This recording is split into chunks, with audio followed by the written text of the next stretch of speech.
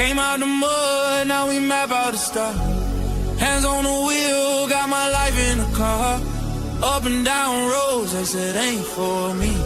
Now I run routes like a wide body Jeep. Selling work on the trunk, I was freezing at lights. Eating chips for dinner, counting quarters at night. Now it's bags in the back, got them strapped to the seats. Every mile one prayer, one now police.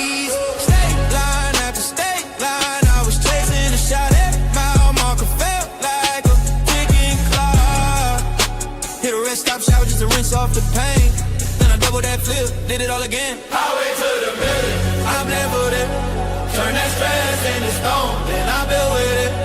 From a stash in the door to a safe in the crib. I was driving for my life, now I'm flying to live. Yeah. Highway to the million. Yo, it's your boy DZ, man. You already know it's not about the setback. It's about the get back. I want to appreciate everyone that's became a member, that subscribe to the channel, and that watches the channel. I appreciate y'all. If you haven't already, hit that notification bell. Hit that notification bell so you can be notified every time we go live. I appreciate all of y'all that rock with me, and I hope y'all continue to rock with me. What's poppin', fam? Shout out to all y'all that rock with the channel, man. You know I appreciate y'all. Smash that like button as soon as you come in the building. It's your boy DZ, man. Y'all know we rocking with a late night / early morning show. And we gonna get it popping. Y'all know we gonna go in as we always do.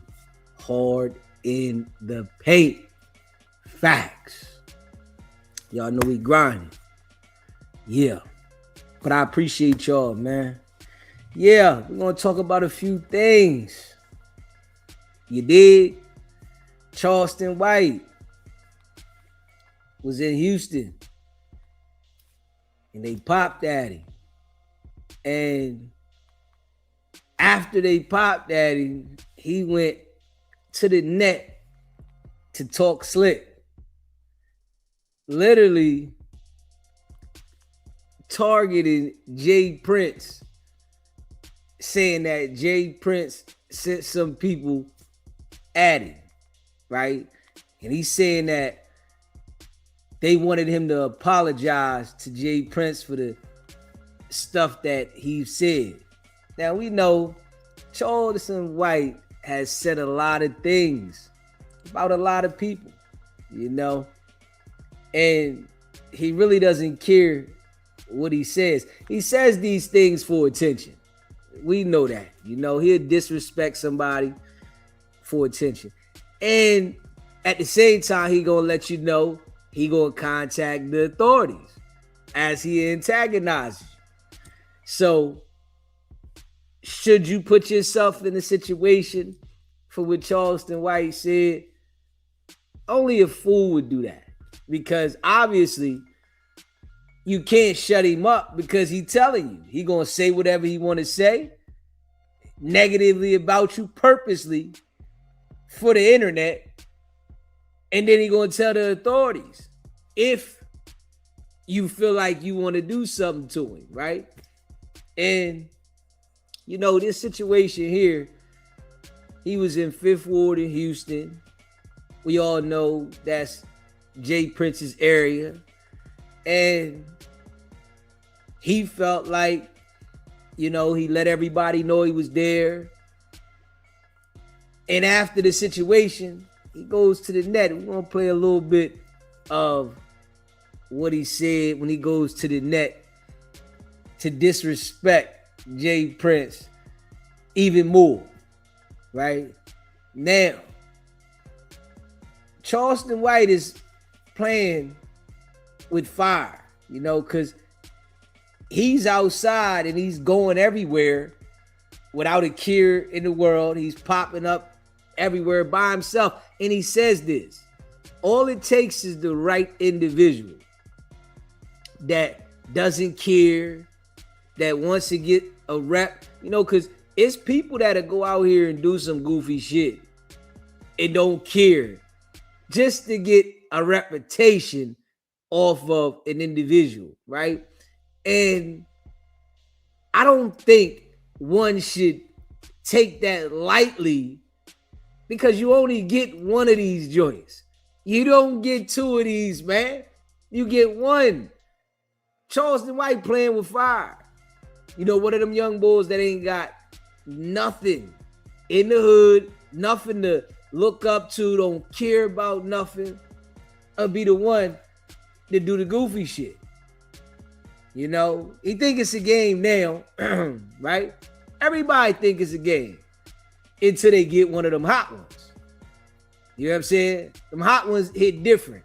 You know, you don't know what predicament you can be put in from one of them hot ones. But he wants attention so bad that it's like he's asking for what he wants. And one day he shall get it, because we've never heard of somebody popping at him up until this point. Now, somebody done popped at him. I just think it's going to go a little further, because he continues to antagonize these people, you know, and he feel like nobody going to do nothing. Now, you don't know that.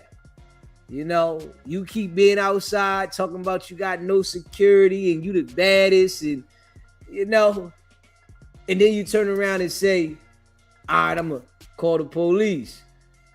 That shit's only going to go but for so long. You know what I'm saying? It's only going to go for so long before somebody just say they going to try their luck. You know, people is out here doing all kinds of crimes they trying to get away with. And I think him being outside, somebody going to be able to get away with something, because he's going out there by himself, and, you know, he got so many enemies. He done antagonized so many people that he don't know where it's going to come from. You know, he think that they was sent by Jay Prince. It could have been some niggas that literally just felt some type of way that he said something about Jay Prince from the area and knew that he was out there, and they took it upon themselves. But he thinks that by him saying Jay Prince and that he gonna go to the FBI, that's gonna put Jay Prince in a situation. And me personally, right, I don't think Jay Prince sent anybody at him. I just think that some niggas knew he was out there in the area and they just wanted to get some rap. Yeah, I'm gonna press Charleston White. Yeah, he in our area, we gonna do this to him. He was talking about the homie. I just think it was that. I don't think Jay Prince would do that, being as though he knows that Charleston White is going to go to the authorities. You know what I'm saying? Yo, I'm gonna say, yo, do something. Nah, it's just a go on him. When niggas see him, that's how they feel. But you know, Charleston White gonna try to make it seem the way he wanted to seem to the internet. You know, if he could put Jay Prince in a situation and, you know, put the feds on him a little more for a situation, he would do that. You know, Wicked100 type. You know what I mean? You know. And he even says, yeah, I'm ready to call Wicked100 and tell him, and come on, man.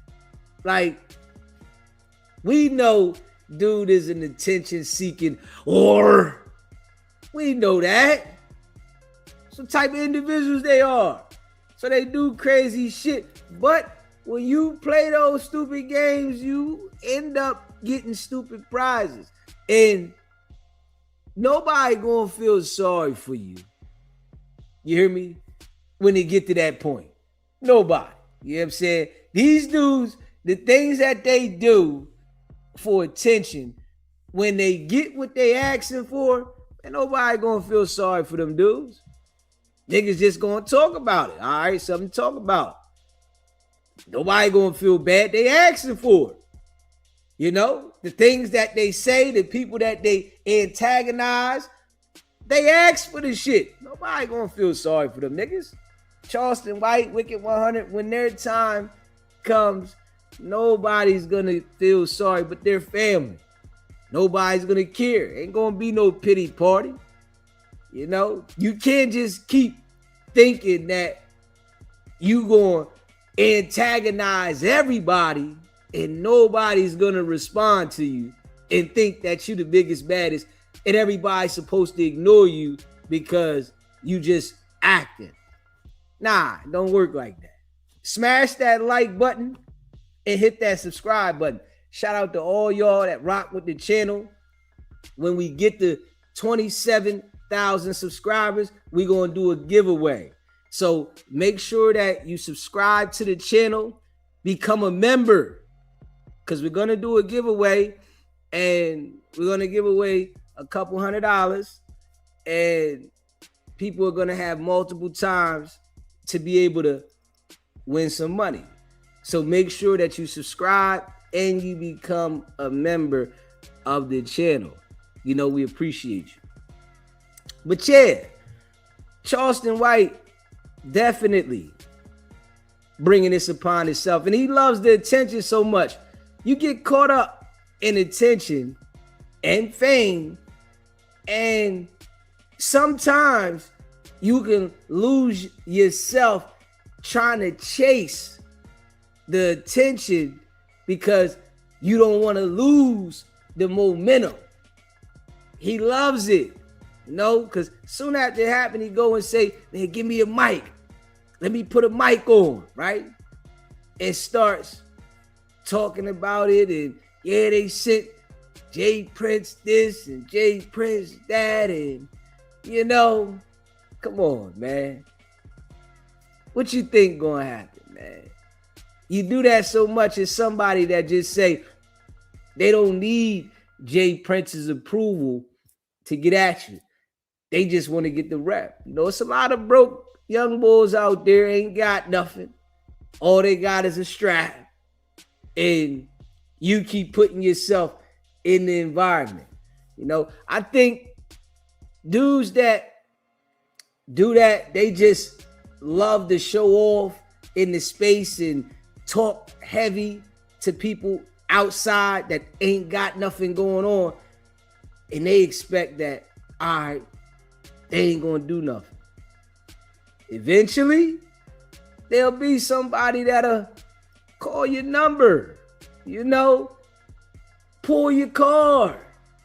Yeah, and Charleston White goes all these places, right? Even though he has a license to carry and he can have the straps, what I noticed about him, right? He doesn't take the straps. He takes mace and he might take a poker, something like that, but he don't take the straps with him. So you go out here and antagonize everybody and start all this trouble, and you never got a strap. What you think gonna happen? You got people all around that's toting and carrying and don't care, and you going everywhere without the strap, and you got them at home as if you being with a strap in the house and then you being without one outside. Like, that shit gonna do something for you. It ain't gonna do nothing for you. It's gonna catch you out of bounds and somebody gonna check you. You know, I guess because he thinks that because he lets everybody know that he's gonna alert the authorities, that everybody's scared of that. Not everybody is scared because you say you're gonna call the cops. Not at all. Some people don't care. They deal with the consequences later. All right, hey, they might cry about the repercussions and, you know, the consequences, but they deal with them later. You know, you made it to a level where people know who you are. Sometimes you gotta let it go of playing with the fire that way. You know, these dudes, that's how they get caught up though. It's just like out in the street hustling. You know, you make it to a certain level, you gotta switch the hustle up. Especially when it's negative to that point. And we know what these dudes do. They create drama off the negativity and they just continue to press the line if we being real. Smash that like button and hit that subscribe button. Shout out to all y'all that rock with the channel. Y'all know I appreciate y'all. You know, Charleston White definitely better take it easy, you know, because if it get to the point where a nigga do pop at him, y'all know what it is. And it's at that point now. Yeah, because we ain't heard of nobody popping at him. It's the first time we hear this shit. You know what I'm saying? Out of all the times he done had the beef and Joker act like they want to fight him and they run up on him. Now somebody done licked one off. Shit definitely messy. Shout out to all y'all rock with the channel, man. Smash that like button and hit that subscribe button. Let's check this out. We're going to check a little bit of it out. Yeah, you know I appreciate all y'all that rock with the channel, man. Big facts. Appreciate all of y'all, man, that rock with the channel, man. Yeah, Charleston White definitely doing too much. Yeah, he doing too much. But you know, yeah, he got to learn the hard way, man. Let me see here. You know, I appreciate y'all, man. Yeah, I know I appreciate y'all.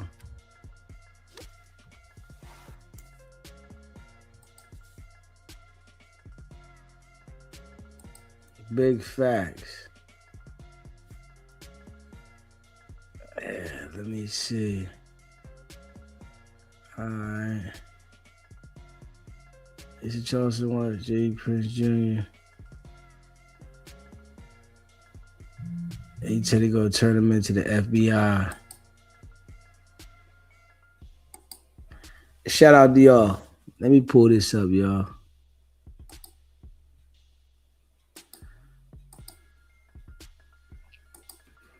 Yeah, I appreciate y'all. Yo, hey, listen, man.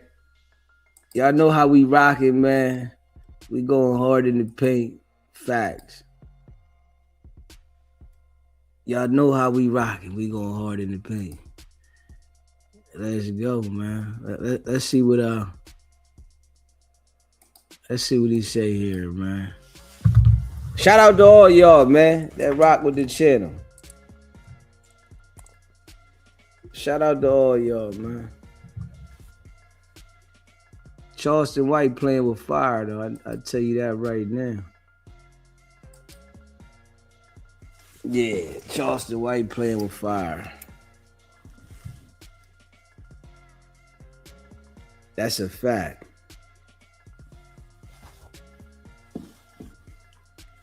Yeah.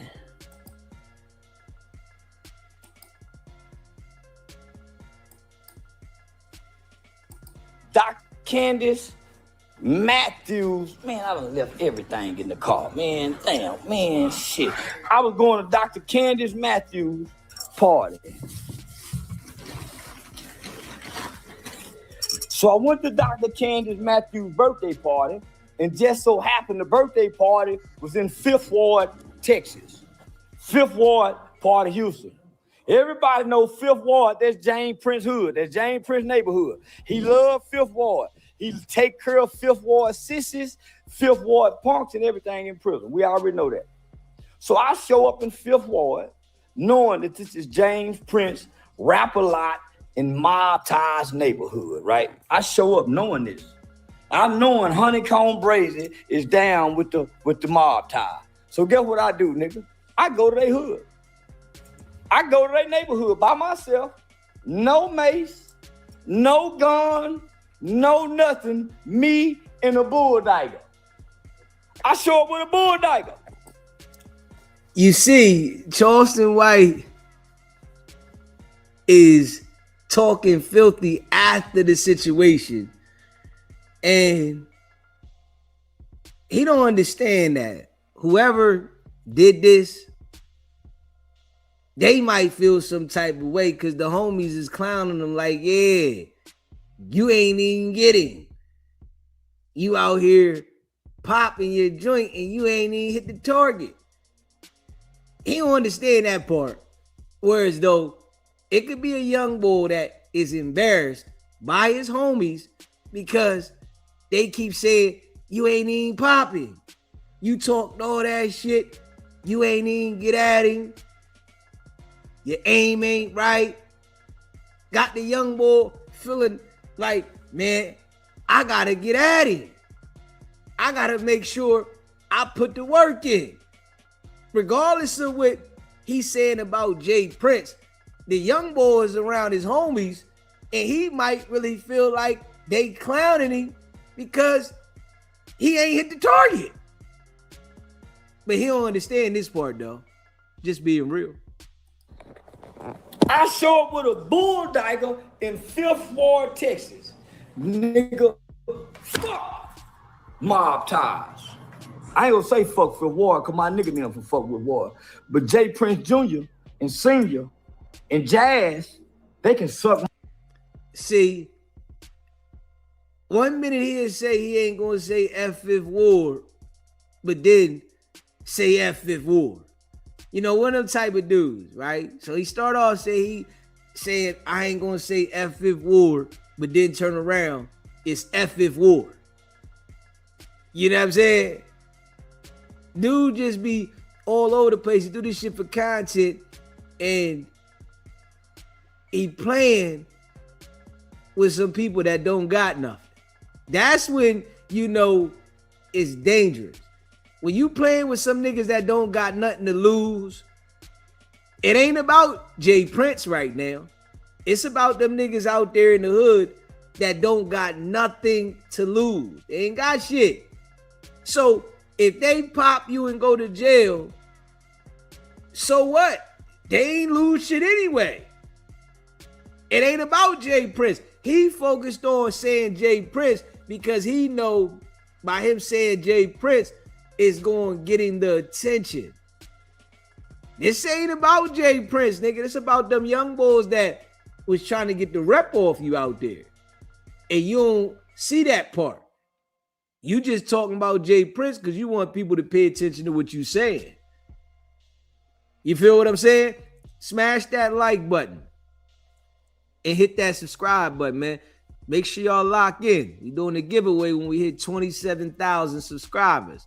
Shout out to all y'all, man.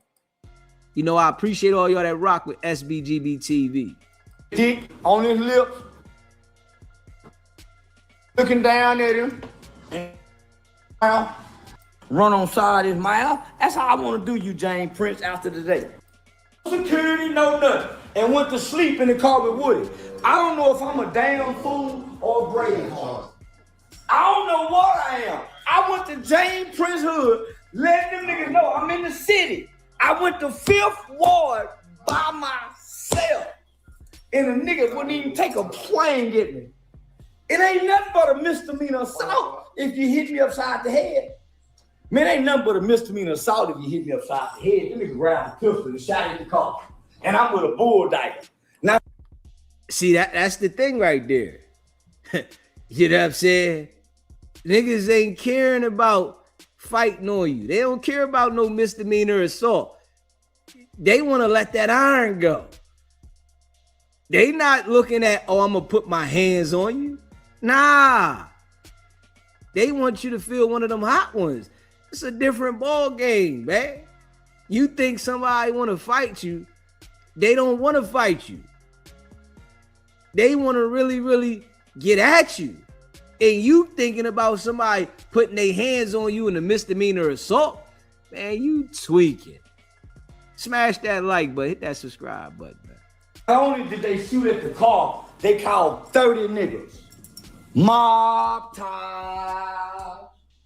Mob time. The niggas called the call. Mob time. The niggas showed up 30 deep, and all they wanted to do was to plead with me to apologize to James Prince. James Prince, fuck your mama, nigga. Fuck your mama, nigga. Hey, listen. And he just feel like this right here is going to really get James Prince out of his seat because you say F that man mama? Nah, man. That nigga know not to put himself in a predicament for you. Straight up.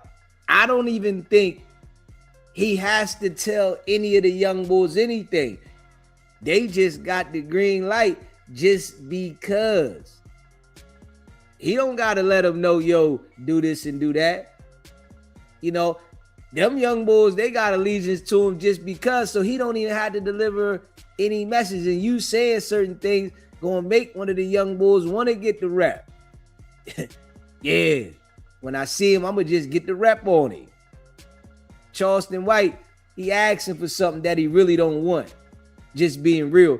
Because he worried about James Prince, but he ain't worried about the young boy that want to put the work in, that ain't even talk to James Prince. They just want to be recognized by James Prince for what they did. That's what Charleston White isn't thinking about. He keeps saying Jay Prince, Jay Prince, Jay Prince. Nah, you got to be worried about the young boy that just want Jay Prince to know after he did what he did, that he did it. But he ain't paying attention to that part.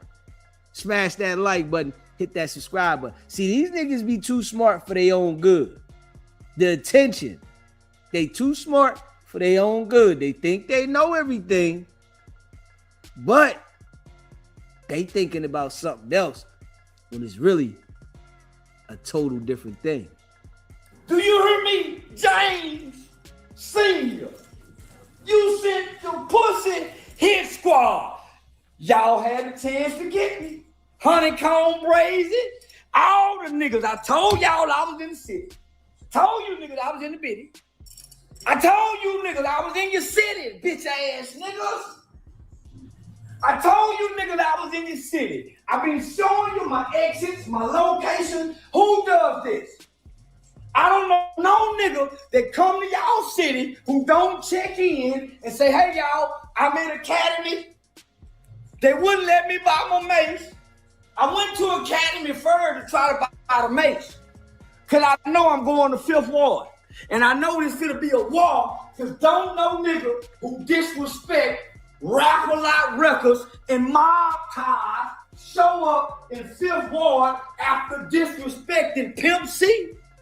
Nigga, I said fuck George Floyd. I said fuck Rap-A-Lot. I said fuck Jay Prince and had the nerve to walk back in the 5th Ward neighborhood by myself with no police protection.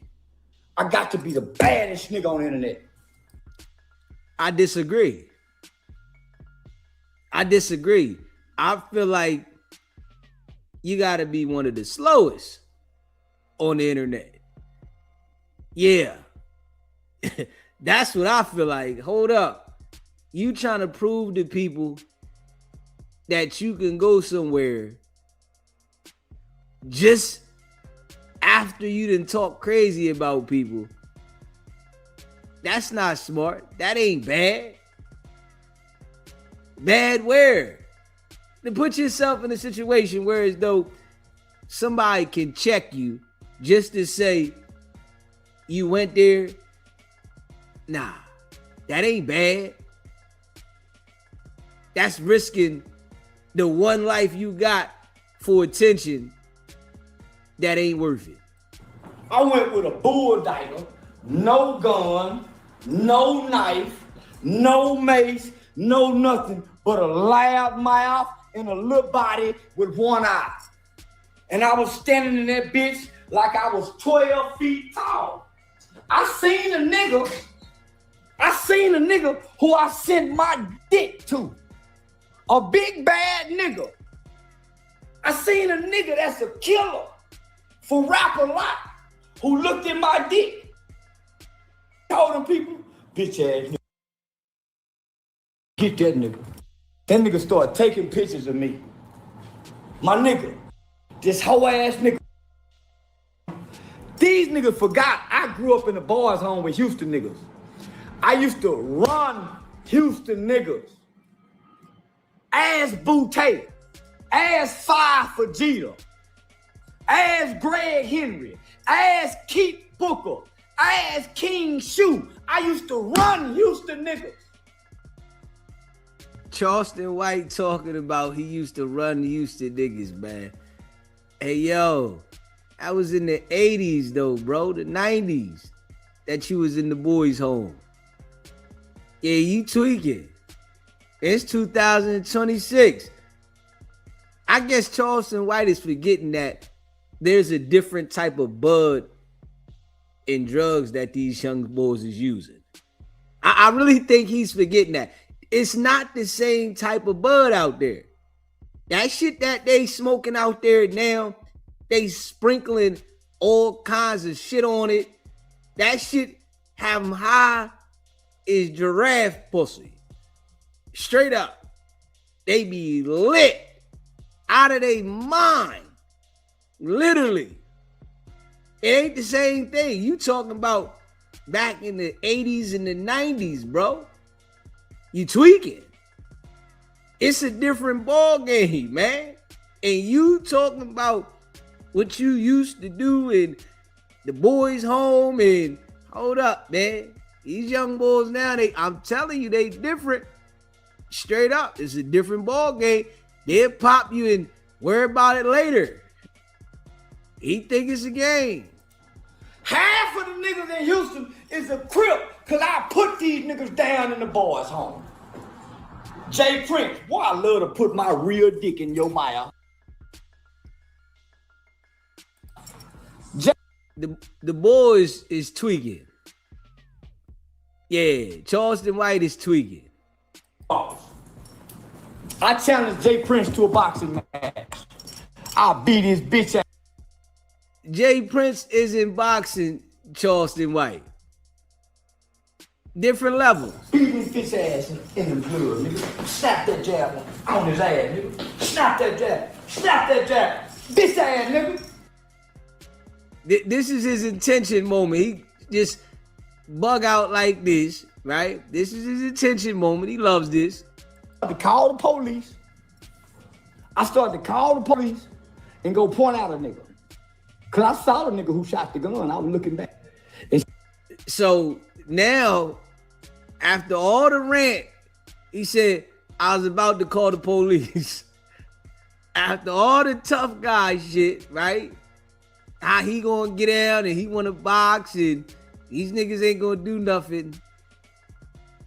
I was about to call the police. I seen the guy that did it. All right, okay.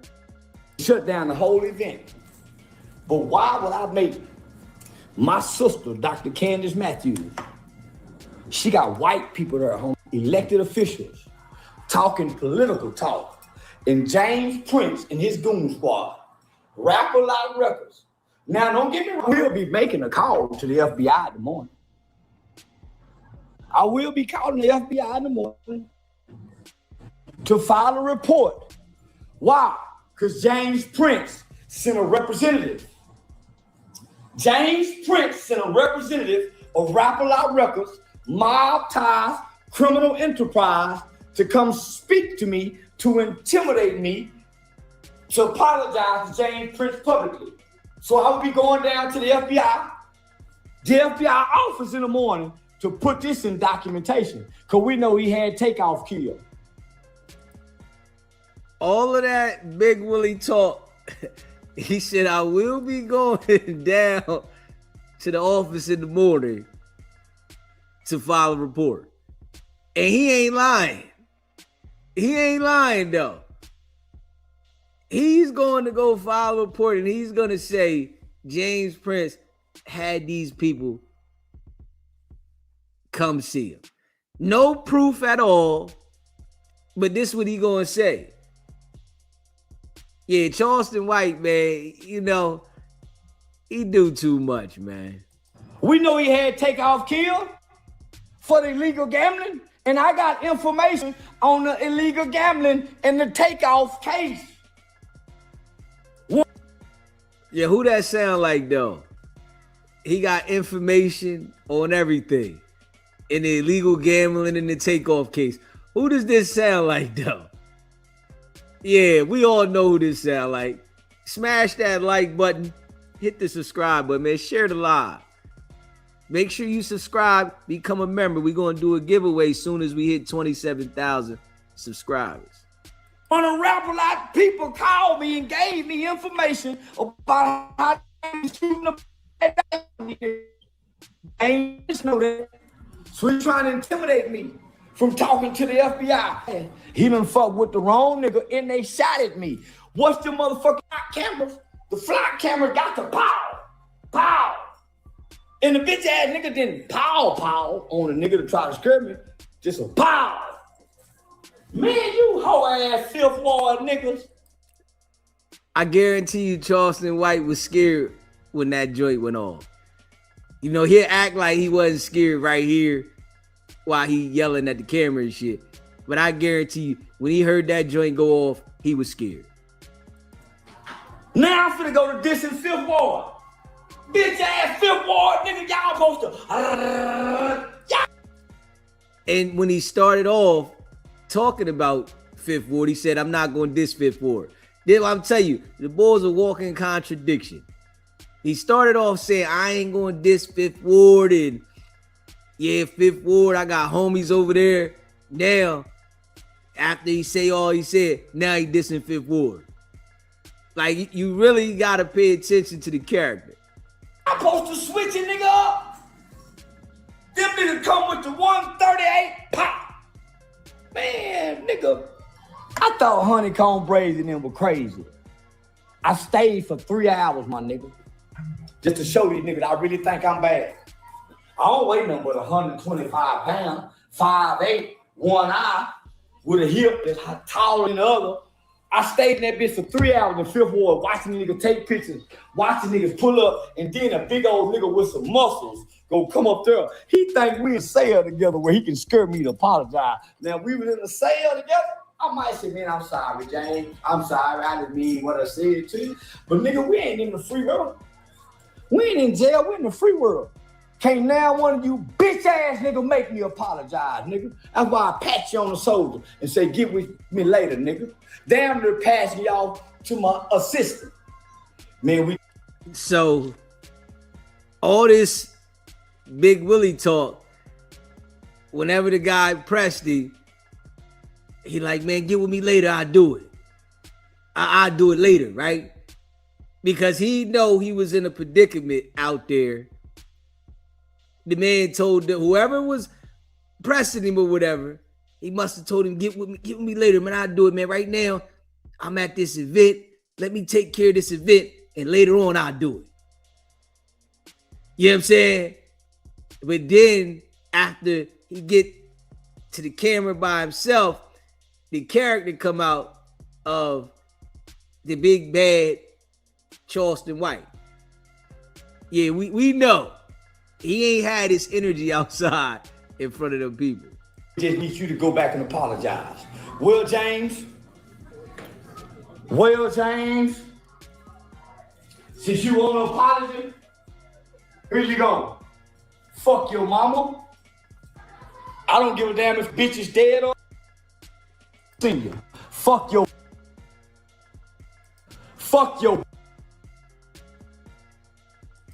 yours that tried to start the school of Prince with Baba Mean, but she wanted to give him some pussy. Fuck that almost lost the kids to CPS. Fuck your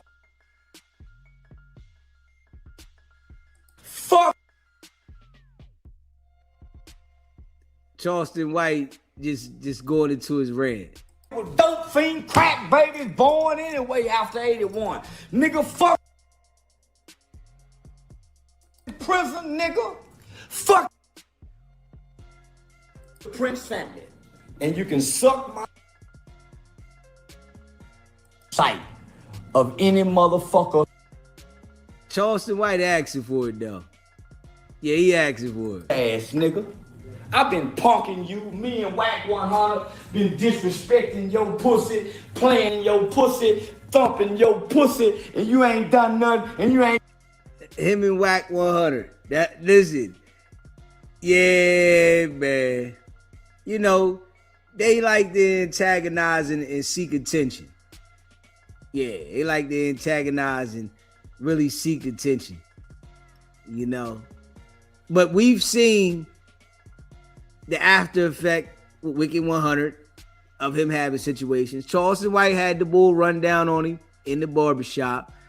And, you know, they like them guys that jokers get at him and they still keep going until it go beyond what they can handle.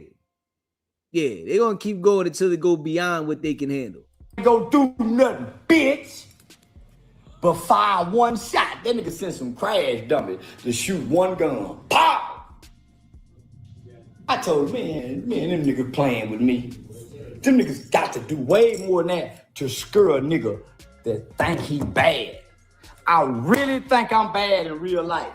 Why do I think I'm bad? I travel around this country. I travel around this country with no security, no protection. And I done disrespected Crippin' Blood, BGBD, J Prince, everything y'all think is dangerous. I done spit in his face, nigga, and walk around this motherfucker like I can't be touched. Why? Though I walk through the valley of the shadow of death, I shall fear no evil. James Prince is evil. Like straight fufafi. Now you walk in the shadow of death, you fear no evil, and yeah, everybody going for this shit, man. I'm telling you, just say any damn thing. James have of registered sex offenders that let seek harbor and refuge, and these niggas rape babies. James Prince, fuck your mama, nigga. That island you own, your Charleston White just be saying anything. To Junior, to that freaky little bitch you got as a daughter that got them bastard baby. You should have let me pump a bitch in that baby and that bitch, nigga. Your daughter is a slut. Hoe ass nigga. Don't know James Prince like this but me, nigga. I'm the first nigga to come along before Wicked100 and disrespect James Prince, nigga. You ain't shit like no Larry Hoover. Fuck you, bitch ass. This nigga ready bust a blood vessel behind this. Hell, James Prince, nigga. Ain't nobody got a legacy to pass their family. Scarface, Willie D. Nobody. You done fucked over every nigga you ever touched except me, nigga. Nigga fired a pistol at me. Nigga, I'm untouchable, nigga. Hey, yo. Him and Wicked100, you see both of them. Both of them, when they behind the camera, their characters just come out like they the toughest that ever exist, man. Both of them. Nigga, Malcolm didn't tote guns, nigga. I tote guns, nigga, to kill one of you bitch ass niggas, including you, James Prince. Put that dick in your mouth and tell me how my comb tastes, James. I'm ready to do the interview now. I disrespect these hoe ass niggas enough. You hear him though, right? He say he ready to do an interview now. After all this right here, this right here is to get people to want to do the interview. Now that he done got so hyped like this right here, okay, you know, Vlad gonna want to get him there. Say Cheese.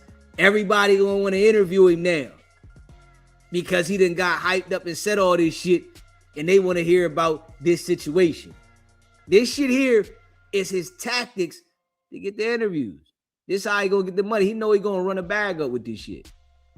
Oh, this nigga fired a pistol on me. Oh, and they couldn't touch me. I was a hood, nigga. This was like going to O-Block. Nigga, y'all disrespected rapper like Mob Tie. Honeycomb braids to Holland, what he gonna do when he see me. I show up in Mob Tie's hood, nigga. I show up in the Lion's Den. You can't get no better than this, nigga. And I was dancing. Oh, I was dancing on the nigga. So I was dancing. Oh, I was dancing on the nigga that bitch ass nigga. The nigga sent 30 niggas, my nigga. Nigga with muscle. Niggas standing at the door. Niggas at one door. Niggas in the parking lot. Niggas walking up on me. Nigga, I stayed tall and nigga bitch ass and I ain't going nowhere, nigga. And I let them niggas know. Ain't none of you niggas go do shit to me. Bitch ass. I doubt he had that kind of energy. Yeah, I doubt he had that energy. Yeah, I doubt that. Why? Because my sister, Dr. Candace Matthews, is way more powerful and stronger than Jay Prince weak ass. Dr. Candace Matthews assured me that I would be safe. She called Jay Prince and told James, listen here, James, this is my brother and he will be safe. She gave them niggas the heads up and say Charleston White is coming and won't none of you niggas do nothing. And guess what? That's what happened. Did none of Nah, that ain't what happened. Yeah, you just didn't get popped, but that ain't what happened. The intentions was for somebody to do something. you bitch ass niggas do nothing. Now catch me tonight out in the strip club, hoe ass. I got to pay some time. This Texas, nigga. Next time you hoe ass nigga don't shoot in the air. Shoot at the car. Well, I know y'all serious. Cause right now I think all this shit just internet fun and game. Right now. Nah, you don't think it's just games. You just doing this so you can get some interviews, but you don't think it's a game. I think he was really scared out there, you know, but he willing to crash all the way out and risk everything for some interviews, for the money. You willing to risk everything for the money. Now, I think Rap A Lot Records. I'm finna call Wicked100 right now. And let Wack know how I just went and disrespected this bitch. I disrespected his mama before, my nigga. Somebody talk to James Prince like this, y'all. Nobody ever in rap history have directly ever disrespected James Prince, Rap A Lot Records, and mob ties like Charleston White have. And only for me to come back to Houston, go to these niggas' neighborhood, stay for 3-4 hours, get shot at, and come back and put my dick in their mouth again to stop me from talking. Because they ain't gonna say nothing.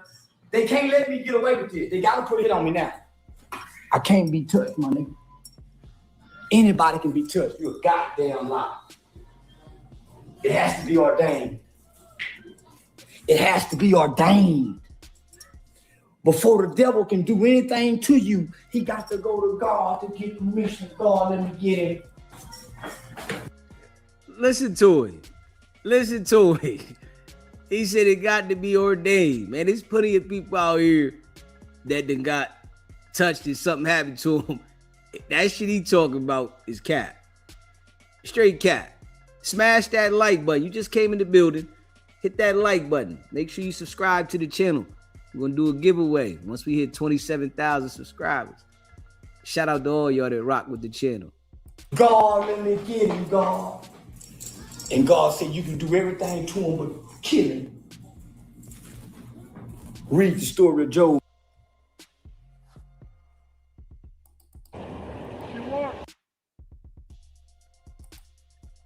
Smash that like button and hit that subscribe button. Same. Shout out to all y'all that rock with the channel, man. Charleston White, straight character. You hear me? Straight character. Yeah, straight character. That's what he is. For real. It's always with Jay Prince with the nigga stayed in. So, yeah, the nigga called me and told me exactly who shot him. Nigga named Ken. So is Ken a young nigga or old nigga? The kid is the nigga that's always with Jay Prince with the nigga named Stay Down. Stay Down, say the kid. Stay Down calls Ken his son, but it's really not his son. Okay. The nigga that shot him, the nigga that shot at him, Ken, is the nigga that took Steve Francis' wife. He married to Steve Francis' ex-wife, the lady bitch named Shelby. So this an older nigga too, or a young nigga? Yeah, he probably about 40. So let me ask you something. Dude ain't mad that he missed? Nigga, you ain't. Well, I don't think he tried to. I don't think he actually tried to hit him. I think that nigga was outside showing out, and then just. So somebody that already told Charleston White and them who this guy was. Charleston White uploads it, and now whoever this was, them people gonna be on his ass. Now that I don't know if he, tried to shoot. I have no idea, but that's who shot though. Nigga named Ken. The nigga I sent you on social media, bro. That's who shot him. Shot at him. Are you sending me? What's his number, bro? What you send me? I just sent it to you. 713 Ken. 713 Ken. Hey, yo, see, and it's another thing. When you run with a whole bunch of people, listen, somebody gonna be saying something. It's why when you running with a whole bunch of people and you gang and all that shit, they gonna identify you. So you might as well just go ahead and go there. Straight up. They done identified the boy already. Somebody dropped the dime on the boy already and put it out there who did this. And now Charleston White go to his live and put it out there, for the authorities. So now he gonna go to the authorities, say this guy's name, say Jay Prince City, and if this guy been on his phone texting anything, they gonna go check his phone. Yeah. The boy out here talking slick and then doing the investigation for the people. It's like these young boys, man, they wild, but then you're dealing with these jokers that is going to go to the internet to put the information on the internet. So, if you going to go somewhere, you might well go there with it. Don't half-step it. Don't half-step it. I'm bigger than you, nigga. Jay Prince, you see how they can turn on you so fast, my nigga? Jay Prince, you see how they turn on you so fast? I'm gonna run it back, man. Man, a little bit of money, get a little information real quick, man. Yeah, the nigga called me and told me exactly who shot him. Nigga named Ken. So is Ken a young nigga or old nigga? The Ken is the nigga that's always with Jay Prince with the nigga named Stay Down. Stay Down, say the Ken. Stay Down calls Ken his son, but it's really not his son. Okay. The nigga that shot him, the nigga that shot at him, Ken, is the nigga that took Steve Francis' wife. He married to Steve Francis' ex-wife, the lady bitch named Shelby. Boy, them niggas will tell on Jane Prince. Oh, them niggas will tell on Jane Prince for Charleston White. Oh, them niggas done gave up the shooter already. Them niggas done give up the shooter already. So, yeah, the nigga called me and told me exactly who shot him. Nigga named Ken. So is Ken a young nigga or old nigga? The Ken is the nigga that's always with Jay Prince with the name Stay Down. Stay Down, say the Ken. Stay Down calls Ken his son, but it's really not his son. Okay. The nigga that shot him, the nigga that shot at him, Ken, is the nigga that took Steve Francis' wife. He's married to Steve Francis' ex-wife, the lady bitch named Shelby. I'm just an older dude or a young nigga? Yeah, he probably about 40s. So let me ask you something. Dude ain't mad. And y'all see who is on the phone getting the information, right? Y'all hear who's on the phone getting the information. Wicked100. Yeah. Wicked100. Hey, yo, smash that like button, hit that subscribe button, man. Shout out to all y'all that rock with the channel, man.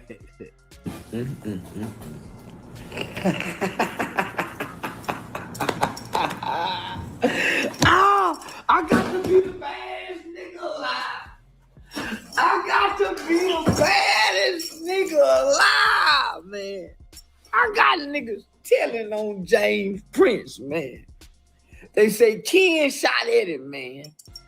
And if we go a little bit further, but I ain't gonna go a little further. If you want the whole scoop, you want everything, you got to go watch it on the Chill Show. The Chill Show done paid me.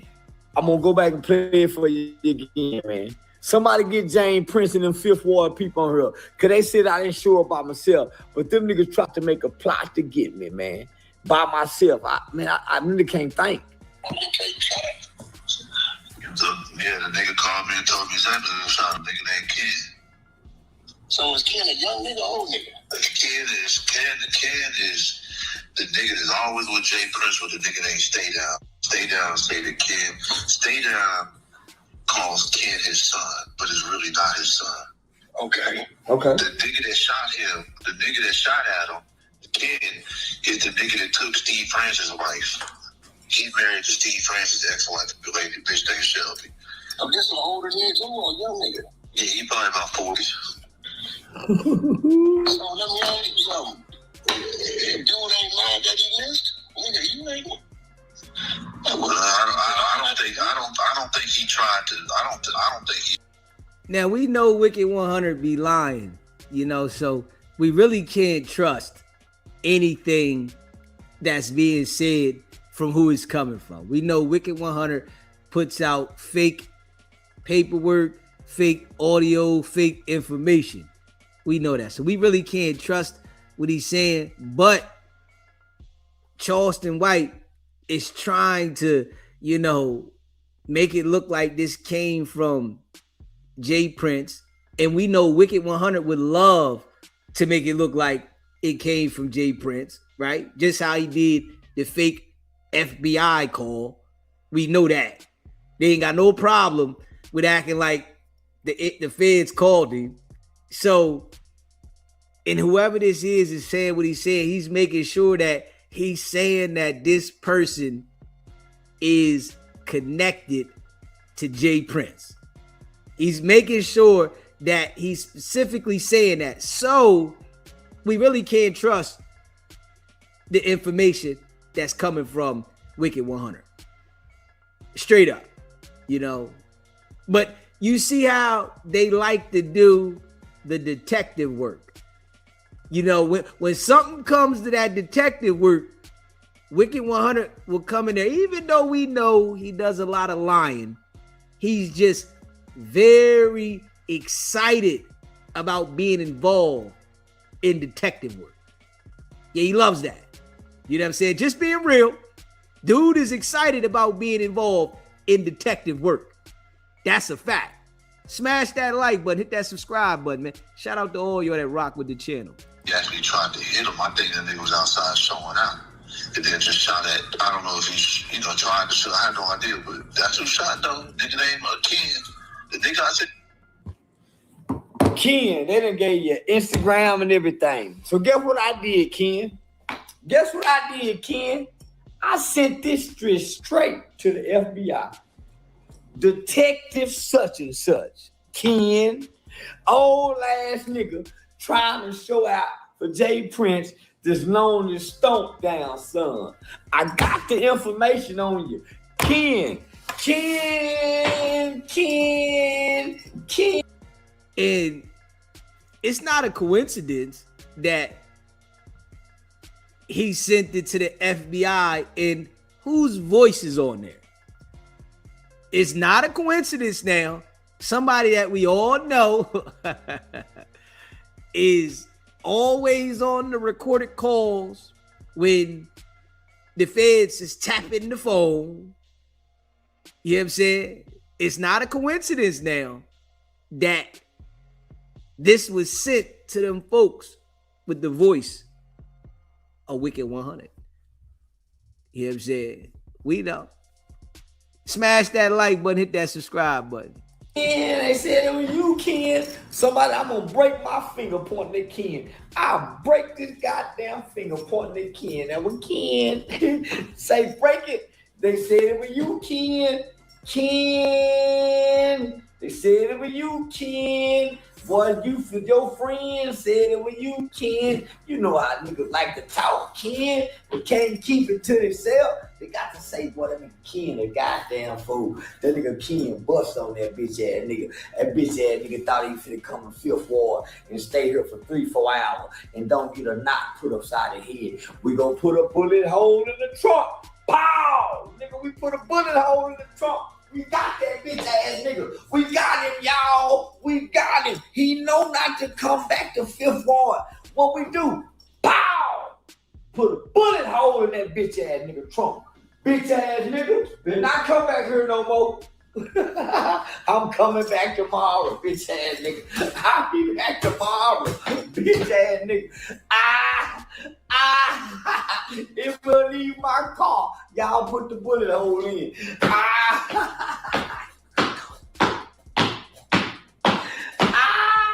I keep telling everybody, them niggas really don't want to kill nobody.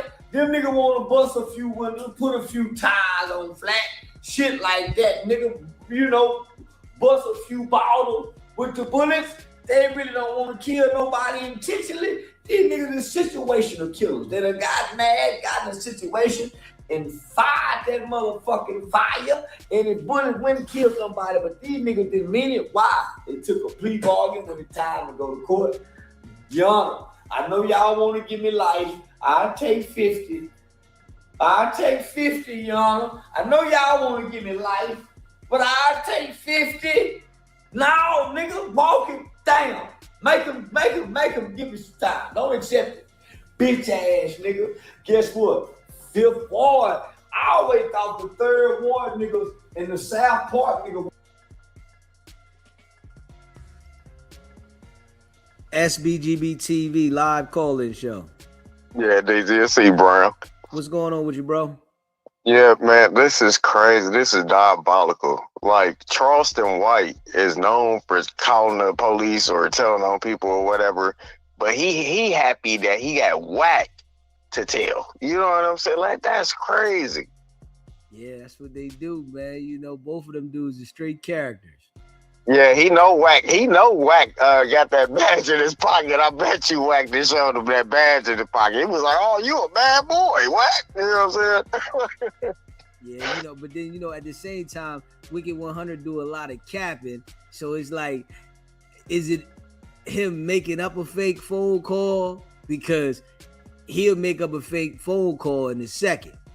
You know what I mean? So It's like, you know, these dudes, they like liars and characters. So the phone call could be something that, you know, they trying to scare, you know, individuals with, you know what I'm saying? But then at the same time, you know, it could be some foo-faffy shit. Yeah, nah, that's true. Because they not credible at all. Not one bit, man. Not at all. But no, this right here is hilarious though. You know what I'm saying? And the fact that you keep pointing this dude out, you know what I'm saying, doing a great job pointing out how whack fake. And then, you know, you always hit on points with everything. You just right on the bullseye with everything, man. But yeah, they need to sit back and listen to you, Daisy, because yeah, this is crazy, bro. Wow. But that's all I gotta say. I appreciate you calling in, bro. All right. Smash that like button and hit that subscribe button. Shout out to all y'all that rock with the channel. Make sure, you know, y'all are around. When we hit 27,000 subscribers, we're going to do a giveaway. So become a member. It's only $3.99. We gonna make sure we look out for the members. Shout out to all y'all that rock with the channel. What the hardest anyway. I ain't gonna bullshit. The niggas from Northway side, the Northway side niggas, the Hearn Clark niggas, the South Park niggas, and the Third Ward niggas. I always thought they was a little bit more special than the Fifth Ward niggas. I only know a few handful of niggas from Fifth Ward that was some really thumper rumpers, thoroughbred niggas. Derek Burton, aka Prince Rashid. Nigga ain't standing. It ain't too many niggas about that bloody nickel, nigga. That's really nigga now. Them niggas known in Houston.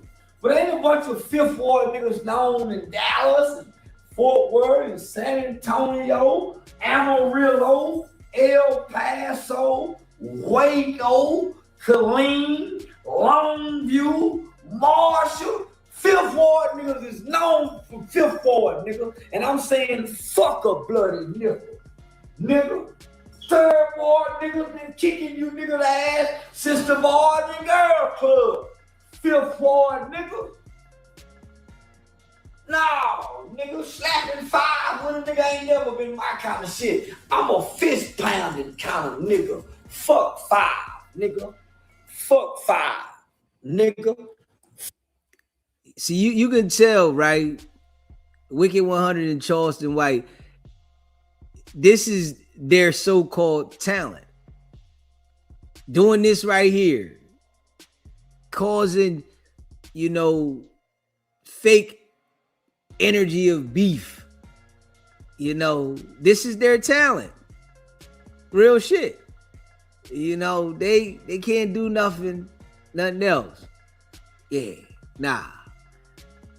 Smash that like button, hit that subscribe button. D Twins, 16 months and rocking. Appreciate that, bro. One day,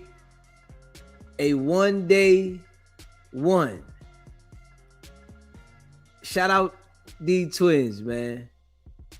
Appreciate you, bro. A1 day one. Okay, I said that wrong. A1 day one. Shout out to D Twins. Appreciate you, bro. Smash that like button, hit that subscribe button. Fuck a five in every hole they got. Bitch ass Fifth Ward nigga. Them bitch ass niggas thought cause Willie D talk about boxing. Cause them nigga got a boxing gym.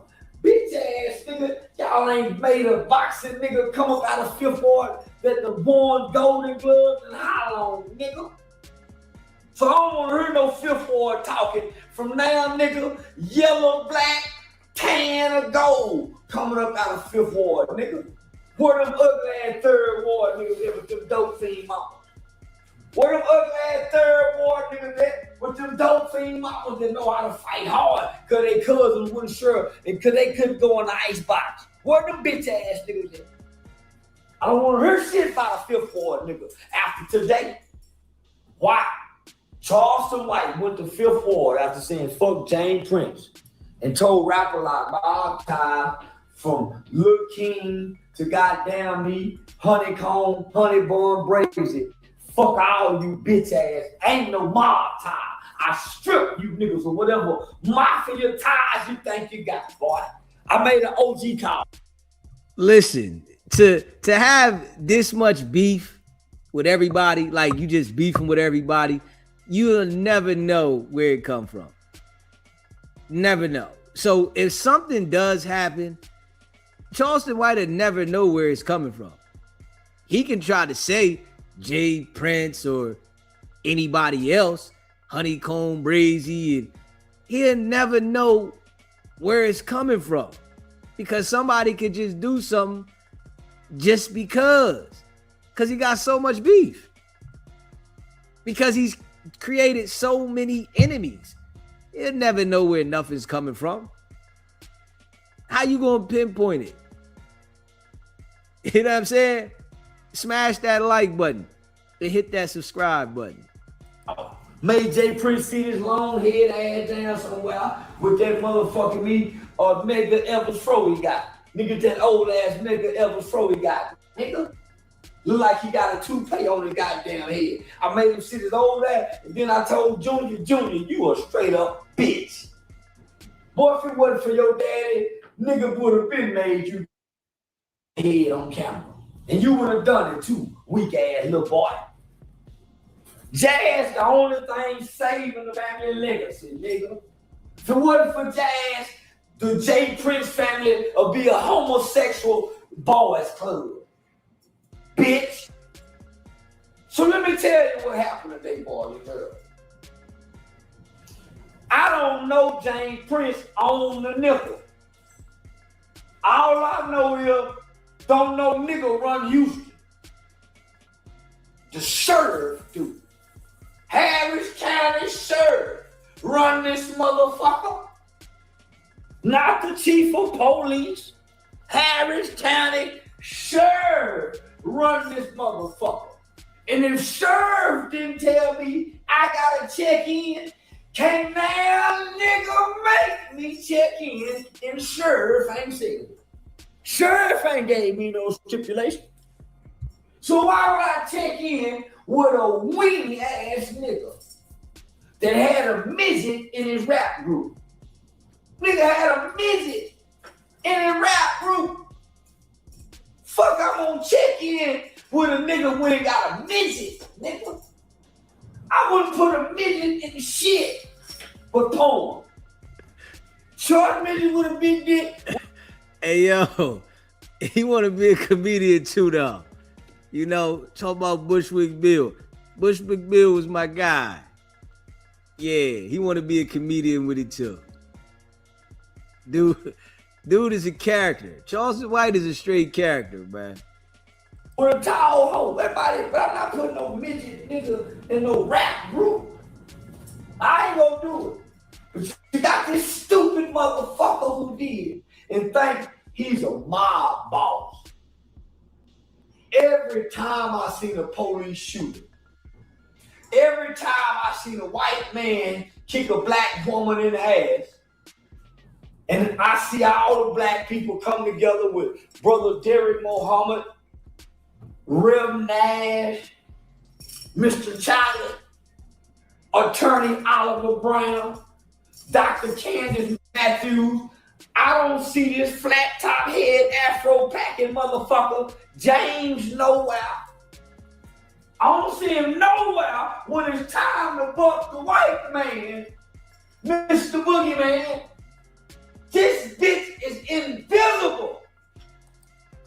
But I do think, you know, Charleston White and Wicked100 get paid to do the exact antagonizing to the certain individuals that they antagonize.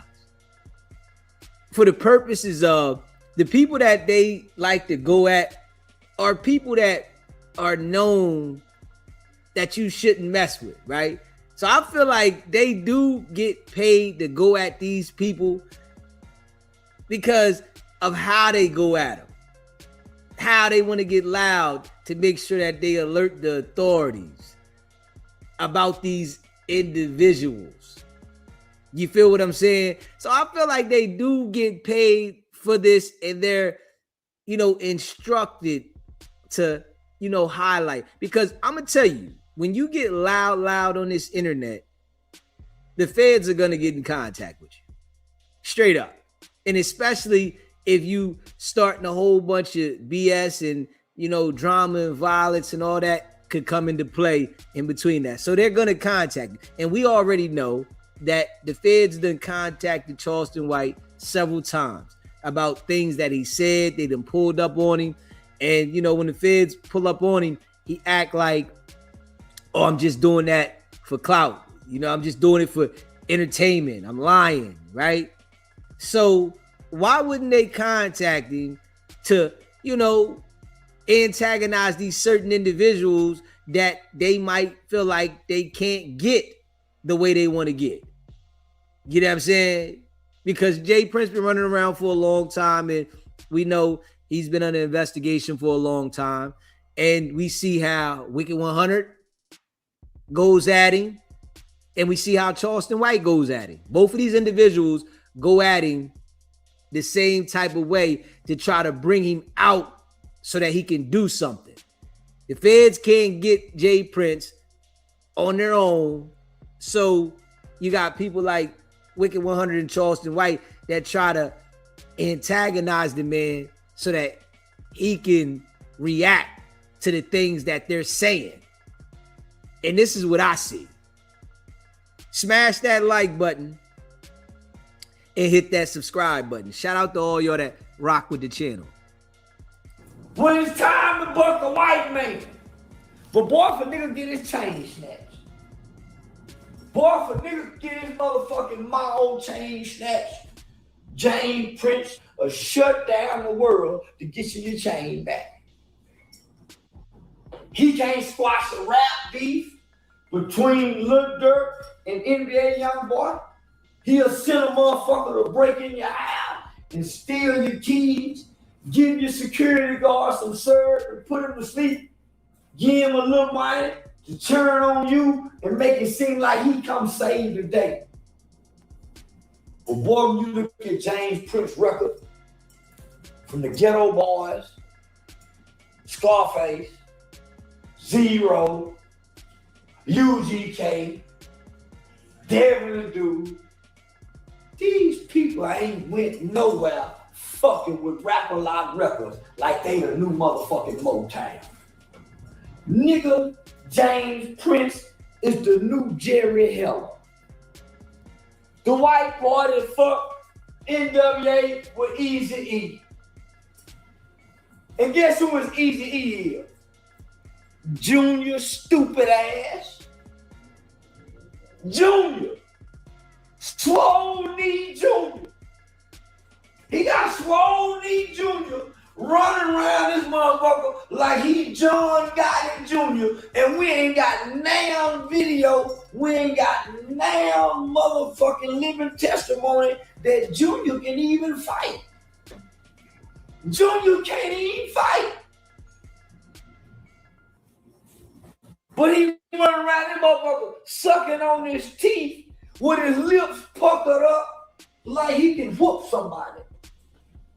I challenge the James Prince family to a boxing match, and they can put Shakur in it too. I got a nigga fresh out the penitentiary a whoop Shakur. I got a nigga fresh out the penitentiary a knock Shakur nose loose. And the boy been there since 12 years old. Nobody is giving you that, Charleston White. Yeah, J. Prince, they not giving you that one. Nah. They know what you want. You want some clout. You know, even if you was to get knocked out, you just want the clout. They not give you that. J. Prince is in position, nigga. You want to put the people on the man and then tell him, let's get in the boxing ring. That shit's crazy. You know what I'm saying? Like, you really want to put the people on him, get the man a case, but then tell the man, let's get in the ring. Which one you want to do? You got to pick one, Charleston. You can't have it your way every way. Damn. Because we already know if the man did get in the boxing ring with you, you still going to want to put the people on him. It ain't like you going to say, all right, if you get in the ring, you're not going to try to put the folks on him. You're still going to want to put the people on him. Smash that like button, man. Hit that subscribe button, man. He been there since 12 years old. And he went in a virgin. Boy didn't get no pussy till he was down there 40. He'll knock Shakur ass out. And I think I'll whoop James and Jr. I think I can whoop James and Jr. Looking at their physique, they height, the way they stand, they don't look like they pretty athletically inclined. Charleston White got in the ring with the Island Boy, and he swear he could fight now. Come on, man. You got in the ring with the Island Boy, man. Island Boy. You got in the ring with this little frail dude. Both of y'all frail. But you got in there with him, and you really think you can box. Somebody gonna make your eyeball pop out, man.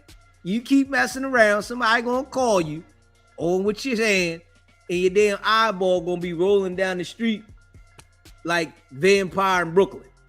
Straight up. You know what I'm saying? Motherfucker gonna be talking about my eye. It's gonna be rolling straight down the street like Vampire in Brooklyn. You got to relax.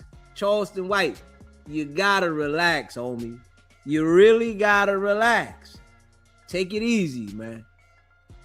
Neither one of them Princess boys look like they athletic inclined. Got some agility to get in that motherfucking ring and bounce around. But that's here nor there. I just want everybody to know I showed up in 5th Ward, Texas with my jewelry on, looking pretty, in another nigga city acting like it's mine. Drinking drinks that were stronger than I've never drunk before. Talking to other niggas' women. Winking at white women. All kind of shit. At Jane Prince establishment. Being a gentleman. But winking. Some niggas show up in tank tops. I said, man, who done invited these niggas? I done already seen the nigga who I sent a dick picture to. He recognized me. I recognize him. This nigga's excited about sending another man a picture of his Peter Pecker. Yo, Charleston White, you gotta relax, homie. You really gotta relax, though, homie. And you recognize this nigga? You remember the nigga like you know this nigga? You sent this man a picture of your Peter Pecker and you said, yeah, I recognize the nigga. Hold up, man. Hold up. You gotta relax, my man. You really gotta relax, man. Smash that like button, man. Hit the subscribe button. He looking at me, I'm looking at him, saying, man, he look familiar. I can't recognize where this nigga is from. I just know this nigga look familiar. Very familiar. He looking at me, I'm looking at him, and his jaws tight. Smith that fat ass nigga jaws tight fuck. So I turn my back a little bit. I heard a nigga say, man, I don't fuck with him. I look back, it's tight jaw. Man, what tight jaw got a problem with me for? He look familiar. I don't know. He recognized me from the dick picture. He done went to Dr. Candy's brother. Man, this bitch ass nigga sent a picture of his dick to me. I don't remember I done this. But when they tell me that I did, I said, that's that nigga right there.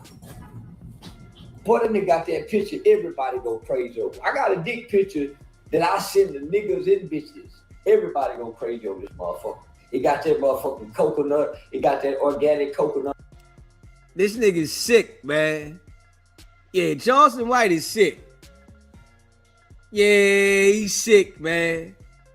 The nigga said he got a picture that everybody go crazy, niggas and girls. Something wrong with him, man. Like, this is sick, man. Yo, this is sick. This nigga's crazy. Like, hold up, man. You really happy about this shit? That you just saying, you just sending this shit to niggas? Hold up, man. Yeah, you out of pocket, bro. You totally out of pocket, man. You gotta relax, homie. You really gotta relax, though. All on it, so that motherfucker shiny. I got that motherfucking Samsung Galaxy phone, so that motherfucker is, the picture is crisp. That motherfucking picture crisp. I got the right kind of lighting. I got that motherfucking belly sucked in, so that angle is a motherfucker. That angle is put about 4 inches on that bitch. I hit it. I take them 2 fingers and just blow it up a little bit. It blow it up a little bit, then I screenshot that motherfucker with it blowed up. Boy, that blowed up motherfucker put that juice on it. Boy, that screenshot blow up, put that juice on it. Got that motherfucker 6 inches, looking like damn it. 10 and a half. But this nigga's sick, man. Charleston White is sick, man. Yeah, he's sick. Yeah, he's sick, man. This nigga need help, man. This nigga's sick. Yeah, man. This nigga need help, man. Blew it up.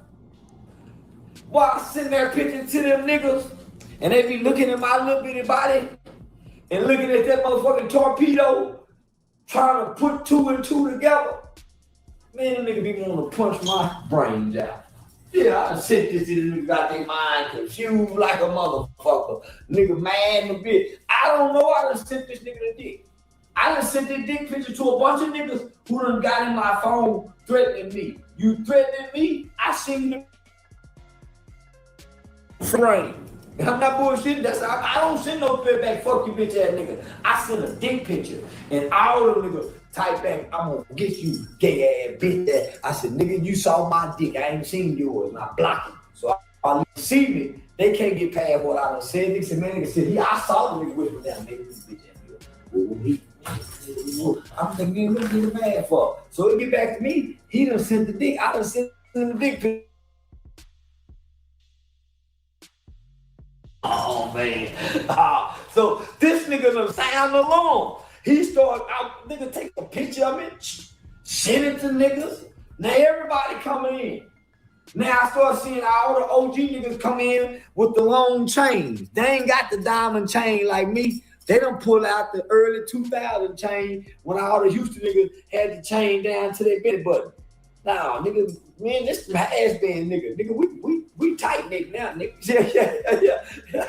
So them niggas all niggas come down with the long hanging, swinging chain. You know, I'm gonna calm down. About to run round.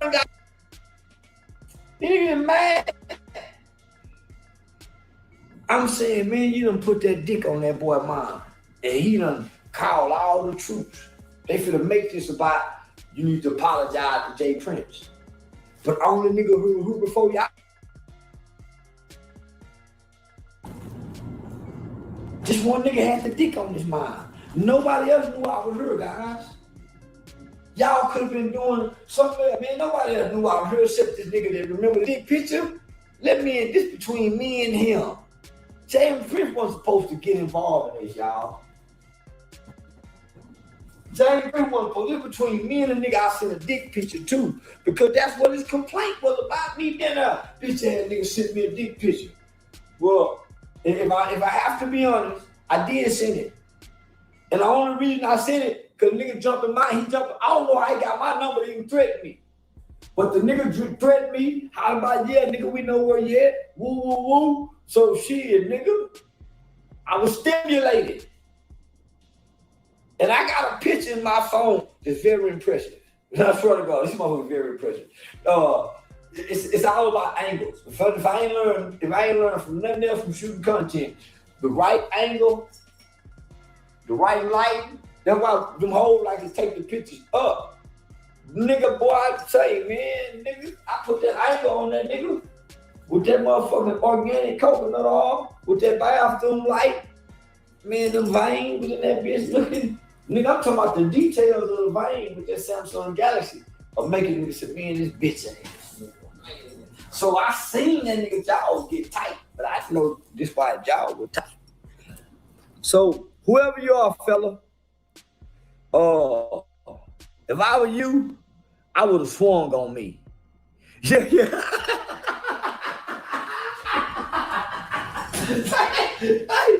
dog, big dog. Hey, man, if I were you, I would have swung on me, man. I ain't bullshit. I ain't did it. Hey, I say, they would have had to restrain me or something. Yeah, I'm just saying, big dog. I'm just saying, think about what I done. Yeah, I would have swung on me. Yeah, if I was me, if I was y'all could have came to my neighborhood and then send me a big old long dick nigga to put that bitch on my brain that I can't get off my mind. Cause once you see a nigga dick, you scarred for life. It's a memory you can't just put out your brain, nigga. There ain't just no easy forget. Ain't no easy memory you can push out.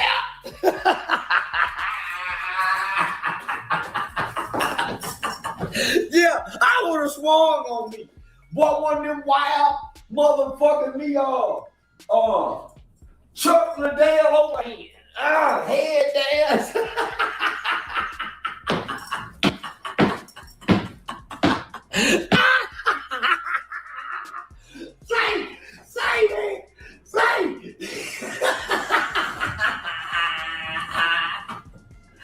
Y'all make sure y'all gonna tune in to the chill show to get the whole breakdown detail description of what happened tonight. I sent the record. I'm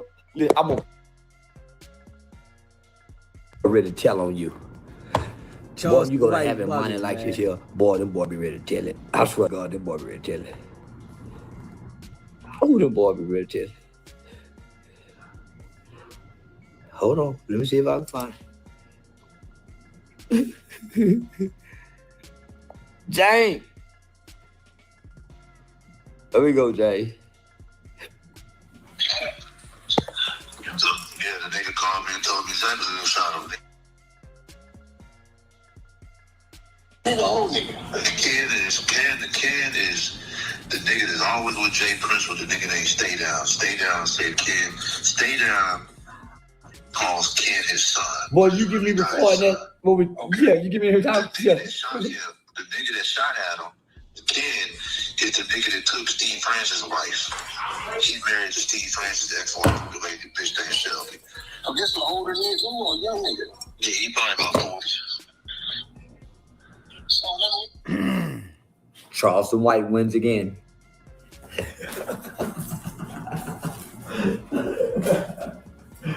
God just would not let me lose, boy and girl. God would just not let me lose, boy and girl. Y'all have a good day, please. Smash that like button and hit that subscribe button. Shout out to all y'all that rock with the channel. Make sure you subscribe. When we hit 27,000 subscribers, we're going to do a giveaway. Become a member. You hear me? Become a member. All right. Charleston White bugging. That's a fact. You know what I'm saying? Him and Wicked100, you know, both of them dudes is straight characters. Yeah. Now they missed him. They popped the shot off. Maybe they didn't want to intentionally hit him. They was trying to scare him. But the next time it might be somebody that want to pop him. You know, he keep trying to play and pop off the way he popping off. Next time it might be somebody that really want to put that work in to get the rep. You know, because he think it's a joke. You know what I'm saying? Smash that like button and hit that subscribe button. Let's check out Wicked100. Let's check out Wicked100. Wicked100. Shout out to all y'all, man, that rock with the channel. We already know Wicked100 Fu Fafi. You know, both him and Charleston White Fu Fafi. You know, Wicked100, stone cold liar. All he do is lie, cap, you know, straight BS. I mean, that's his whole character. Dude is a liar. And we about to check this out, man. Make sure you subscribe to the channel. Hit that like button if you haven't hit the like button, man. And, you know, I appreciate all of y'all that rock with the channel. Yeah, shout out to all y'all, man. Smash the like button, subscribe to the channel. Become a member. It's only $3.99. Light work. Yo, bro. What? Did Flacco see that hookup? Okay. I'm mad as a motherfucker, bro. I was on vacation for a couple days. So I wasn't here, but Trap Lord Ross came in the other day, and this is his new merch. That's Flacco shit. Listen, They both have the same fucking thumbnails. Let's be No. literally. This is bad. Hey, white boy, you still in the black man shit. And I like it. I I like that. That is Flacco shit. Oh, so you're saying that Bro. that Trap Lord Ross is like Eminem. Like media was what it was. Flacco had his lane, and Ross just said, "Boom, I'm coming for your trap." Speaking on Raw, damn, yo, but they're homies. But like, we could probably do something about that. That's Start a little beef. Yeah, because this.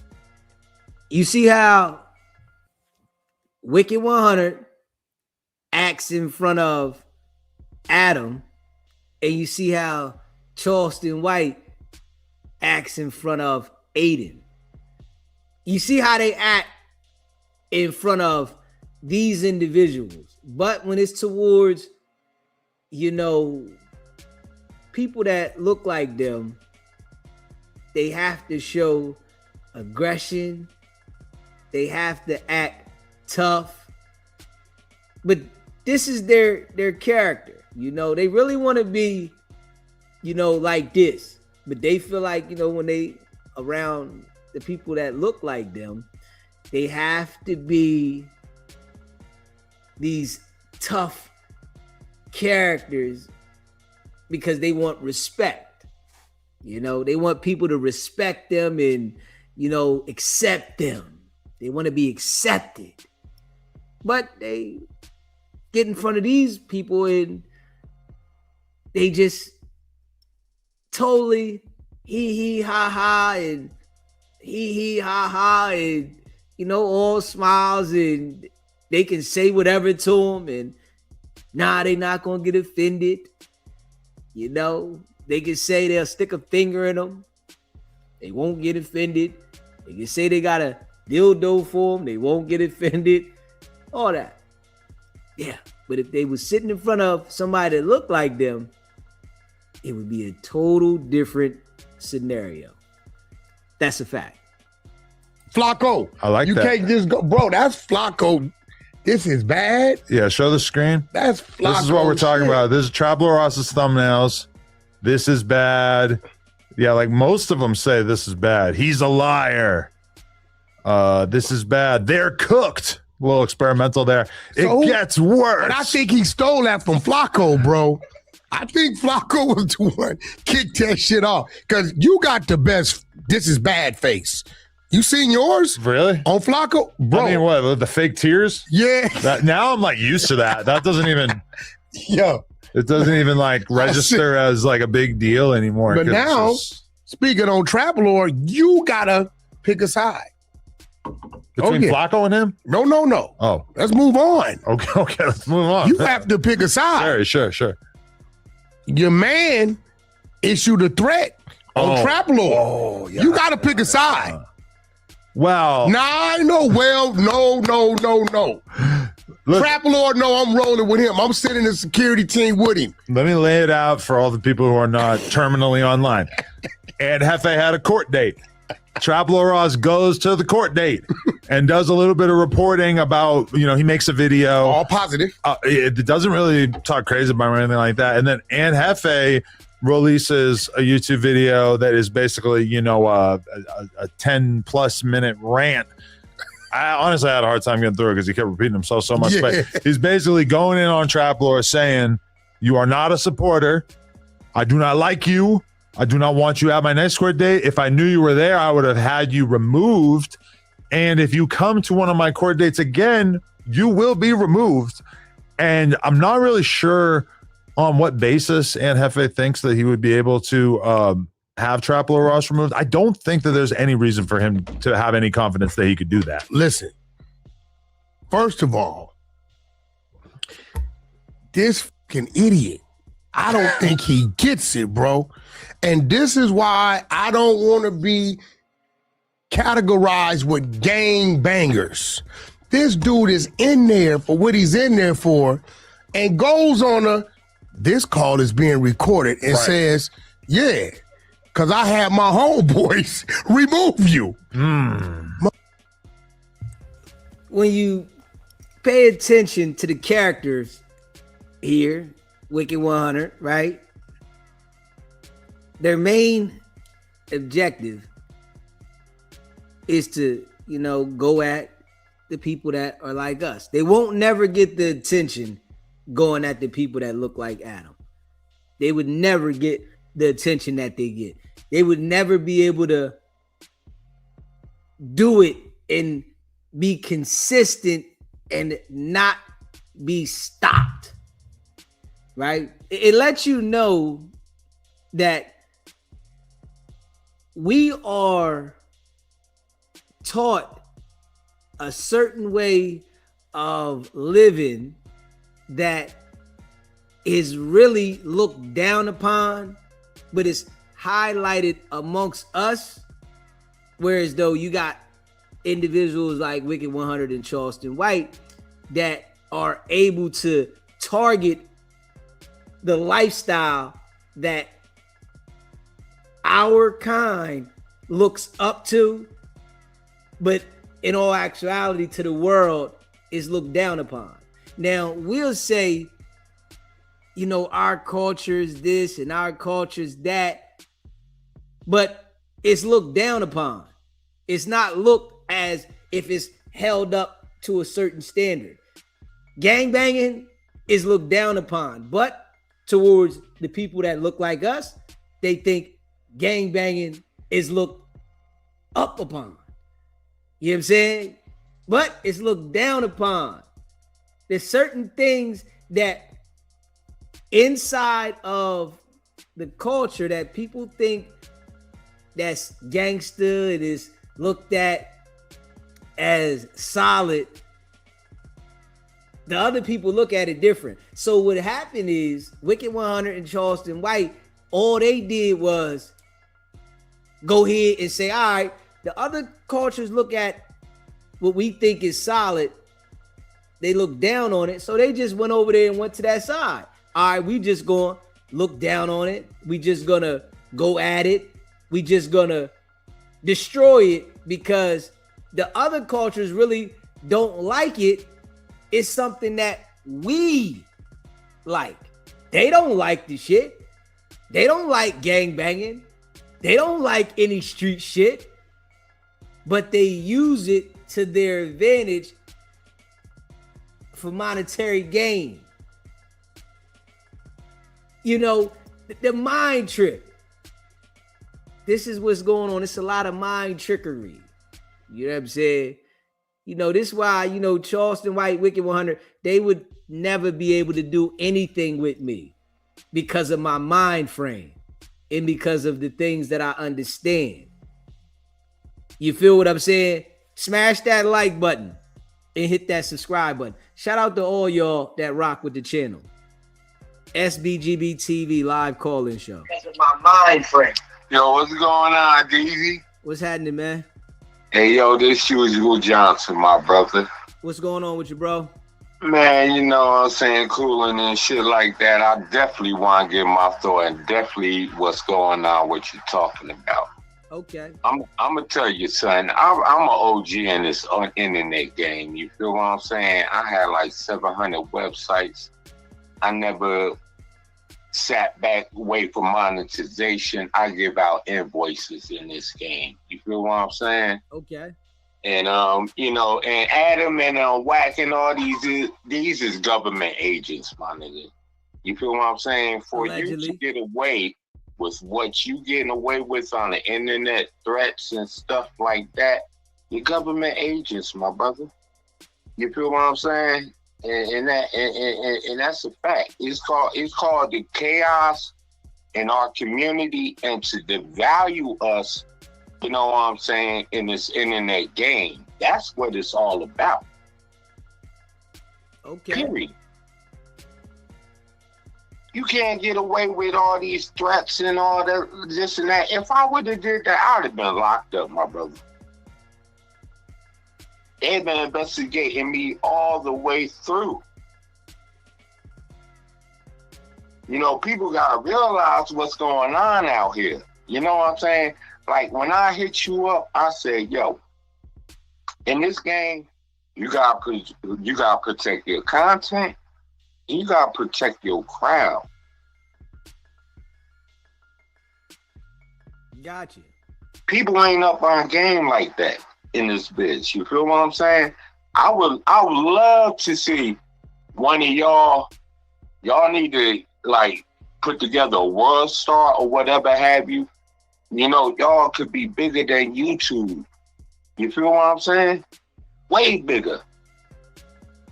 Yeah. I would never, ever put my hands in what I do in a man's hands. When I was in the adult business, like, man, I went through so much racial stuff. I was called porch monkeys, all of that stuff when I first got in the game. And when you in this internet game, it's a lot of racist stuff that go on, my brother. Yeah, it's a lot of racist stuff all across the world, most definitely.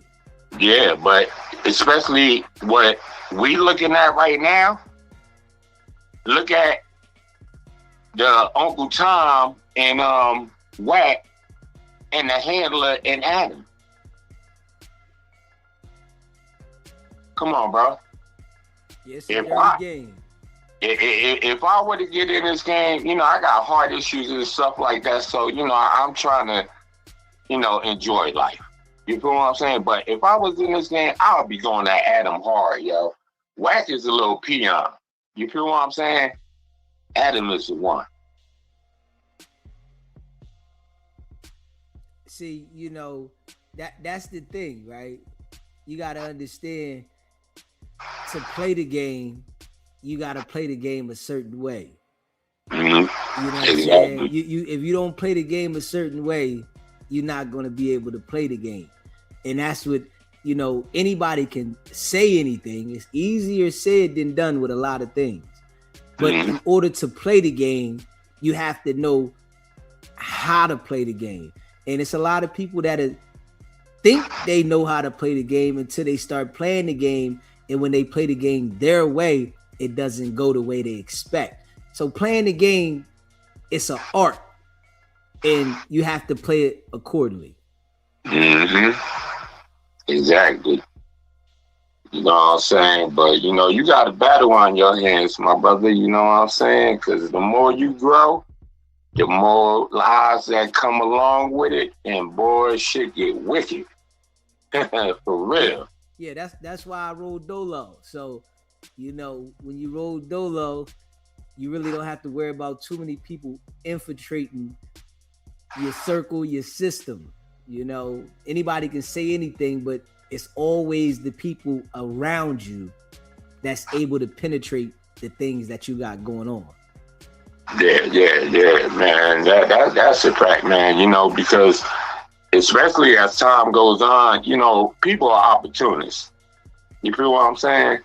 Yeah. They're not opportunity. So that's why it should be, you know, all in chaos and you know, Wack throw out this fake opportunity to people because, you know, people be, you know, I mean, opportunists and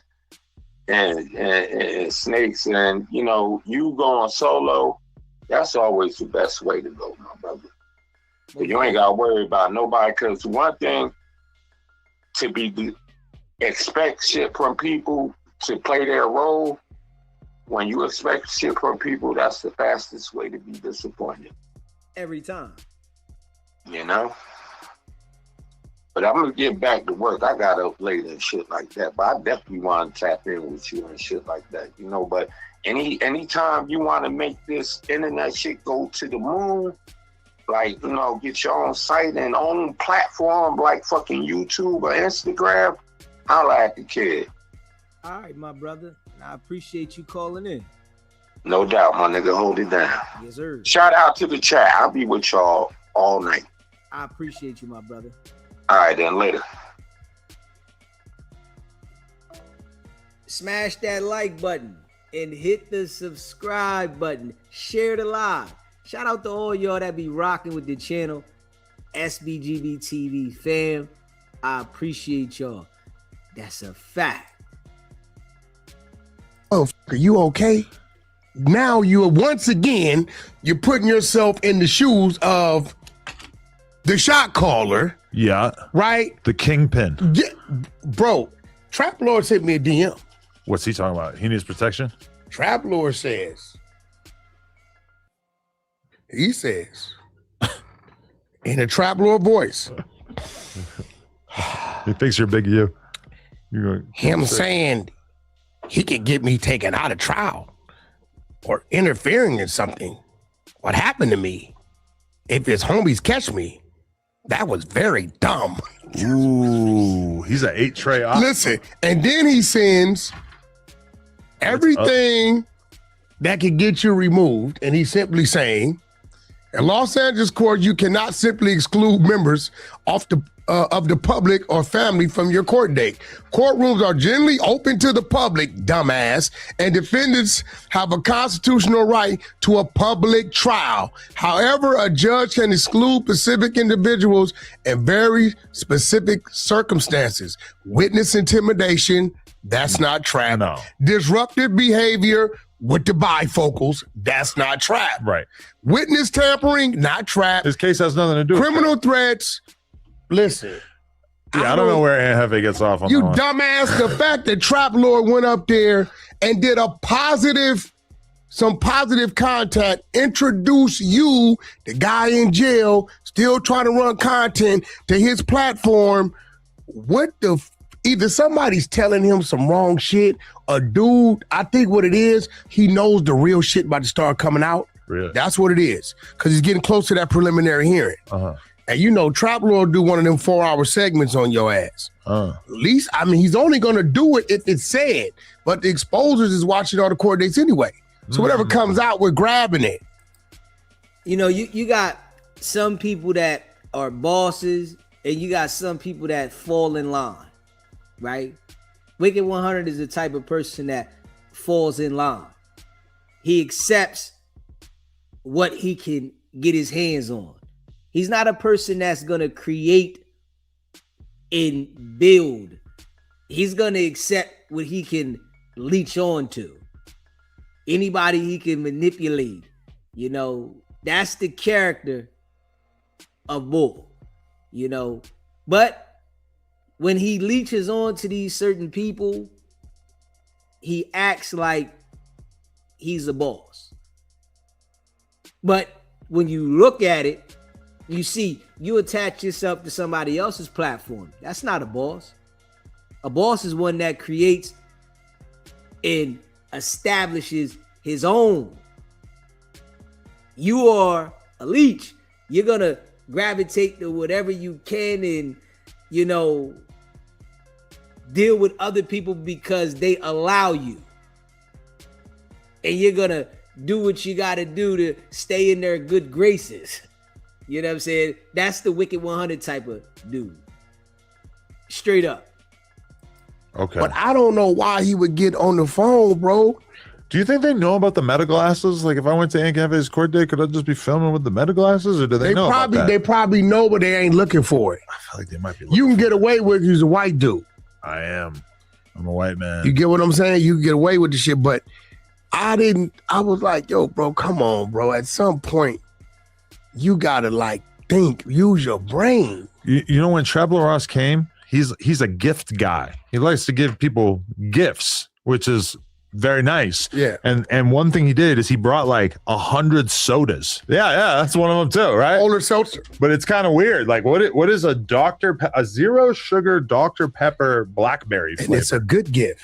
I'm Zero sugar. I'm excited to try it because after that, he went to Dirk's trial too. I know he's everywhere. He's a real reporter. I don't know why dude got so mad. Yeah. And what if he talking about, I'm gonna have my attorney file a motion. A motion to what? He's a jerk. You know, what all of these people don't see, and I'm saying all of the guys that go to No Jumper, right? They don't see that nobody's your friend because they really think Adam is their friend. They don't understand that in an instant, you can become content. It's all about content. That's it. It's all about doing things to create content. And if you put yourself in a situation after being on this platform, you become the content. The relationship you thought you had no longer exists at all. And Hefe's in a situation fighting for his life, a body. And when you hear Wicked100 talk the way he talks, right? Adam is going to roll with the content. He's going to talk, all right, yeah, Ed Hefe's down. What do you think? But when Ed Hefe was home, he really thought, yeah, it's my guy. Adam asked him about his case. Yeah, did you really DP somebody? Are you really locked up for a DP? Like, come on, man.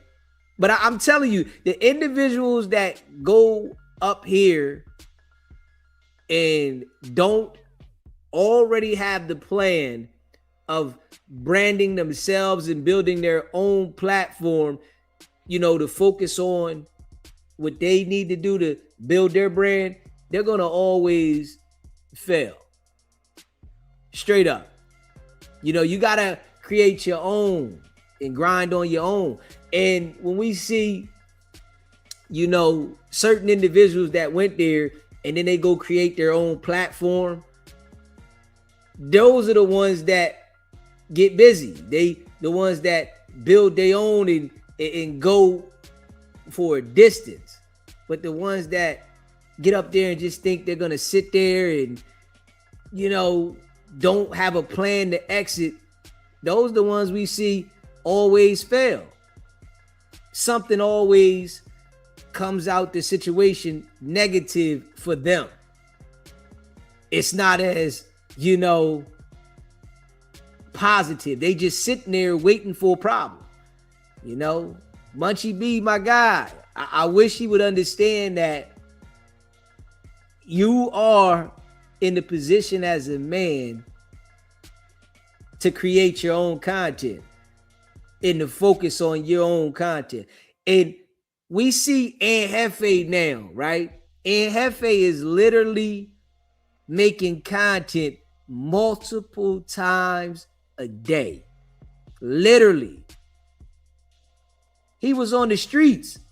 If he would have did that on the streets, do you understand where his platform would have been and how he would have not been involved in what he's been accused of?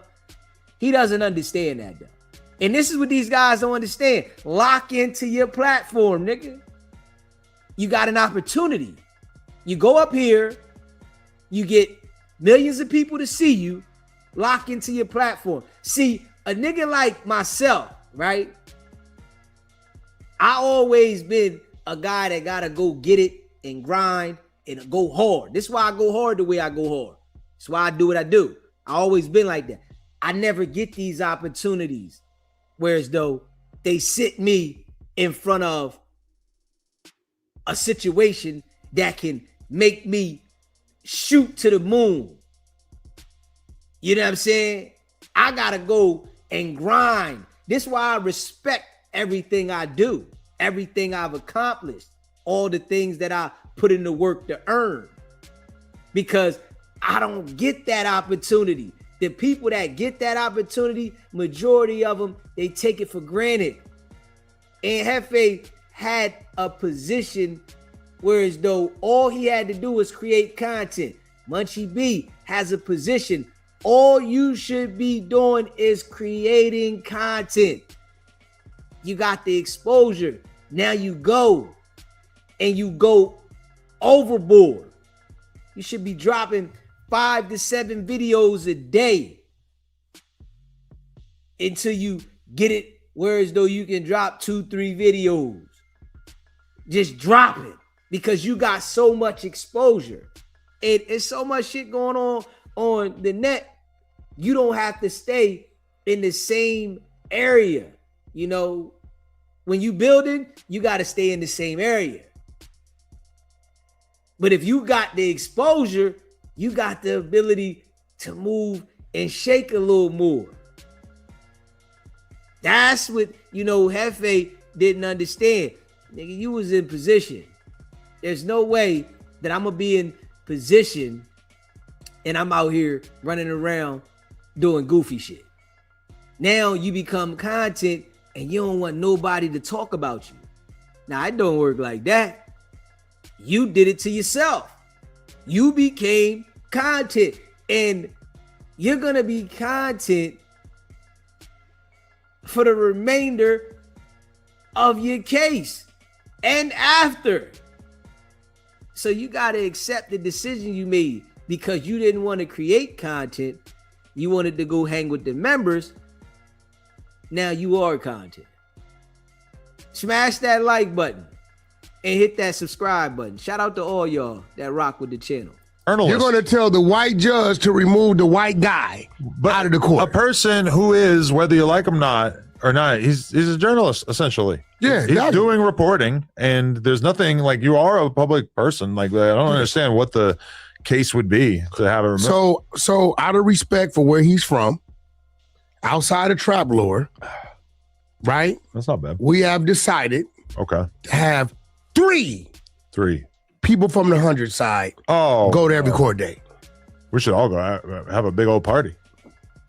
But then I might he wants to see you there. Turn it into a hood day. I'll go. I didn't know about it. If you don't go, you got to wear a blue khaki suit. Oh, I like that. Just like him. Yeah, just like him. I feel like it might seem like we're making light of his predicament. Well, shit, he's making light of it every day. This call is being recorded. Hey, I'm gonna have my homies remove you, Trap Lord, punk ass white boy. Right. He said he flew all the way out here. Motherfucker, Trap Lord lives out here. He really thinks Trap Lord flew out here from London to go to his court date. What the fuck is going on? That's funny. Yo, I'm like, is this dude okay? That's awesome. Honestly, that's really cool. That makes me very happy to know that. So I don't know. You got to pick a side though, bro. Who you ride with, Trap or Young NFA? Okay. There's two different things. There's like logic, and then there's alliances. And Hefe being a podcaster on the No Jumper platform, it would be wise of me to respect our alliance. And presumably, especially when he comes back to the streets after he inevitably beats this thing, he's going to be, people are going to be really excited to hear his story. Get no more Trap Lord gifts. And so therefore, and Hefe is who I'm siding with. That being said, if there's a question of logic, I don't understand. And number one, I don't understand why Hefe's mad about. Because what the like he's not like in there spreading some like fake propaganda version of what's happening to you. A positive report. Yeah, he actually said that he thinks there's a very good chance that Hefe could beat this. All that. So I don't understand. I understand Hefe is probably in a pretty like upset situation. He told a lie for Hefe. What was the lie? Because nothing was said in the damn courtroom to lead Trap Lord Ross to believe. Really? Right? He thinks anybody could beat anything. It just was nothing said. Well, so Rap News Street Politics, I actually became a member of their channel so that I could watch his video about the situation with Hefe, and it was $2. So shout out to him, $2. I didn't know you could even make the membership that cheap. But hey, listen, when you're building and you're grinding and you're in position, you have to walk light so you don't piss the ground off. You gotta focus. You can't be all over the place, because when you catch a problem, ain't nobody holding your hand through that problem. That's a problem that you gotta deal with. You really gotta pay attention. You got people like Wicked100 that's hoping you get in the situation so he can talk about you, so that he can run content over and over. When you are working to get in position, man, you have to focus and make sure you keep yourself out of certain situations. If you don't, what do you expect? You know what I mean? What do you expect? In his video, he specifies that Hefe actually did hit this guy during the situation. Hey, yo, Rap News Street Party, he don't like me for some reason, right? But I ain't gonna lie. Nobody likes you. Yeah, I guess some people just deal with you, but I don't think anybody personally likes you. I think people just deal with you. Content is dope. And same dreary ass music. Yeah. I never get R&B doesn't even like you. She just deal with you. You can already tell. You know, you got her probably scared to death, so she just deals with you. Yeah.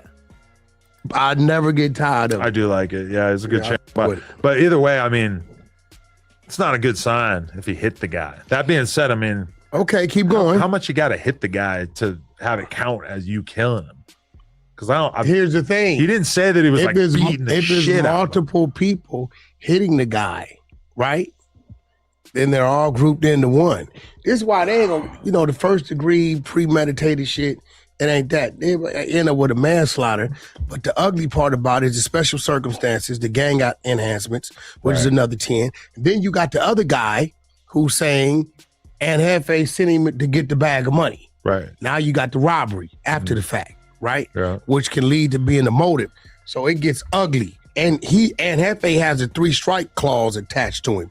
So even though manslaughter may carry like 8 to 12, this 3-strike clause gets you to 25 to life. So, and Ed said he ain't touched nobody. Man, they got the video. I mean, Ed said he got there at 9 o'clock, and the other guys were there since 6 o'clock. It's a lot of time to spend in the parking lot. Ed said, you need to stop saying shit, bro. Right. And just, bro, he has added at least another 25 grand to his attorney bill. You really think? Because, bro, the same platform that Ann Hefe got noticed everywhere is the same platform that he's gonna get destroyed on. That they're gonna highlight whatever is involving, his case. They're gonna highlight this shit. The same exact platform. You hear me? And nobody is acting like they're gonna hold anything back, because Adam is all about content. He's not holding anything back. Nothing. It's all about content. And he's gonna make sure that they make sure it's juicy. They're gonna say things. And Hefe said this, and Hefe said that. And if Aunt Hefe calls into the show, Adam wants to make sure he asks him, what's going on with your case? Tell us about your case. Wicked100 sitting back listening. Whatever Aunt Hefe says, he's going to reiterate it. He said this. He said that. Because the boy don't care. You got to understand, when you come into this space, you don't have friends. You have associates. Straight up, when you become an adult, everybody is your associate. Friends are less to none. You know what I'm saying? They're less than none. You got associates. But these people be getting around people, when Ant got with Wicked100 and they got on No Jumper the first time, he was acting like that was his guy. Yeah, but it's a lot of members that act like they're absent-minded, that Aunt Hefe acted like Wicked100 was his guy. There's a lot of members. They all act like they forgot. No, that guy was vouching for Wicked100. He was vouching for him. And this is a fact. He said this out of his own mouth. Nah, I ain't see no work on him. Now, the man's in a serious situation that has changed his entire life to this date. And the same guy that you vouch for is the main one that's going at you. See, you have to understand, You really have to understand that you don't have no friends. And then when you come into this space, you got to lock in on your space. You can't be trying to think that, I'm going to build this relationship with this person and that person, and they be the same people that's trying to go at you. Smash that like button, hit that subscribe button, man. Shout out to all y'all. Bro, all this shit he's saying on the internet, right? They take it back to the DA. Right. Okay, he said right here, he's a gangster. He said right here, he's a go-to guy. He's the one that can make the decisions. Right here, he can have his homeboys remove this guy.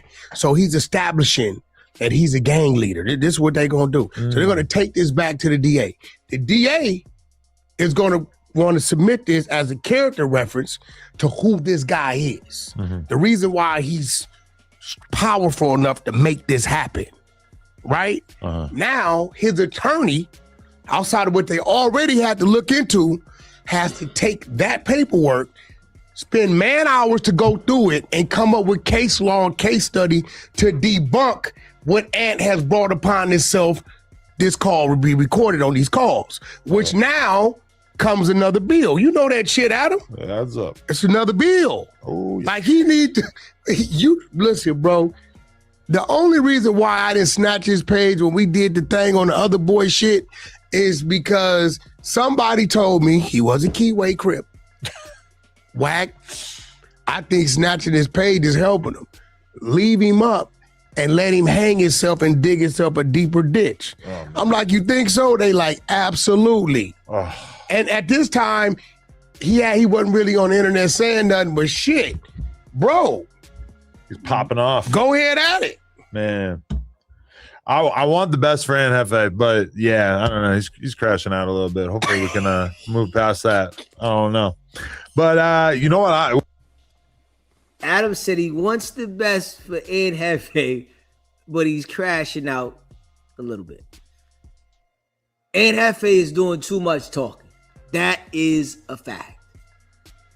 Does Adam care? No. Not at all. Why would he care? He don't care. It's business. Think about it. Is Adam making any money from Hefe being on the platform? No. He's not on the platform. He's in jail. He's useless. You went to jail. You're useless. You're useless to everyone. You're in jail. So no, Adam does not care. It's why you got to value yourself. And once you're able to get a position, you got to value that because you are the one that's going to be affected. So, honestly, I can't be upset at Adam straight up because I understand how it goes. I understand that people will only deal with you when it benefits them. And it's a lot of people in this world that don't understand that people will only deal with you when it's beneficial to them. They think that this person's their friend and that person's their friend and my homie and my this until when you're in a situation. And I'm sure now that Hefe is seeing the 8 trade gangsters ain't his homie. Even though he done a bit before. They say the boy did a 10-piece McNugget before. He didn't recognize and understand that the 8 trade gangsters is not really your friend. He really thought, man, I'm going to come back out this time and we going to lock in together and it's going to be different. Nah, not at all. It's the same damn situation. What's at the top of my mind, what I'm curious about is, what were you and Birdman saying that caused Honeycomb Brazy to crash out on you on Instagram? Dude is burned out. I talked to him today. Okay. Somebody sent me his number. I called him. What were you and Birdman saying about him? But that's what the whole thing about it. All Birdman said was, dude is nice. I want to sign him, but he tied up. Right. I'm going to pull up on him and bless him. And I don't know if Birdman might have gave him some jewelry or I don't know what Birdman did. I don't know if he went and got one of the videos. You didn't talk to Birdman about it. We know you're lying. Yeah, We know you say you talk to Birdman and stunner this and stunner that and stunner. You didn't talk to Birdman about it. You called the man. The man put the call out there. He was talking to you filthy.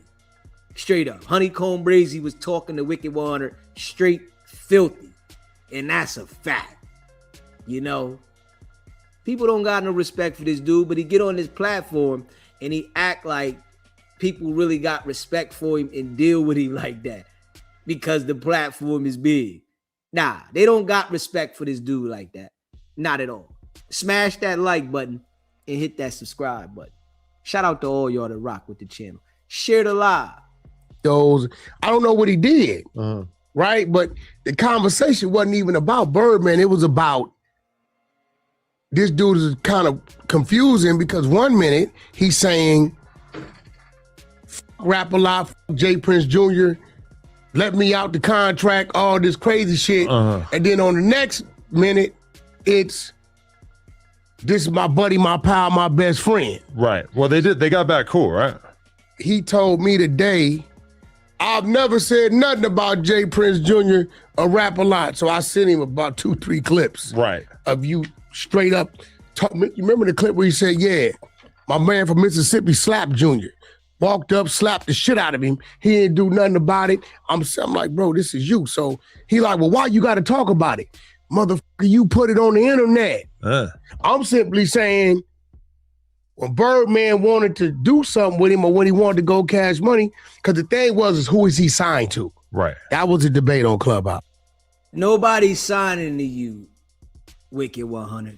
Nobody is signing a label contract with you to go to Birdman. Yeah, you always want to be in the middle of something. They're not going to do that. They see what's going on with Blueface and whoever else dealing with you. Nobody's doing that. The boy already been around in the industry. Yeah, he's not doing no deal with you. And the boy didn't tell you why you talking about it. We heard the call, Wicked100. Stop that. We all heard the call. The boy disrespected you to the core. Talking filthy to you. It wasn't no why you got to talk about it. Yeah. You was on there trying to talk with your humble voice, thinking that you was gonna fool the man and get him to deal with you. Nah, everybody ain't with that foo-fafi shit. Yeah, everybody's not with that. Smash that like button, hit that subscribe button. I'm like, well, he got to be tied in somehow to rap a lot of mob ties because he went at them several times about wanting out of the contract and them not doing nothing. Or y'all ain't even gave me 40 grand, whatever it is. Yeah. I'll buy myself out for $500,000. This is his words, right? Yeah, I remember. I said at the time, Birdman was supporting him, but he knew with him involved, them guys really wasn't going to let him go. Okay. That's what I told Stunner. I said, Stunner, you know, if them niggas know you trying to do something with him, they really ain't going to let him go. Is Jay Prince cool with Birdman? Well, it's kind of like a bittersweet thing. Remember the Drake shit was going on and all that kind of shit. So well, they both kind of got X'd out of the Drake situation eventually. Well, I mean, right? Birdman was never X'd out because his position was his position. Okay. It was Jay Prince them coming with whatever they was coming with. Stunner ain't finna budge on none of that. He gonna get what's due to him respectfully, and that's it. But I think Honeycomb, after somebody told me, they DM me and said, Wack, here go his number. He's a J-Cat. I'll show it to you. So when I Honeycomb's J-Cat. Yeah, when I called him. Which, by the way, is California slang for like a drug addict, basically. Yeah, J category. Just because J category means might not hot man. So when I called him, the nigga did, oh, you bald head, milk dud. Why you bringing me up? We just simply talking about what you said. Right. So what if I said it? I said it ain't for you to say it. So he just started getting aggressive right away? He just thought I just like a bunch of like, it's kind of like. He didn't say that. You know, Wicked100, I'm telling you, whenever he says anything, he always adds sauce to it. You know, that's not what he said. The boy put the call out. He didn't say why you saying this. He said he didn't say it. You know what I'm saying? Yeah, that's what I said. And so why you, listen, he always wants to add sauce to it. And the boy said, how you get my number? How did you get my number? Straight up. You know what I'm saying? You around here searching around for people's numbers, trying to reach out to them and contact them. The boy didn't even want to talk to you. You know? You trying to think that you can involve yourself with certain individuals that you said something about. Nah, we not rapping. You know, anybody got any common sense and understand, if the boy talk about you, there's nothing else for us to talk about. I wouldn't deal with the guy regardless, but when somebody goes and says some things about you, there's nothing for us to repair. You violated, you crossed the line, you stay where you at, I stay where I'm at. Ain't no we gonna act like we kumbaya after you done violated me and disrespected me and think that we gonna just be all right. No, that's a negative.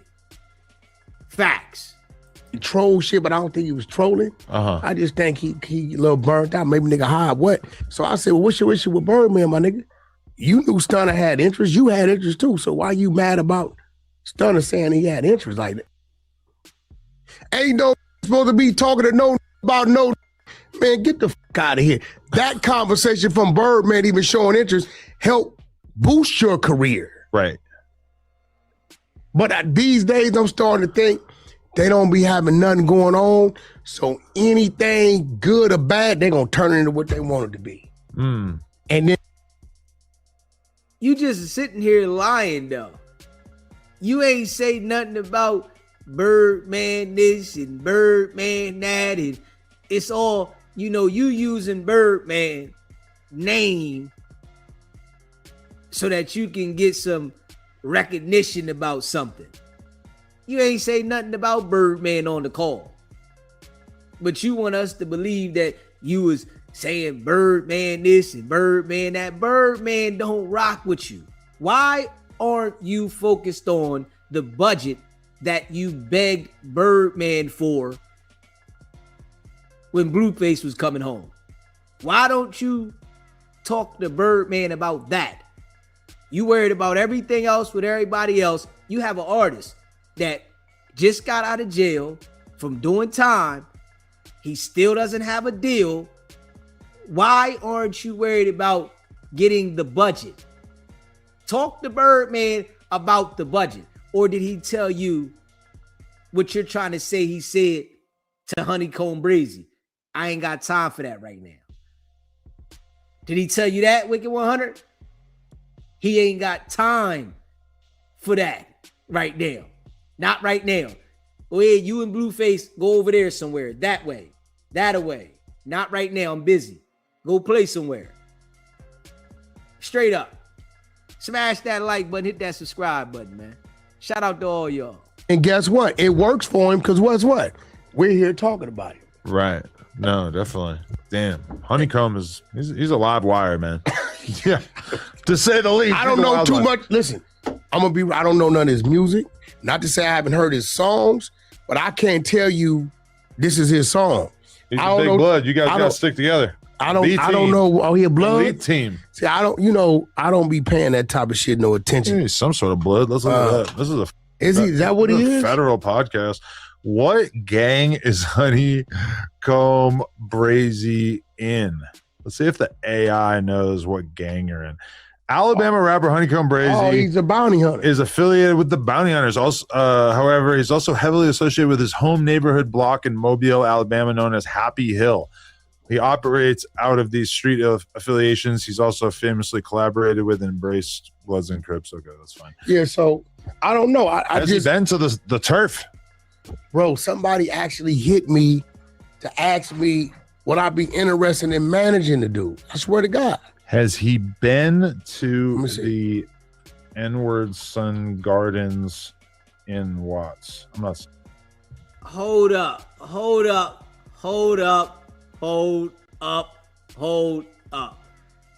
Do you hear Wicked100 lying again?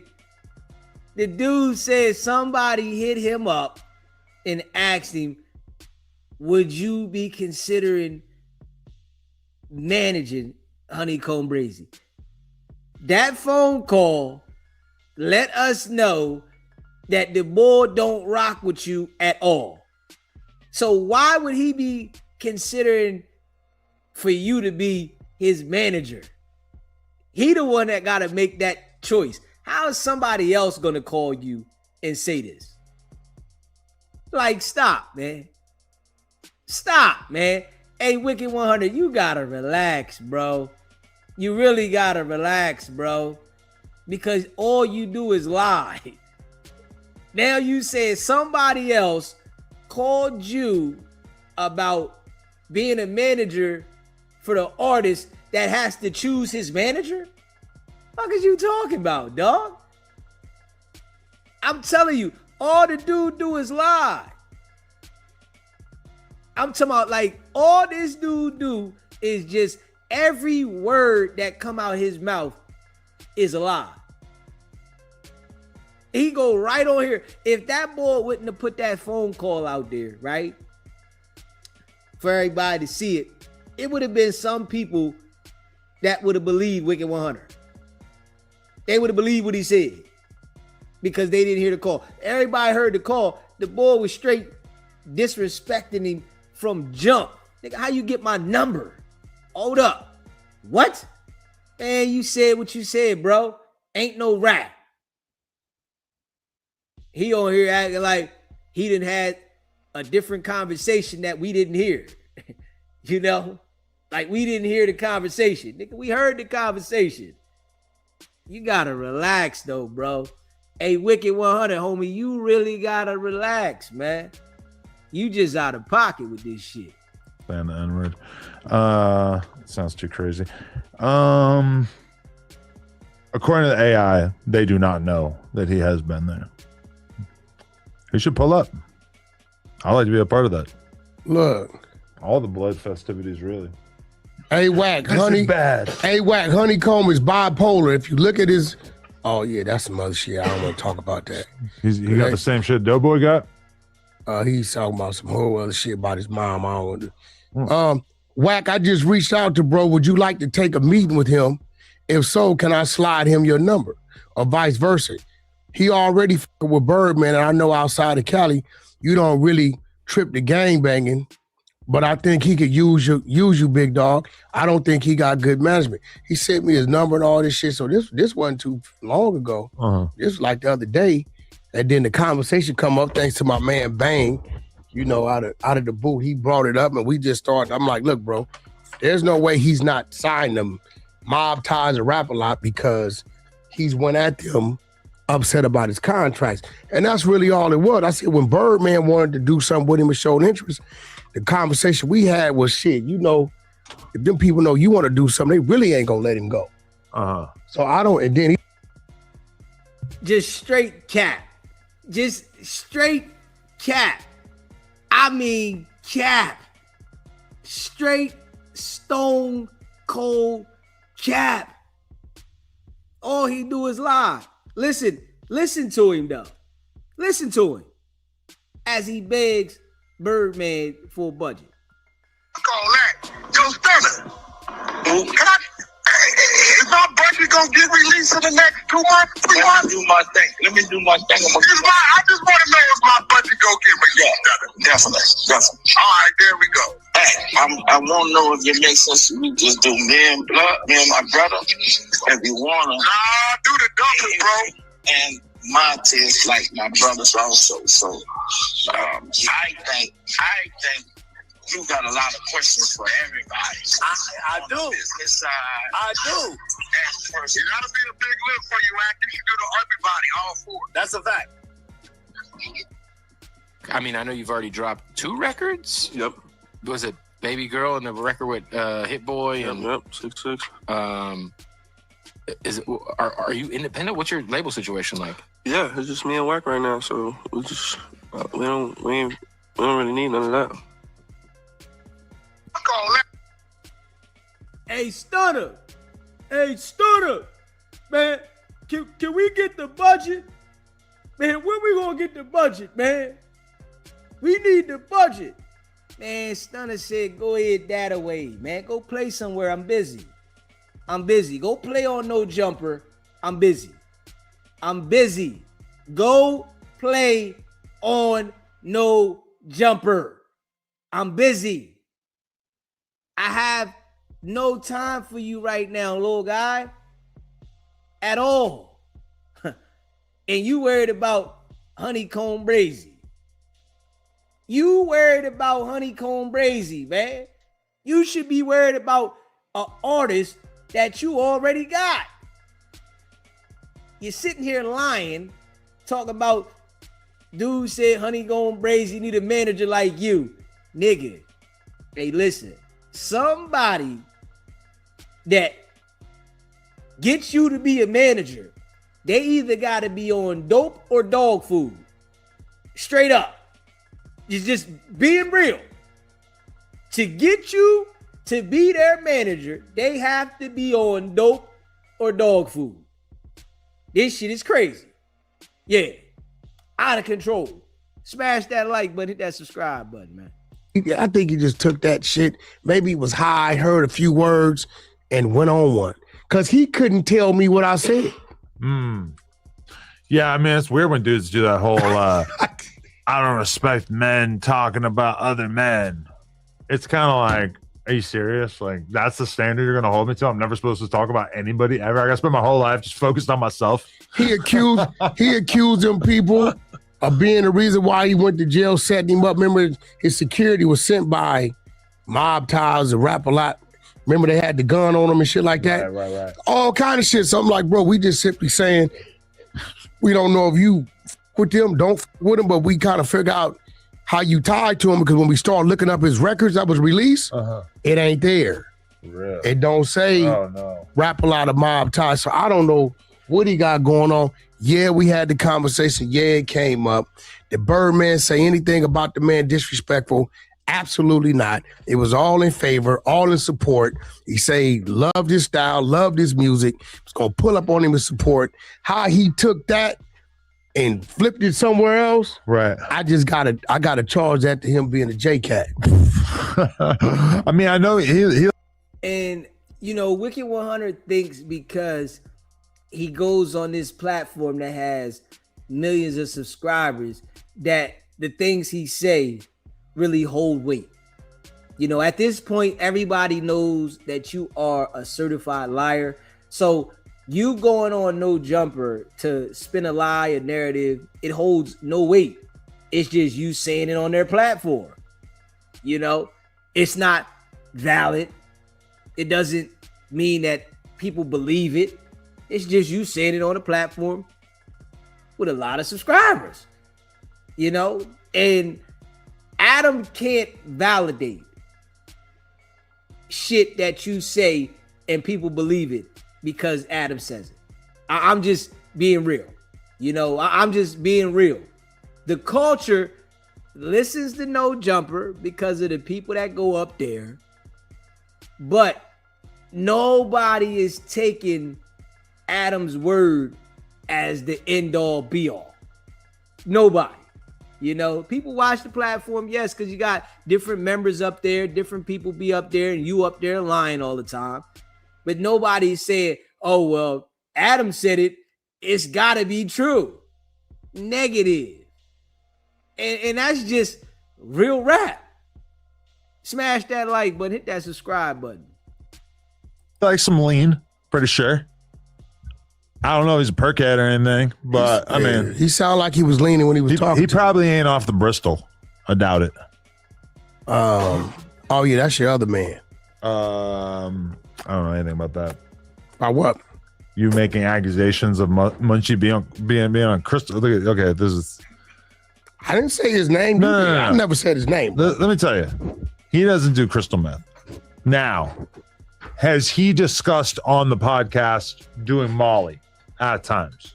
Yes. So you saying a bad batch of Molly had you doing shit like this? I think that on a molecular level, Molly and meth are probably pretty close together. I mean, listen, what I did, I learned from you. Chat GPT. I just hit Chat GPT. And I put it up. Is Munchie be on meth? I asked, does crystal meth make you move your mouth simultaneously? Right. And it said, absolutely it does. No, for sure. Yeah. I mean, I don't know about meth, but like I've been to parties where there's girls on Molly And they be doing it. and I'm sober, and it is like holy scary shit. The way that their face just starts contorting and changing all over the place. Yeah. It causes involuntary and repetitive jaw movements. This side effect is widely known as Molly jaw or ecstasy jaw. So I don't appreciate how you take this assessment that you made off of a random video of Munchie, and then you remove the drug that he actually has said that he's a fan of, which is Molly, and you try to make it about crystal meth, which has worse branding. Hold on. We already know, though. That's who Wicked100 is.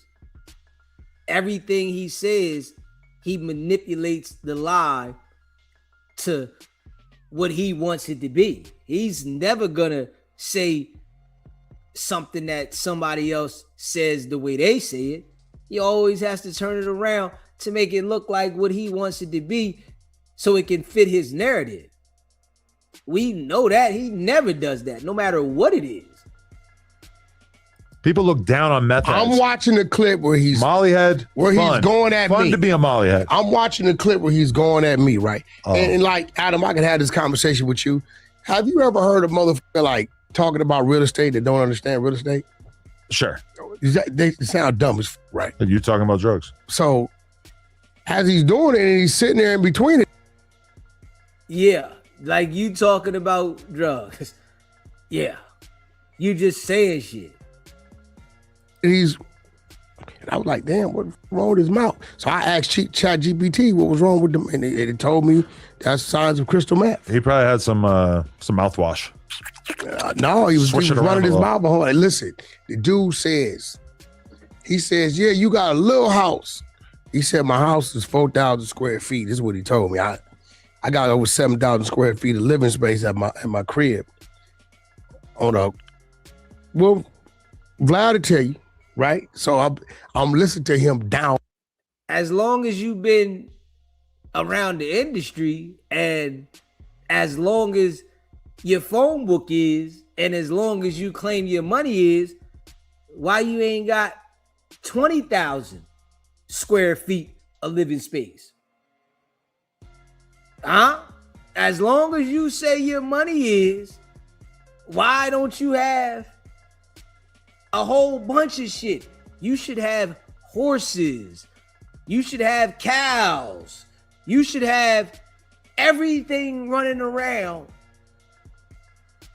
your farm. You should have a whole bunch of shit. The shit you say. But we all know you real petty and you smaller than you try to make yourself to be. We know this. Straight up. Yeah. That old big, tough, rich Mr. $200 million diaper guy was a lie. Yeah. That's not you. You don't have 200 million. You don't have any diapers.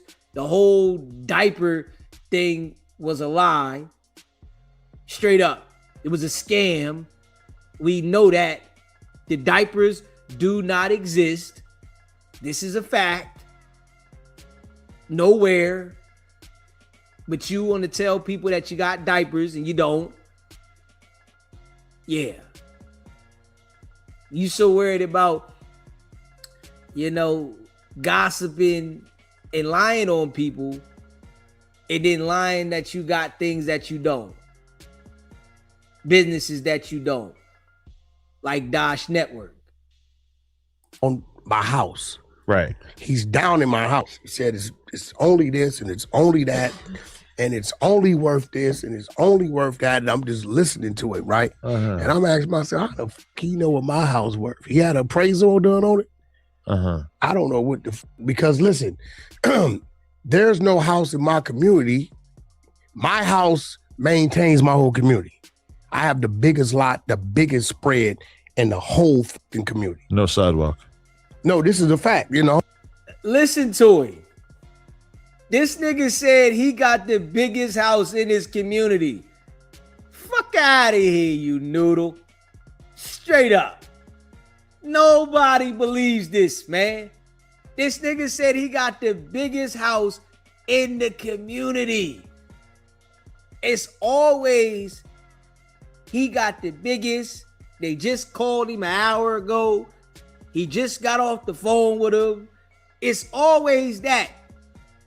And I guarantee you, if you was to point out a house in this community that had a bigger lot size and that was bigger, he would still have an excuse or a reason why their lot isn't bigger.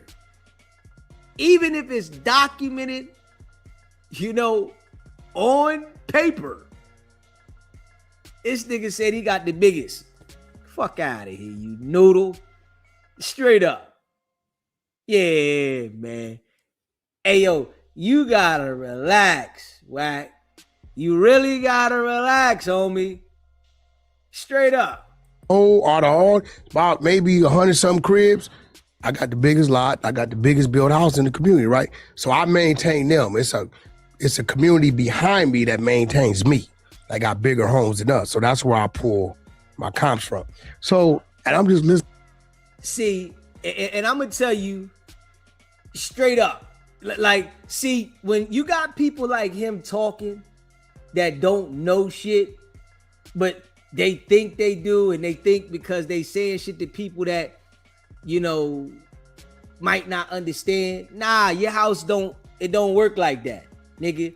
The comps get pulled in the neighborhood from the houses that sell. That's just how it go.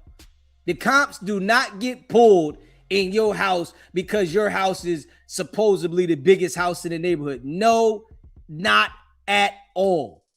The comps get pulled from the latest houses that have sold in the neighborhood.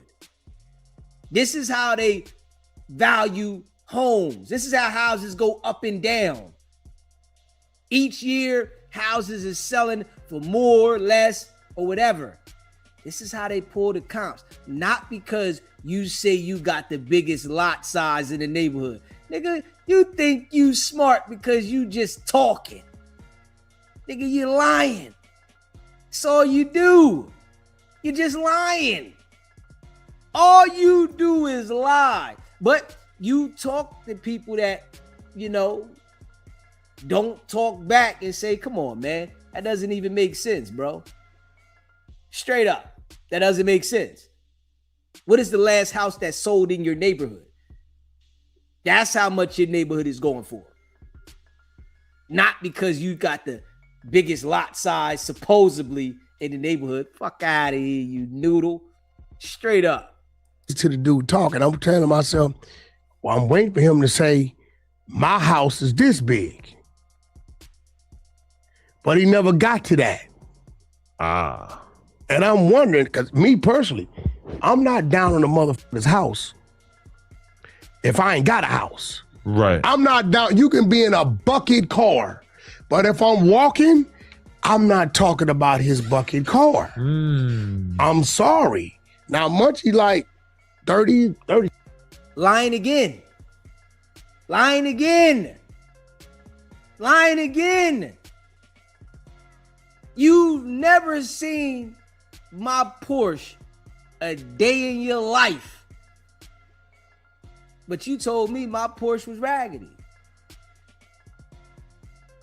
Never seen my Porsche a day in your life. Ever. But said my Porsche was raggedy. Come on, man. See, I'm telling you, everything the dude say is a lie. I'm talking about everything. Not some of the shit, everything. All he do is lie. This is a fact. Now you not down in nobody. Now you not saying nothing about nobody. And all you do is talk about what this person ain't got, with that person and this person, to the people on No Jumper. You won't say anything like that to people that you know are in the music industry, well established, and they got a bag. Straight up. Smash that like button, hit that subscribe button. Shout out to all y'all, man. Something, right? I think so, yeah. 30 something? Yeah. I mean, my nigga, I'm gonna be real, shit. I brought my first home at about 23, 24. I think I brought that at 27. Yeah, I've been over there. My daughter's 22. I brought it when she was in her mother's womb. So I don't know, man. Listen to him. Lying again. Lying again. The man is 49 years old. This is 2026. So he's saying he bought this house at 27, right? Listen to him. Just straight cap. So you bought that house in 2004. You bought this house in 2004. Boy, I try to tell you, the boy just lies so much. You hear me? Maybe, I know he watches SBGB TV. We know that for a fact. And he didn't heard me say I bought my house at 29. So now he want to say he bought his house at 27. Boy, I tell you, boy, straight up, straight cap, straight cap. All he do is lie. I'm talking about all these episodes that he do with people in these podcasts, they be stone cold lies. The hate is real. I don't know what I did to him, but at the end of the day, listen. I thought they were making that joke because, all right. At the end of the day, no, he just went on the rant. I don't know why he went on the rant. I don't know. I feel like Blueface probably been off the molly from time to time, right? Well, if he was, I've never seen it. Really? Oh, okay. Only thing I've ever seen Blueface do was drink a little liquor. Back then, he don't drink because he been out because he can't, and smoke some weed. But other than that, lying again. Krishan said Blueface is drinking. You know Blueface drinking. Yeah, lying again. Out of all my artists, the only motherfucker that I know would do some other shit is Ray J, and even he won't do it in front of me. The last time he didn't try me. He had 6 bottles of leans in the studio. I poured them all out in the toilet. Yeah. Big ass bottles. So, that's fucked up. If you do that to me, we fight. That's how I understand it. Like, bro, I don't, don't do the hard drugs in front. You gotta respect the lean, man. I've never seen Blue. If he was high, I didn't know it. I've never seen him high. Blueface. I mean, it feels like Jaden has kind of gone rogue, man. She's just out here running her dick sucker nonstop. Hey, listen, getting wild out here. Listen, let's analyze this. Yeah, nephew got a big heart. Right. I remember it was times where in the earlier stages where the support wasn't there. Actually, right as soon as I brought that up, Paper Chaser said, whack. Jaden says that it's paperwork on Blue, telling on the top tier when he got caught with weed. Is you going to get the exposures on it, or are you going to pick and choose like you did with QCP? Oh, listen. Let's go over what she said. She said he was a rat. Nah. He's not going to do that. Of course, he wouldn't go get the paperwork on Blueface. We know that. Yeah. He's going to pick and choose. Of course. That's his artist that he can't get a budget for. No, she said. That's crazy. She said, Blueface. Let's go over it. She says, Blueface. Yeah. Tell him about when you told about some weed and you got caught and you turned your 6 months into 2 years. Right. Okay. That part. Bro, the idea that you would snitch and get more time, which really she's from Santa Clarita. Look, let me tell you. I looked at the comments and that was every comment. First of all, listen, she's from Santa Clarita. Right. Second of all, she don't talk to our attorneys. Third of all, she only showed up to 1 court date. Right? Right. And that was after he was in custody. Right. Right? She never was at any other court dates, right? So I'm trying to understand. Fourth of all, he's in jail because of you. Why? She kicked the whole shit. The guy he shot at the strip club was because of her. No, that ain't why he in jail out here. Oh. That's Vegas. I beat that. Oh, right. He out here for the assault at the club right here in North Hollywood because she won. I beat that. You heard he ain't in the jail for the shooting in Vegas I beat that. Like you are an attorney. Like you are an attorney. You beat what? Listen to the boy, man. All he do is lie. I beat that. Beat what? Oh. Wanted to go out and gets there and kick off a bunch of shit, and one thing led to another. Okay. But see, nephew got a big heart. Cause I remember when he was rapping and she wasn't supporting him. I remember us having to go to Power 106 and shit, and she like, I ain't babysitting, I ain't this. Not knowing I'm a real dad. I'm like, nephew, give up the car seat. I got it, don't worry about it. I'm actually changing diapers and bouncing the baby while he in there doing the interview. So even through all of that, the saying, telling him he gonna fail and he ain't gonna be shit after he blows, even through all of that, you know what he had the heart to do? What? Let me help you create your identity. And turned her into a rapper. Bro, did it all. Spent the money on her. Got her right. Right. Wrote songs. Did all that shit. Used his likeness, his image. Yep. And got her a deal and all like that. Prove that he didn't just get lucky with Krishan. Bro, think about it. Right there. Let's that was go an by important moment in the Blueface career trajectory. You knew who the Blueface was prior, right? Sure. Did you ever know who his girlfriend or baby mama was? No. What never was a mention until he put her on that. So, right. One thing I can say, he does the shit out the kindness of his heart. And I always kind of tell him, like, you got to watch that. But, I think he living and he learning. Right. You know what I'm saying? I don't think we'll see a Nevaeh in the motherfucking booth rapping. You don't think? Hell no, because what I'm gonna say to the situation with Blueface and Jaden is, I gotta be real though. Jaden wasn't saying nothing negative about Blueface until he started saying shit about her, put the video out because he didn't like who she was giving that nookie to. Straight up. He wasn't saying nothing about, she wasn't saying nothing about him at all. She wasn't, whatever he was doing, she was doing her own thing. He got mad, Blueface, because she gave the nookie up to the people she was giving the nookie to. He didn't like that. Blueface hit the ball, baby bomb, so she hit the ball. Yeah. And he felt some type of way, nigga. So then he started talking about her. When, he act like he owned the broad. Now, you don't own that broad, man. Listen, certain things gonna happen. If you do certain things, she gonna do certain things. That's just how it go.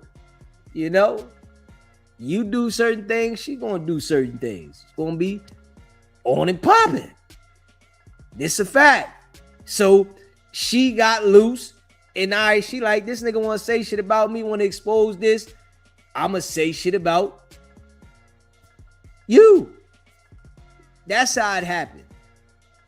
And Wicked100 sitting over here acting like, oh, Blueface did this out the kindness of his heart.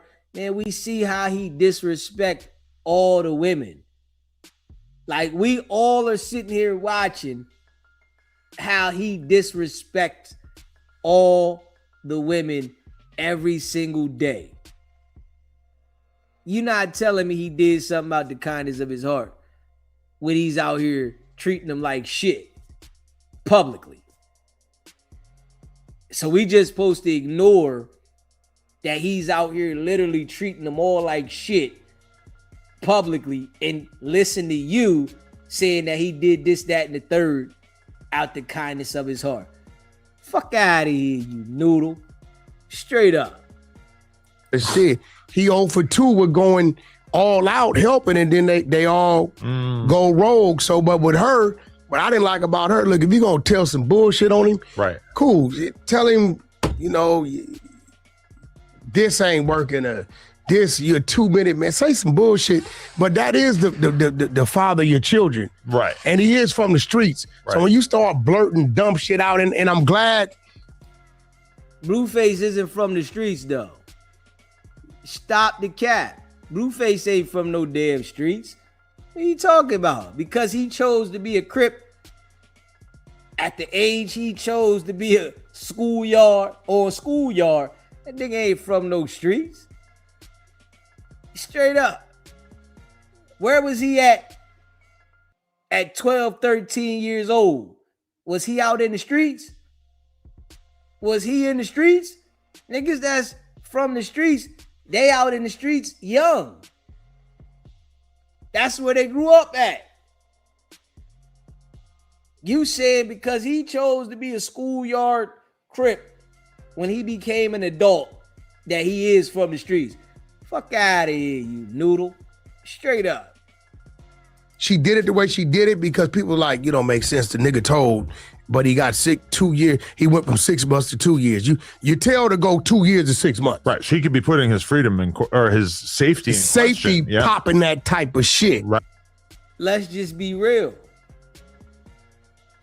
Yeah, if you in the can and you lose your good time and shit like that because you get caught with something, you still can tell and lose your good time.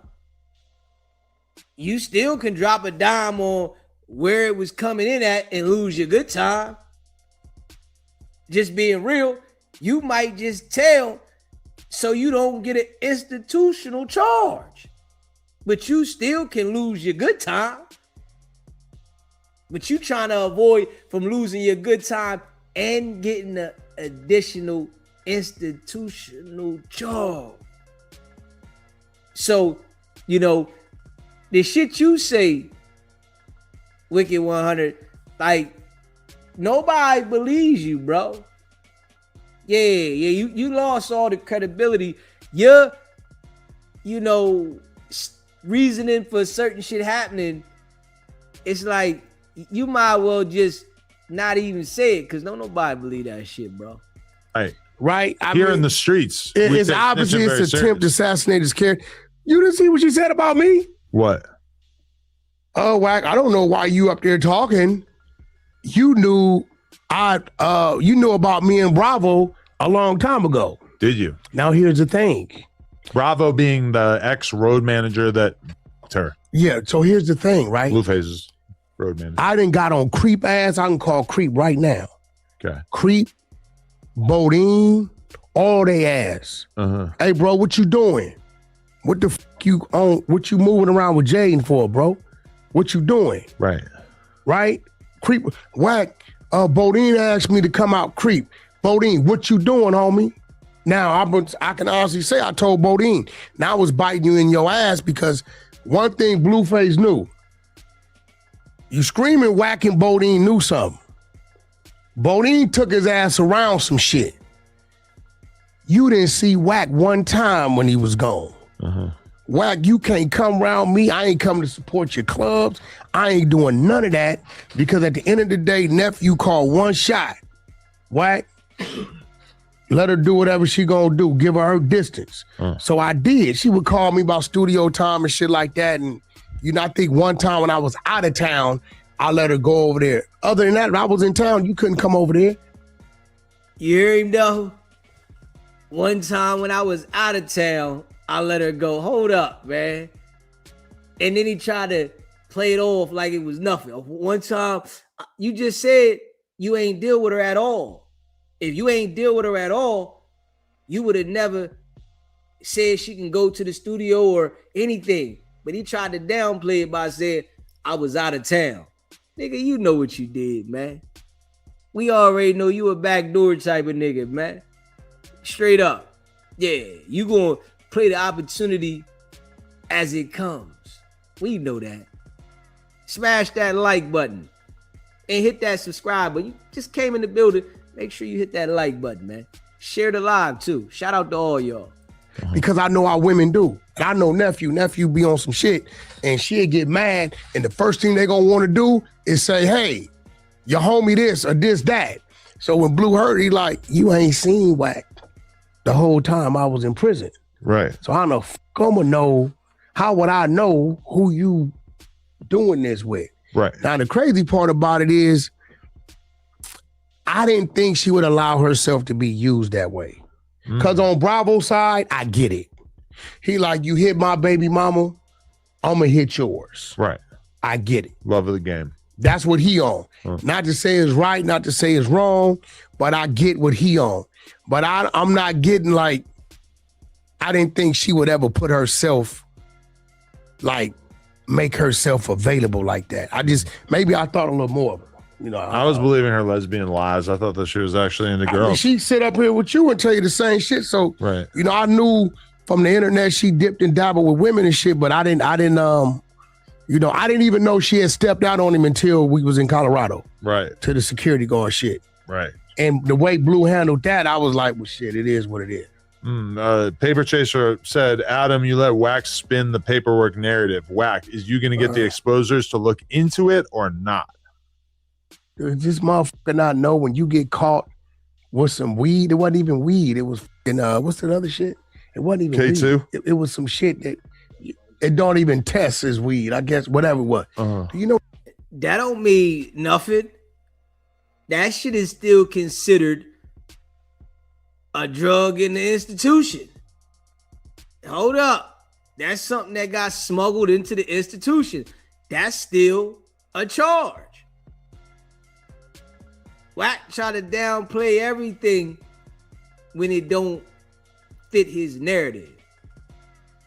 When you get caught with that in the county jail, like that's not a case. Motherfucker, it wasn't even a joint. What paperwork? Why wouldn't it be a case? You hear him though? Why wouldn't it be a case? He got caught with contraband. Right. And the only reason why it affected him is because he had joint suspension time. So what they did was, we ain't gonna give you the whole 2 or 4 or whatever, right? We're gonna give you 3 to 6 months. So when he got caught with the contraband, dummy, they said, all right, motherfucker, now we're gonna give you the 2 years. That's what they did. Right. So it wasn't like a case. So he didn't like catch a new beef. They just said, you know what? We're gonna revoke your probation and give you what we could have gave you the first time. Right. Exactly what Jaden said. Exactly what Jaden said. You turned 6 months into 2 years. Like, who does Wack think he be talking to though, man? He think everybody that watch No Jumper don't got common sense. That's exactly what Jaden said. You turned 6 months into 2 years and you told. Like, what the hell? That's what she said.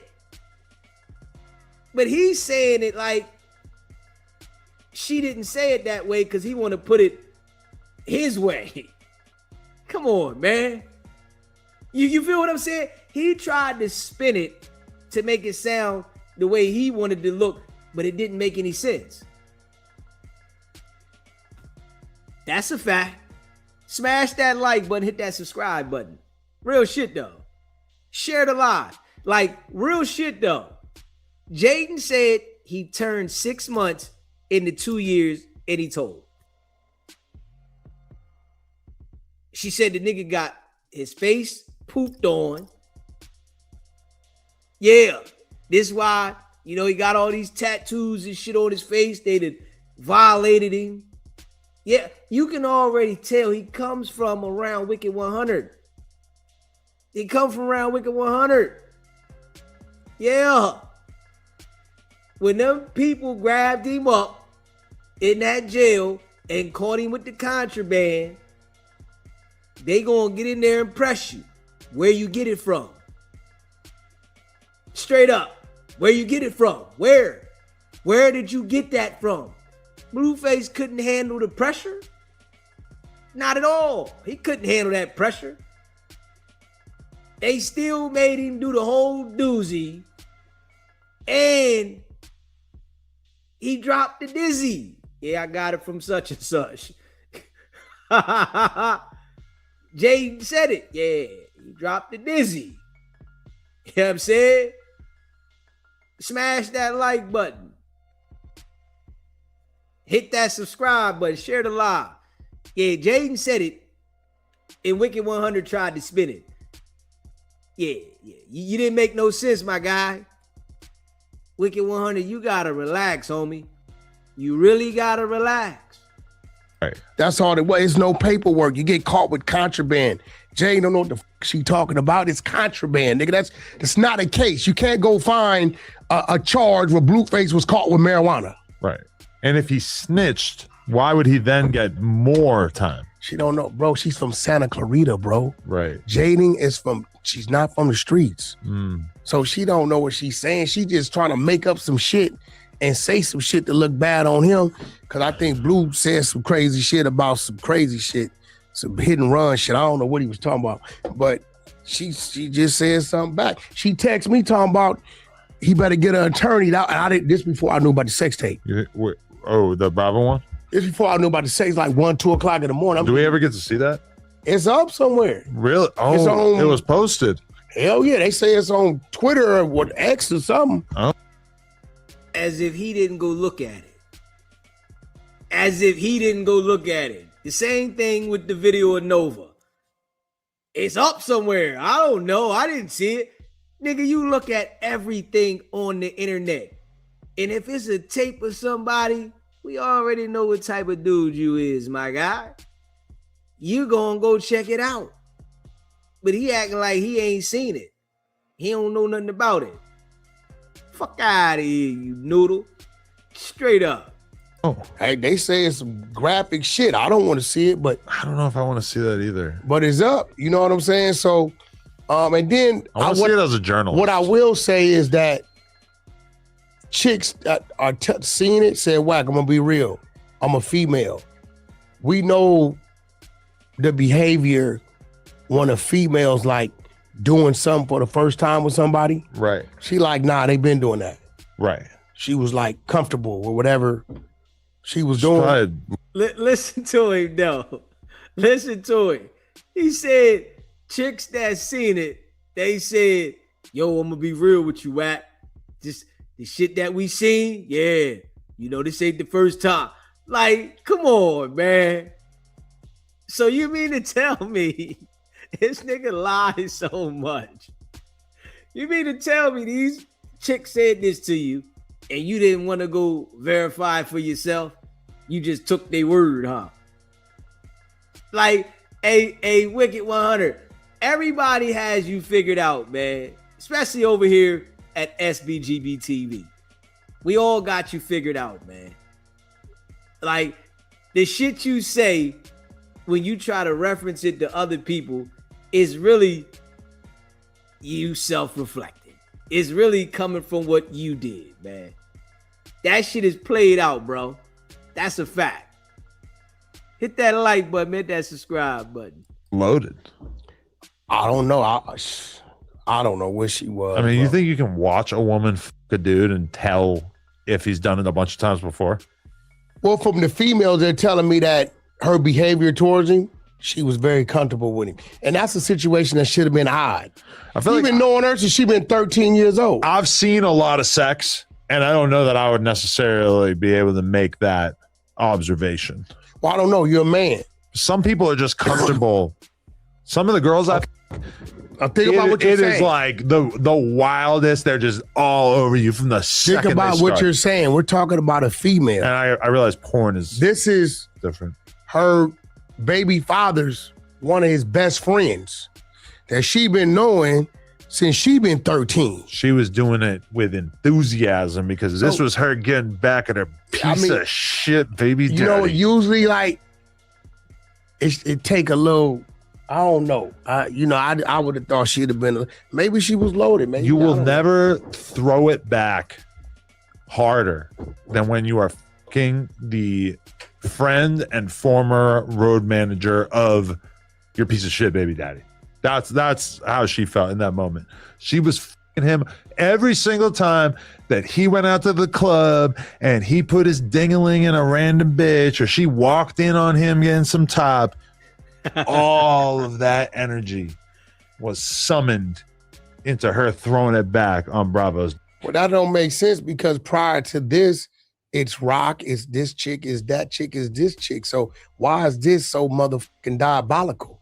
It was all of that. It was Krishan. You get what I'm saying? It's like every random. It ain't like, okay, this is the first time something happened. Like, Well, she finally got a shot. Most of his homies are loyal. She couldn't most of his homies. She finally found a crack in his armor.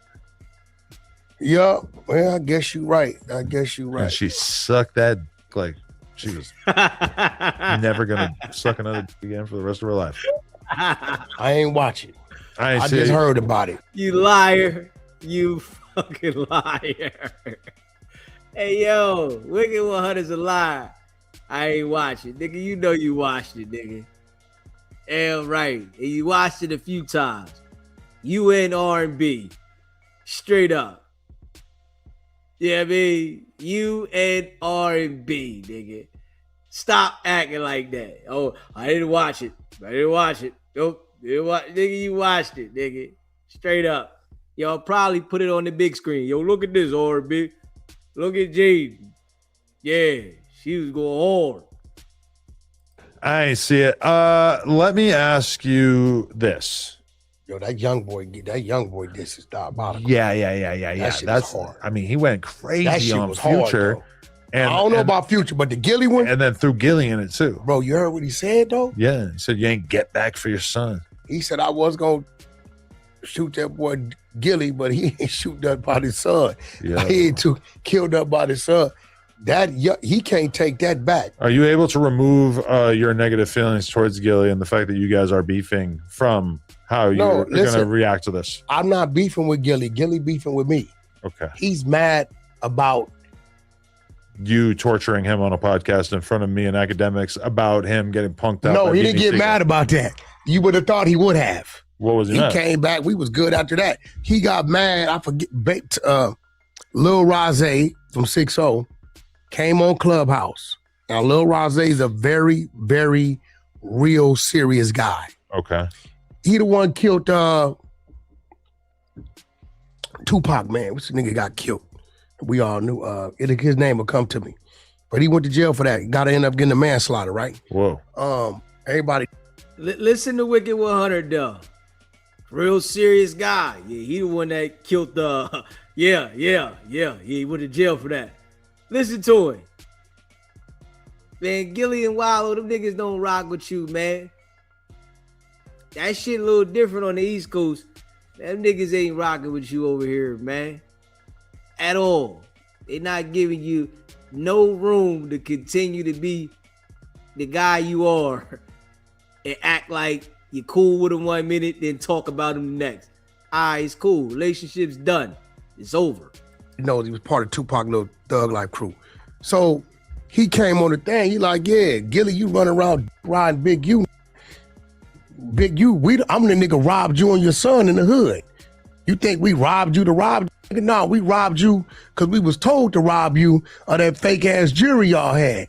Because I didn't know what he was going to say. He just like, I want to come speak. And this is what this Rosé guy said. Oh, but you hosted it on Clubhouse? I hosted it on Clubhouse, but I don't know what the f*** he going to say. Gilly know how Clubhouse work because he been in my Clubhouse rooms too. Right. Him and Wallow, right? So I'm like, what you mean? He like, yeah, bro, we came over there. Boom, boom, boom. We laid him and his son down.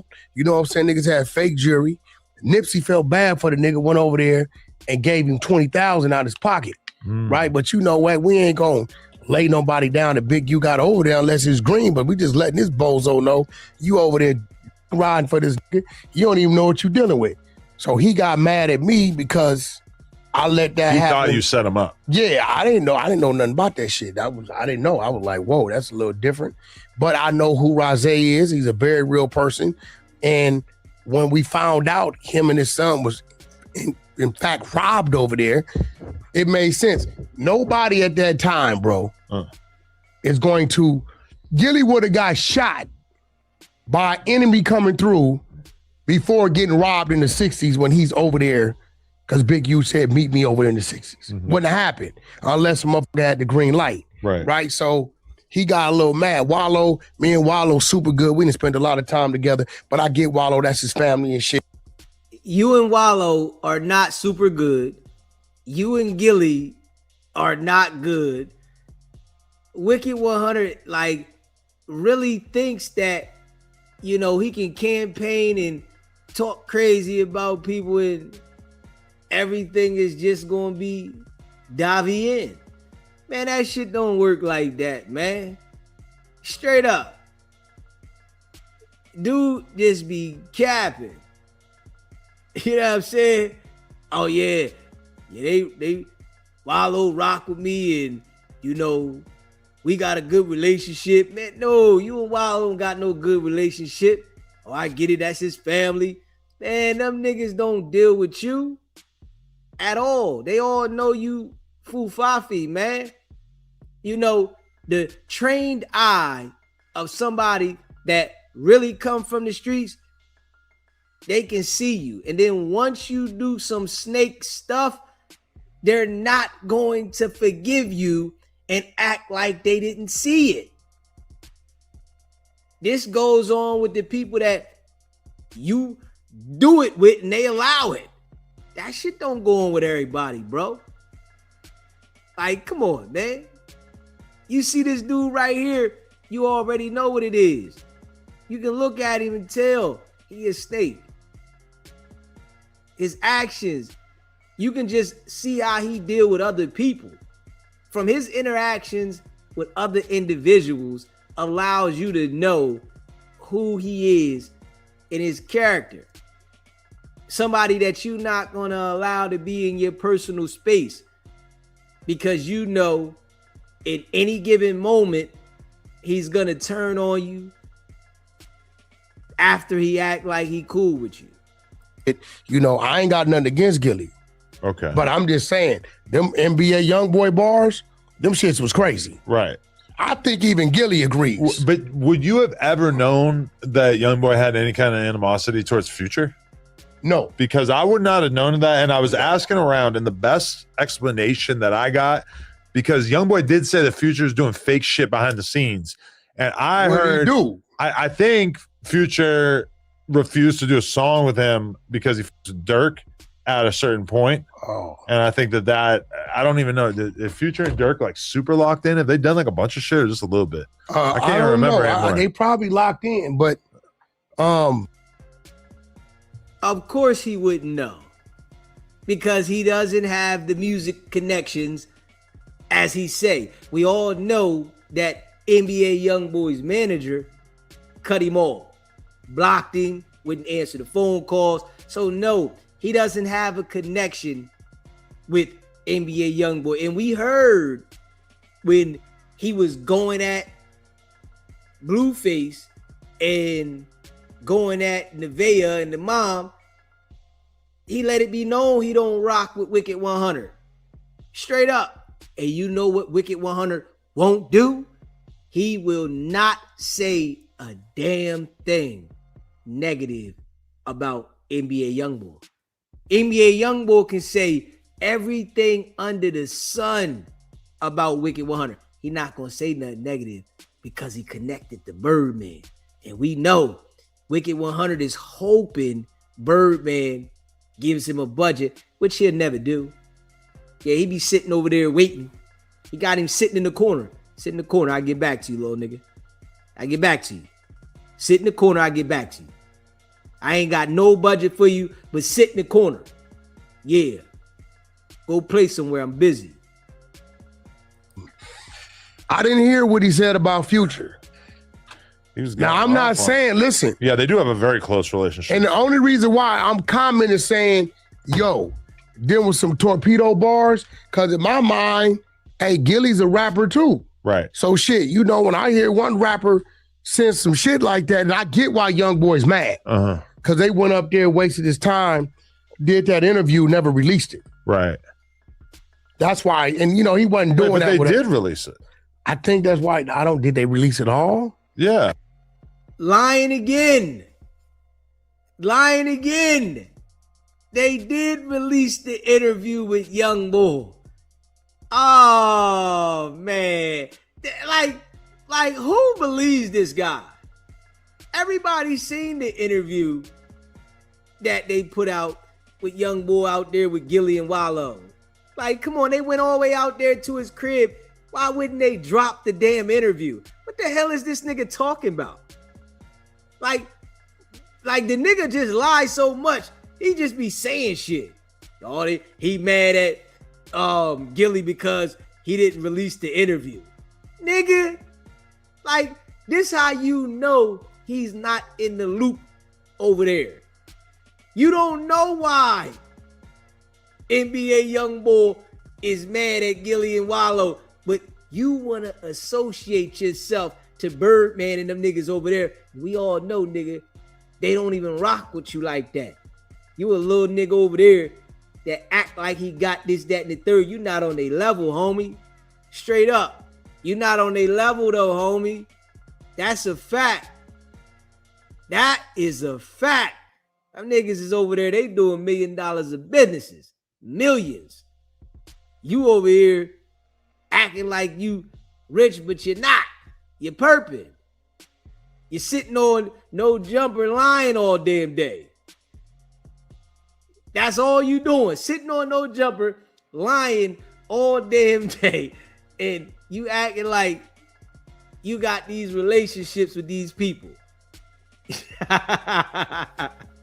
Like, straight up, though. This nigga acting like he got a relationship. Nigga, you ain't got no relationship with NBA Youngboy. Not at all. This a fact. This a fact. Yeah. Amen. And then, you know, when he's saying this shit, right? This is no cap. He's saying this shit, right? Like, this shit is real. Like, he has facts. It is all some made up shit. Come on now. Adam know damn well they released the interview. Because academics put some shit up of Gilly talking about how you can't tell us what to do. We do what we want to do. Oh, wait. Okay, so NBA Youngboy $1 million worth of game, because we might be, because it definitely came out. Yeah. Here it is right here. Or is it just one part? Look, it's 31 minutes long. That's the thing. And my understanding it was up there a day or two. By the way, 31 minutes sounds like a short podcast, especially since they had to go to Utah to do it. But it's even worse because they do an ad read over and over and over in this. I swear to God, if it's 30 minutes, 10 minutes of it is them doing an ad for some fucking soda or something. I can't remember. But either way, when they went there, like, this video ended up being just mostly like vlog footage of them like hanging out on the property and stuff. And then they do an interview. Mad. But he was like off Xans, I'm pretty sure, real bad at that time. Back then he was. So he didn't want the rest of the interview to come out. So that's why they ended up on the shitty 31-minute version. And I think there was like way more footage and they basically stopped messing with each other. It's a shame that things have to go right too. You didn't murder anyone on behalf of your son when he got murdered. Like, I wish there was just another level to the beef that didn't have to go to that level, because that just really seems uncivilized. Like, I mean, come on, dude. Like, what's Gilly supposed to do? He's like a fucking 40-year-old millionaire. Let's see if Wicked100 responds to that. Yeah, let's see. Off podcasting, he's supposed to go catch a body in Philly off some young ass psychopath. Well, I mean, you can't say that because, you know, Gilly represents himself as, you know, he come from that. I don't think that. Look at him. Look at the meat puller. Listen to the meat puller. So, because NBA Youngboy says that Gilly should have went out there and put some work in for his son, the meat puller here, he can't say, nah, man, yeah, NBA Youngboy tripping. Man, this nigga just signed a $100 million contract for $1 million worth of game. Signed a $100 million deal. Why would he want to go out there and put some work in signing a $100 million deal, nigga? But you hear Wicked100, he say that the nigga's supposed to go put work in because he come from the street. Nigga, you stupid or is you dumb? Which one is it, man? Like, let's just be real. But we know he can't go against Birdman or NBA Youngboy because they gonna really let him have it. You know what I mean? They not gonna hold back. You know, he don't want NBA Youngboy to go on there and say something about him. He don't want that. Yeah, he don't want that. He don't want Birdman to say nothing about him. Nah, nigga don't want that. Straight up. He represents himself as a dude So who's buying when he hits, was whooping, you right? seen what Academics put up. Is he doing hits right now? He was talking crazy. Okay. Wait, what? Academics put the clip up. Be like, yo, Gilly, this is when you was talking crazy. Oh, okay. Talking about, nigga, you don't move us. We do what we want to do when we want to do and all this shit. I think that NBA YoungBoy is one of them dudes. He's like, he'll see some shit. It may not say nothing right now. Right. But he sit back and whenever that day comes where he's tripping. Well, he doesn't talk a lot in general. And then he just responds. And then once in a I think while, he been mad. Yeah. It was just like a perfect opening. He definitely don't rock with you. It's probably some shit he want to say about you too. You know what I'm saying?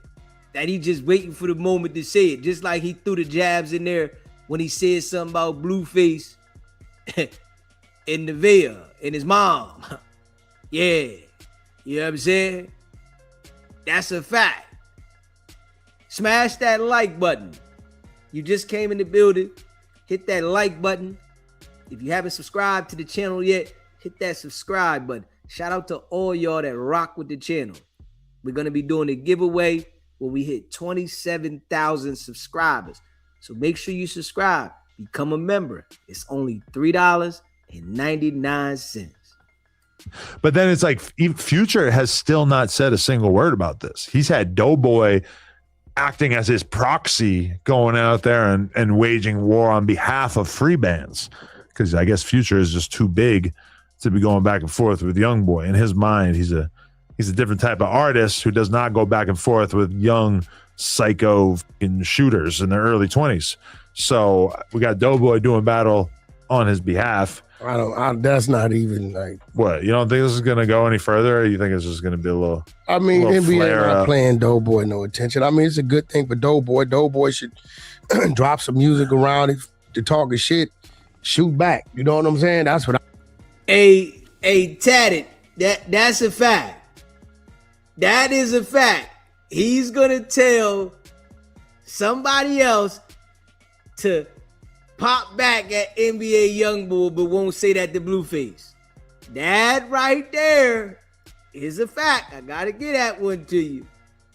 Yeah.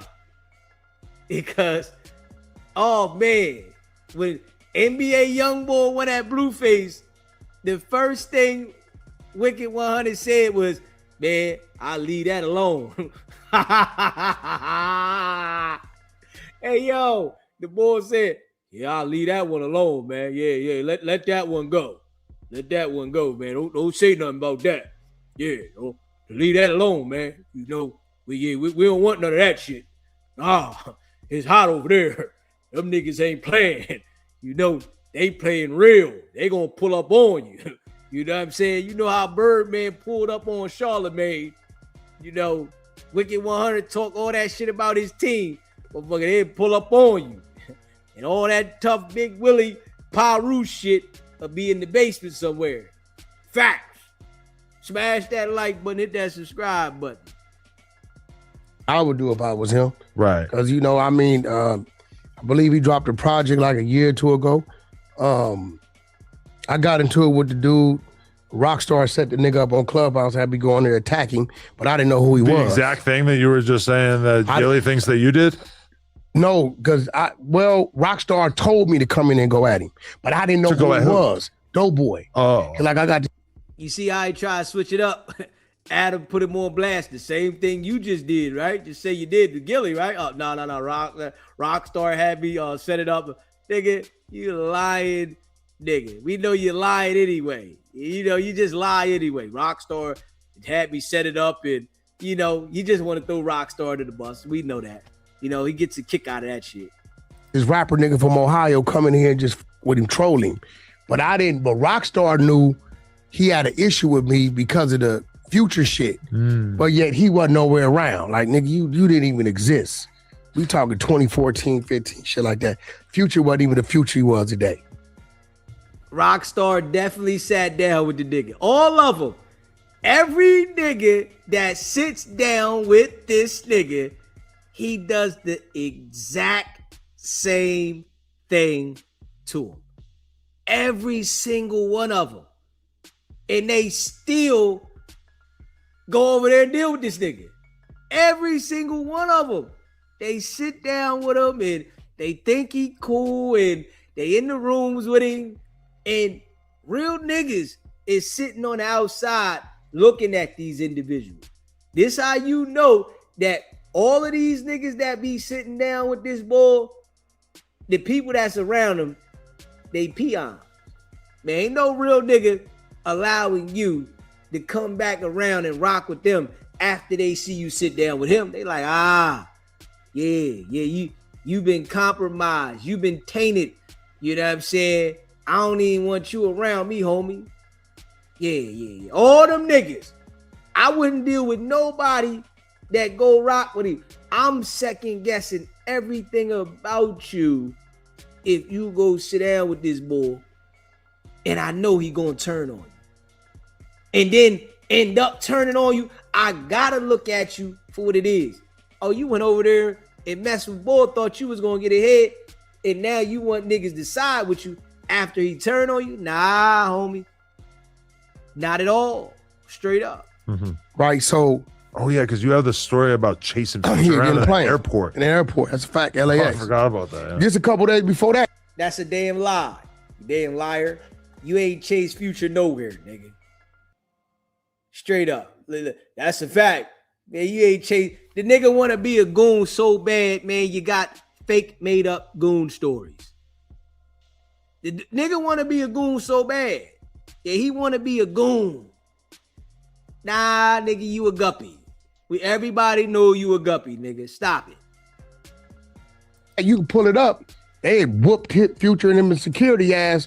Pull up Future security gets whooped LA club. You'll see it.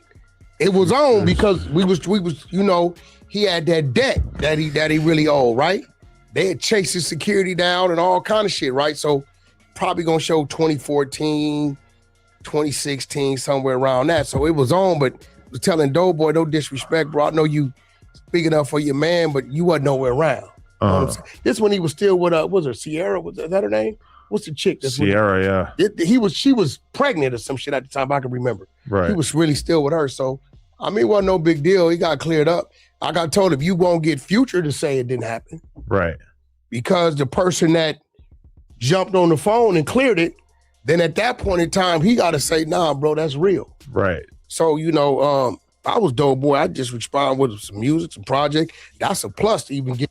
Like, you know it's Fu Fafa. You see how the boy, you want to get on here and act like you was in with the extortion. You know what I'm saying? Yeah, he owed that debt. That debt. Like, it's legal to run down on a nigga and do something to him because they owe you money. And that's how you know the boy who he is, man. You hear me? It's how you know boy who he is, man. Straight up. He want to make it look like he this goon, gangster. He running down on niggas about debts and, you know, this would take time. This how you know he is who he is. Smash that like button, man. Hit that subscribe button. Share the live. Shout out to all y'all, man. Straight up. Shout out to all y'all rock with the channel. NBA young boy to say something to him. They did find tweets from like 2019 of Doughboy talking about how Youngboy is basically his favorite rapper.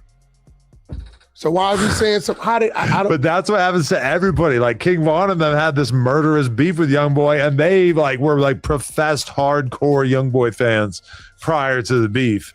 Everybody likes his music, I guess, or at least they have so far. I mean, myself personally, I listen to him from time to time, but it's not. I'm not fiending to listen to every project. I don't know. They just don't stand out enough to me. Am I crazy for saying that? I feel like everybody I know kind of says that same thing. And I feel bad saying that because I like the guy. But I feel like everybody I know is just not like really going for it. Like, yes, certain records rise to the top. But I'm going to be real. Let me ask you something. What? I know he does extremely well, Youngboy, on like YouTube and shit like that. Yeah. I've never pulled up his album sales or his first weeks. His album sales, honestly, are not anything special. And it's because when he drops he'll just drop a project out of the middle of nowhere, no promotion, no marketing, no anything, because he has a hardcore fan base, and he'll do like Swamp Stories was something the other day that he does like 10K first week when he drops. Oh, that's why. Let me tell you why that's even crazier. I mean, that sucks for the average rapper, but those are for rappers who are doing rollouts and everything. If he's doing that and it's not something where he's spending any money to drop it, Blueface Instagram is back. I've been working like a motherfucker. Wow, that's great. He's posting porn. But either way, I mean, yeah, his first week sales are not great, but like, I mean, he's got his hardcore fan base, so. I would like to personally see him drop an album that was a little bit more of an attempt at like a real album. Where I don't think he's ever gonna. I want to hear him with a Bruno Mars feature. Well, no, feature wise, we might get that, but his average album has no features. I don't think he's ever gonna work it like the traditional way. It's coming this day.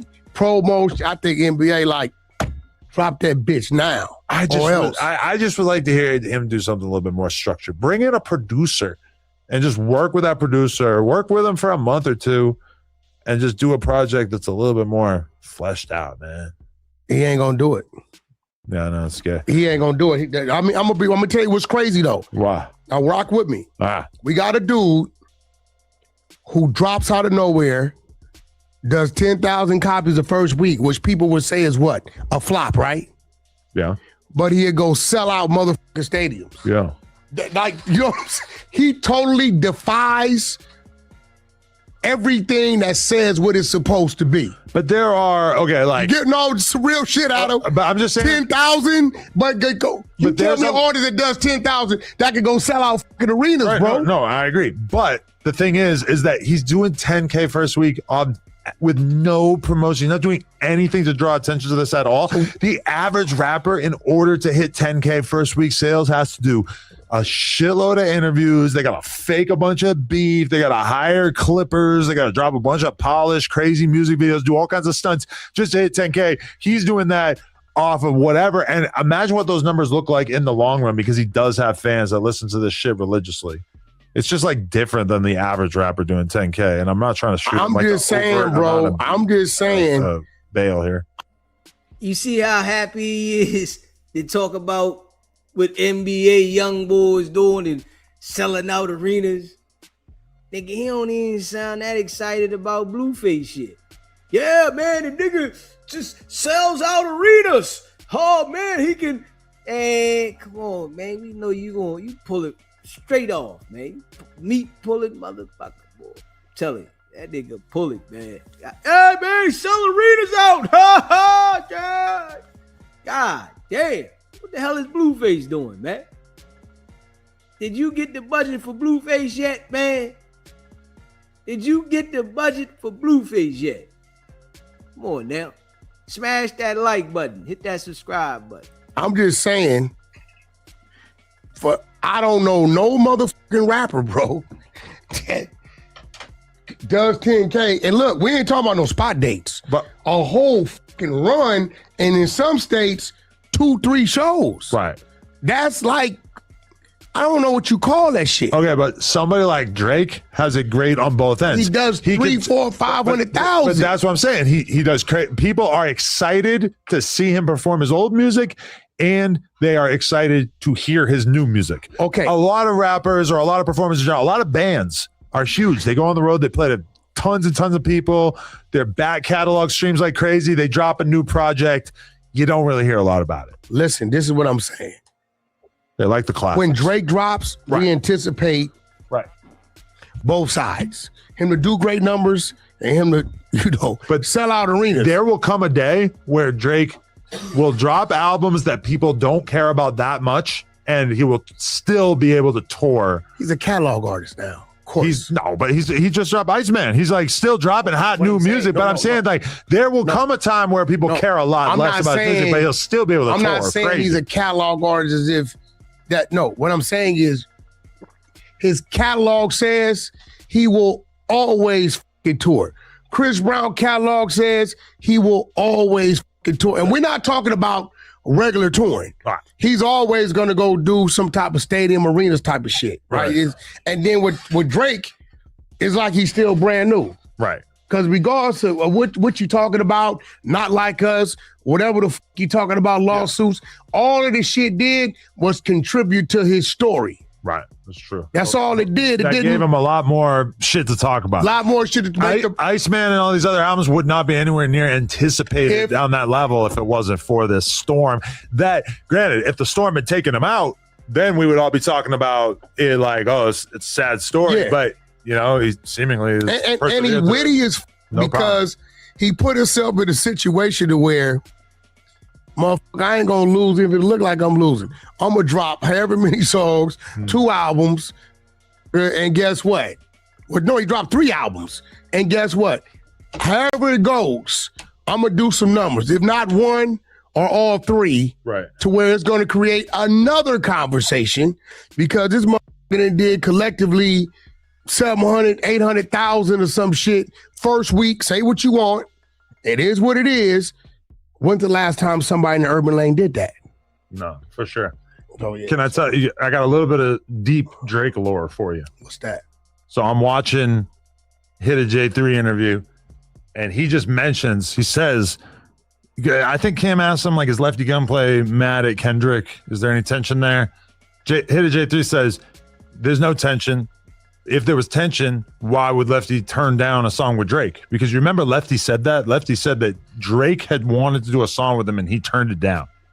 So I'm thinking about that, and Drake had just texted me about something else unrelated, and I just thought to myself, and you know, when you're talking to a celebrity, you don't want to like ask them dumb time wasting questions because you know they're getting a million texts. You don't want to be the guy who's asking Drake some corny ass shit that you should already know the answer to, right? But in this moment, you know, the good kush was kicking in, and I just said to him, I said, hey, is it true that Lefty Gunplay turned you down to do a song? And you want to know what he said? He said, why the f would I want to do a song with Lefty Gunplay? That's what I would have said.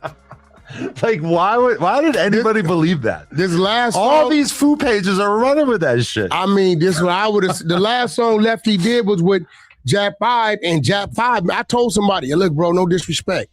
People think I don't like Lefty. I ain't got nothing against Lefty. You set me up with that fake beef, right? I didn't know who the fuck you was. You did your little bull and Hefe shit, right? We all been in Hefe, right? I was first, right?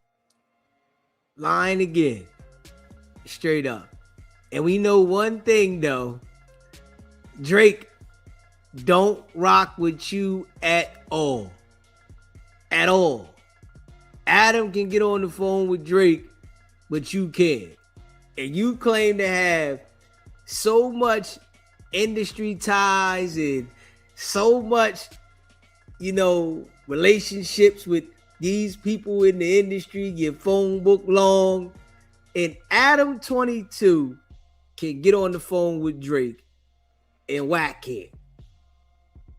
Now you know Wack is not connected in the music industry.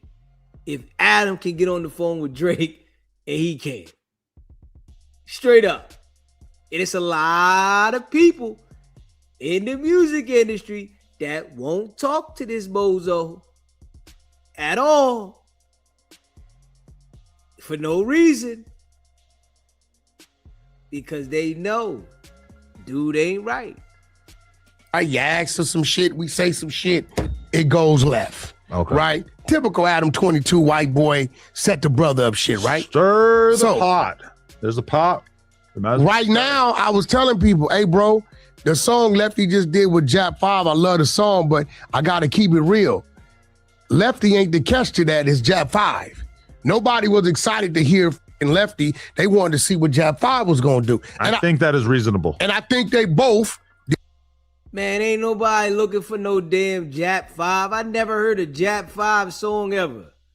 Ain't nobody looking for Jap 5, man. I don't know why this thing keep talking about Jap 5. Man, Jap 5 ain't never been on an airplane until you took him on an airplane. Nigga, ain't nobody looking for no damn Jap 5. Stop it, man. Yeah, everybody was looking for Jap 5. Ain't nobody looking for no damn Jap 5. Straight up. That's a fact. RM. Appreciate you gifting those memberships, bro. Facts. Shout out to RM, man. The mod that's always in the cut. Hold it down. Appreciate you gifting those memberships, bro. Ain't nobody checking for Jab 5, man. Stop lying. Did a great job, Lefty. You did a great job. Even though I think Problem wrote his bars for him. Shout out to Problem, right? Hey, that's Lefty taking my advice. Yeah, because I told him that he needed to get a ghostwriter. Nothing against you, but we ain't taking nothing for you. But I think it was a great look, and it was a great look. But I think Jab 5, people was like, yo, he did Jab 5 a favor. No, Jab 5 was the draw to that because we wanted to see and hear what he's doing. How you gonna stand up on it? Jab 5 got a little bit of a wave going right now. And you saw that at the Blueface show where, you know, I guess he kind of fits perfectly into the Blueface universe because Blueface is a rapper who's like a street rapper, kind of like a drama, toxic lover type public figure or whatever. So like his show is tons of girls in the audience. And then Jab 5 comes out and takes his shirt off. He is like fucking Ronnie Coleman in his prime. He's just like the buffest rapper I think I've ever known. And I'll be real, he's Blasian. He's black and Japanese. Yeah. Not the worst looking guy I ever seen. I'm not gonna lie. Hey, bro, we ain't talking. Hey, yo, you hear Adam? Adam, you know Adam be different with his shit. You know he got a little sugar cookie up in him. That nigga said he's not the worst looking guy. Yo, Adam's on some other shit. He trying to get the boy Jab 5 on Plug Talk. You already know that. He want to sit there and watch you. I wouldn't be surprised if he wouldn't say you want to hit Lena. Straight up. Shit crazy. Talking about with nephew. I am a hetero. Tolerate I am a devout heterosexual. Nephew don't play them games. But the thing that happened. You heard what J Hood said, right? What? Jab 5 is here. Remember he said, whack here right now? We ain't doing no gay talk about making passes at nephew, bro. I'm not saying anything gay. You already don't like. I'm just saying that the girl. Hey, Wicked100, man. We know you can't get out of pocket with Adam. Everybody knows that. You cannot get out of pocket with Adam. So you got to say things with a smile. You can't be stern about nothing. So don't get in there, act like you being stern about something. Adam toy with you all the time. Straight up. Smash that like button. Hit that subscribe button. Girls like him. You tried to set him up. I got to try to turn everything into me being gay. This is not gay. Oh, but can I ask you about this? This is actually a really big deal. I really want to. You gonna ask me anyway. Why you asking me? Can't you ask me some shit? You know you gonna ask me. Okay. A lot of girls who are big on OnlyFans, there are these AI companies that come to them and they say, we want to make your AI for you. So you tell your fans to go to this website or this app or whatever, and then they can like talk to an AI version of you that looks almost exactly like you. You know, it's like a video feed with them or whatever. It's your exact voice. And then you're able to talk to it. Like you can have full conversations with your favorite porn star. Maybe they take all of her podcast appearances and stuff like that. They feed it into it. So she's able to have conversations with you that are maybe not just sexual.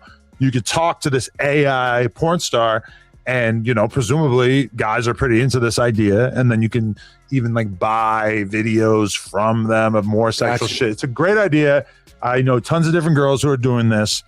My question to you is it gay for me to do that, but to have it so that the AI will like, you know, do gay shit for the fans? Like, is it gay for you? Yeah, is it gay for me to have an AI robot that's selling gay porn of me, like AI gay porn of me? You? Absolutely not. Is there anything wrong with me doing that? No, you not you. I don't have to do anything gay. I'm gonna tell you why. But the AI creates the gay content. First of all, your character, your sense of humor, and you're in porn. And I believe it's a lane, right, that a lot of them people that's into that, right, I think that they'll feed into. I think you'll make a ton of money. Because this is the thing, is that dudes always have the idea of, oh, I want to start OnlyFans. I want to make money through OnlyFans. So I'm going to get OnlyFans and then I'm going to call all these chicks and I'm going to make all this money. And then they do that and they pay all these porn star girls to do content with them, or they do content trade or whatever. And they make some money because there is some percentage of your audience that's going to want to see you a bunch of different girls.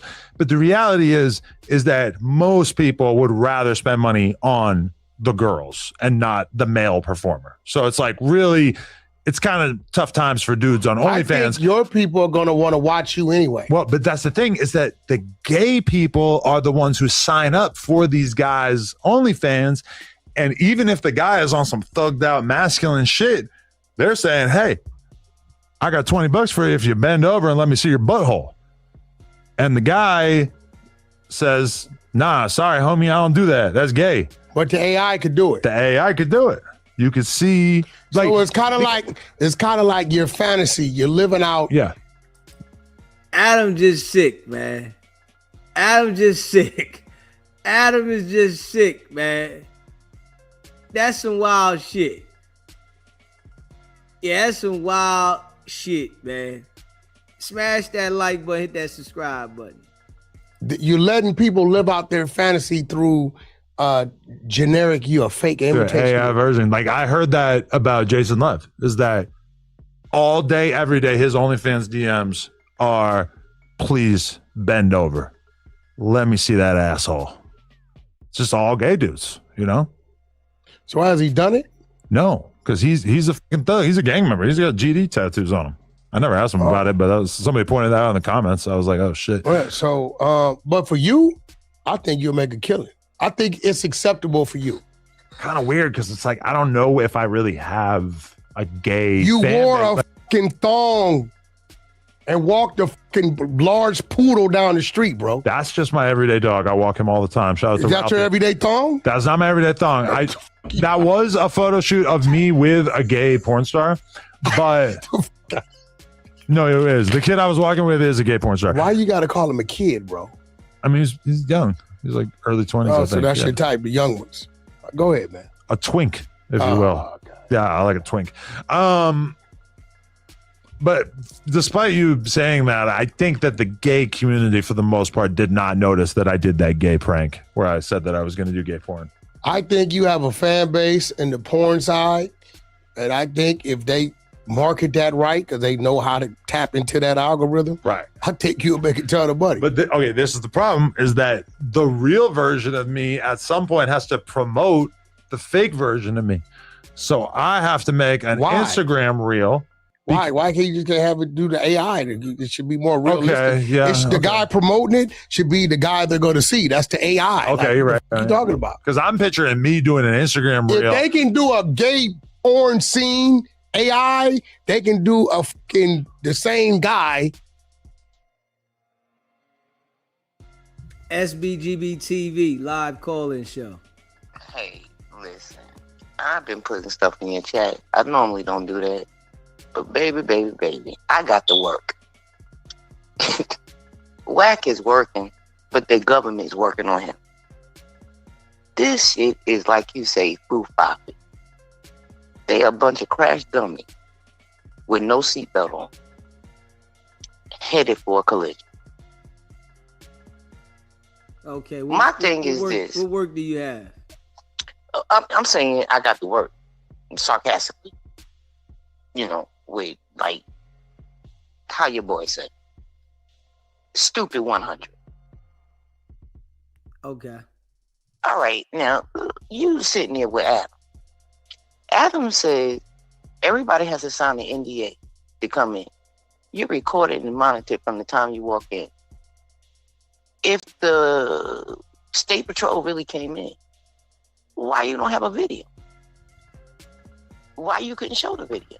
Yeah, the State Patrol never came. Yeah, exactly. Because I could have put on a costume and went up there and been State Patrol. And I guess that's what they're going to do next.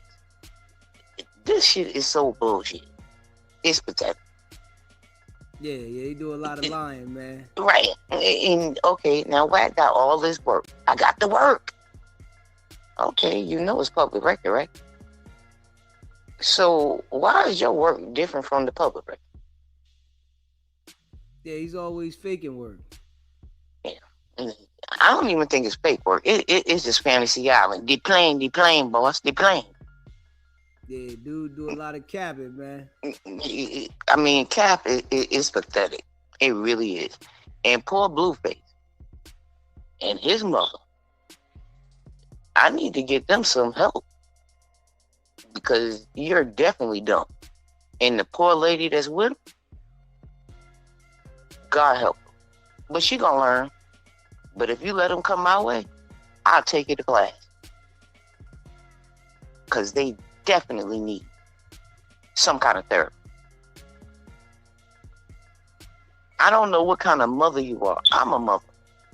There's no way in the world Wack could have came to my son and do what he has done to Blueface or anybody else. But I believe, honestly, something between her and Wack.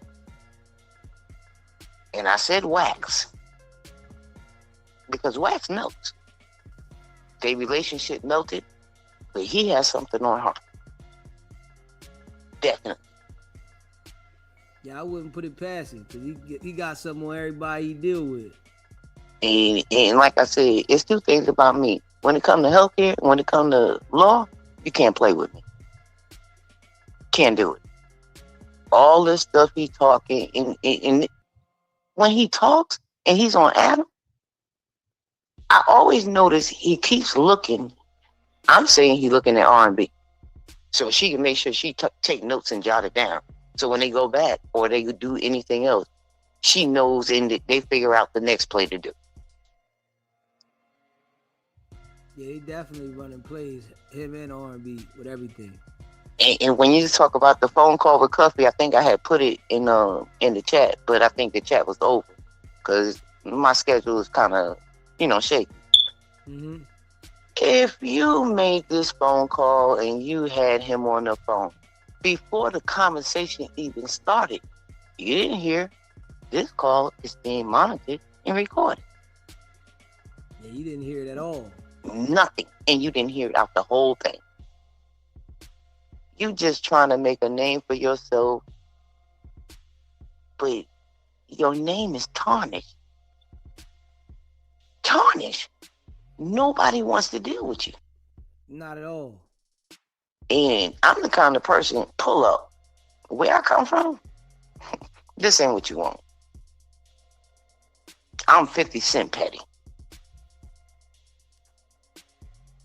And the same person that was on that phone with that call, the same person that's doing that video with the Blueface and all of that, the name, their voice, all of it sounds too familiar. And he's one of the goldfish. Yeah, he's definitely the goldfish. Yeah, he definitely either it's an AI or somebody that he deal with. No, it's not AI when they're doing their video or when they're doing where the mother came in and she's supposed to be musty as a billy goat and still never took a shower. That guy behind that camera, that's one of them same dummies that's on Clubhouse. Yeah. And they do watch your show. Oh, yeah. And I hope they hear this conversation very well. Because Wack ain't hitting on nothing. I can pull up on Wax and I dare him to come see me. And I'm over the age of 56. I'm so tempted. I want to sit and jump in the parking lot at no jumper. As the country people say, let me holler at you. And that's just what I would tell Wack. What are you going to do? Scream? Yell? Put the stance on? And you can't even balance yourself. Because if you come at me, I got something for you. And it won't be nothing physical. I would put you to your knees just on words alone. But this thing right here, I'm glad what you're doing. Keep doing what you're doing. And I'm getting ready to make some t-shirts and pass them to you. Because I got to work.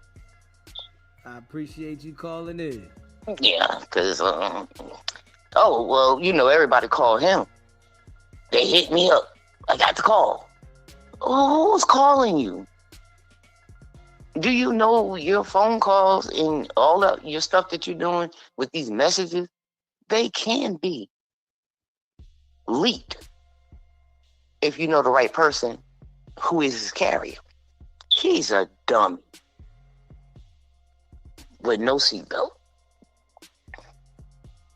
I couldn't let it slide no more. I mean, it's just becoming ridiculous.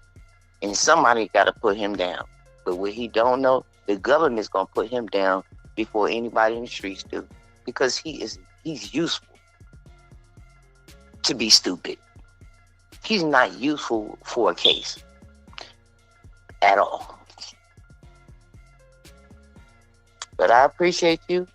Keep standing and keep your foot on his throat and anything I could find. Just like I found something, I sent it to you by email, and I tried to send it by but your DM couldn't do it. But anything I got, anything I can get, I'm gonna send it to you, because him and Reggie Rat Jr., oh my God, they definitely need to go sit behind them bars. And I think eventually both of them gonna sit behind bars. It's just a matter of time. Just have to know the right people, and they just have to make that one slip up. But I appreciate you. Keep doing what you're doing. I can't wait to send you these t-shirts. I'll email you and I'll show them to you, and then we'll go from there. Appreciate you calling in. All right. You have a good one. You stay safe and keep your head up and keep your foot on their neck. All right, later. Later. Smash that like button. Hit that subscribe button. Shout out to all y'all that rock with the channel. Share the live. If you haven't became a member yet, become a member. It's only $3.99. We're going to do a giveaway once we hit 27,000 subscribers. Yeah, we about 100 and something away. So make sure you hit that like button and hit that subscribe button and become a member. Shout out to all y'all that be rocking with the channel. Let's see here. Let's bump this up a little bit. They talking about that. Let's bump this up a little bit. Just our boy. DC wants to speak. I called him today. I said, bro, what's up? He said, bro, I bet you he won't bang it on his, this is what he said. I bet you 4 extras won't bang it on his dead homies. That he came to me after I told him that's my girl, she's off limits. Now I gotta play this back a little bit. Because this conversation seems like he's siding with DC Baby Draco over 4 Extra, and 4 Extras got on this same podcast and said, I rock with Wack. So let me play this back a little bit. Hit that like button and hit that subscribe button. This nigga said, I rock with Wack. That's what he said. And he was proud to say this shit. I rock with Wack. That's why I tell you, 4 Extras don't got common sense. Not at all. Yeah, not one bit. Well, he don't give a f. He said he wanted me to post it. He wants people to come over? I didn't post it. He's living in Inglewood, the heart of Inglewood. I said, this nigga crazy. Hey, what about Chunky Barbie? Like, you see, all right, so number one, she's turned her back on DC Baby Draco, and she's now posting all the pedo allegations and all that shit. She's accusing him of being into young girls, which it's kind of like we heard this one too much at this point. Nah, because she defended him right on your channel. Yeah. On your shit, she defended She was going hard for him. What changed? I think he don't want to deal with her because after the fact they were talking again, after the mace, after the flat I think tires. he was still trying to with her. They were right? still talking or whatever. And I think what he does, he plays head games with her. Really? He like, cool. Then he like turns it off. Fuck you. Yeah. And then she goes on. But Chunky got to kick back because it's like a lot of shit. You know, the louder you are, people see you and people remember shit and they start sending shit. And they sending all kind of shit to me. But you know, like I said, where she from, what she represent now, you know, that's my guy over there. I just sent it to him. There's allegations. Everybody is always sending him something. They always sending him something. Why wouldn't the authorities want to talk to somebody that always has all the information? You know what I'm saying? Why? You got everything. You got everything they need. Why wouldn't they want to talk to you? You got it all. If we being real. I got the word. I got the word. You know how I do. Of hood hopping that have emerged. Yeah, I definitely seen that. Yeah, I not really. DC ready to address your boy too. Who is my boy? 4 extras. Our boy. DC wants to speak. I called about him today. I said, bro, what's up? He said, bro, I bet you he won't bang it on his. This is what he said. I bet you 4 extras won't bang it on his dead homies. That he came to me after I told him that's my girl, she's off limits. After the fact, came to me and told me, oh, bro, I was talking to her and your girl sent me pictures of her getting banged out in the rectum. What? So he's like, bro, how could you be on the phone having conversations like that to receive pictures from my girl? Why are you even talking to her or communicating with her? I said, no way he came. He said, bro, he came to me and thought it was going to be cool to tell me that he's in conversation with my girl receiving these type of pictures. Wow. He said, bro, all I want to ask him is to bang that on his dead homies, and I bet you he won't. He said, now, when he don't, y'all know that he was at my girl and that was a situation. Because I said, bro, he said you got mad about some Crip Mac shit. You couldn't go to the Crip Mac shit. Yeah, that's what he don't know nothing about no females and shit like that, right? At the end of the day, he came out with, he said he got at my chick, bro. He was at my chick communicating with her. This girl watches my kids. This ain't like no, you know what I'm saying? Right. She's close. And after the fact, he comes to me like, hey, yeah, your girl, old girl, you know, sent me some videos, her getting banged out in the rectum. In the rectum? So he's like, you think Chunky Barber does anal? No, this ain't Chunky Barber. Oh, shit. Oh, this is whoever that other chick is. I was just thinking about that. Yeah, that's a cold thing to think about. What? I'll hit her butt. No. Nah, but I don't want her showing up in my crib and shit. Like, I'm scared. She scared me off. What? Bro, can you imagine her high and drunk and a motherfucker like you saying, sit it on my face, baby. And she getting up there wild and just forget and just you wake up or she wakes up 3 hours later and you ain't moving? She could kill me. She could kill me with her ass for sure. I'm ready to go. Honestly, that's how I want to go. I'm ready to go. You want to watch this? Let's watch the Rich Rabbit video that he uploaded exposing Barbie. She could hurry. She could go back to her hood. A few moments later. Okay. Hey, bro, ask Chunky Barbie why she got put off. What is it? 1200 block. I know they was associated. What was she doing in Riverside? I thought she.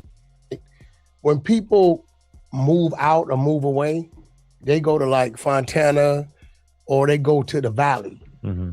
If you're from the Valley like me and you move out and you go to Porter Ranch, Stevenson Ranch, right. Santa Clarita, Palmdale, Lancaster, that's our 30, 45 minute moving out of the hood type shit. Right. So you, I mean, now the Valley is too expensive for a lot of people from the hood.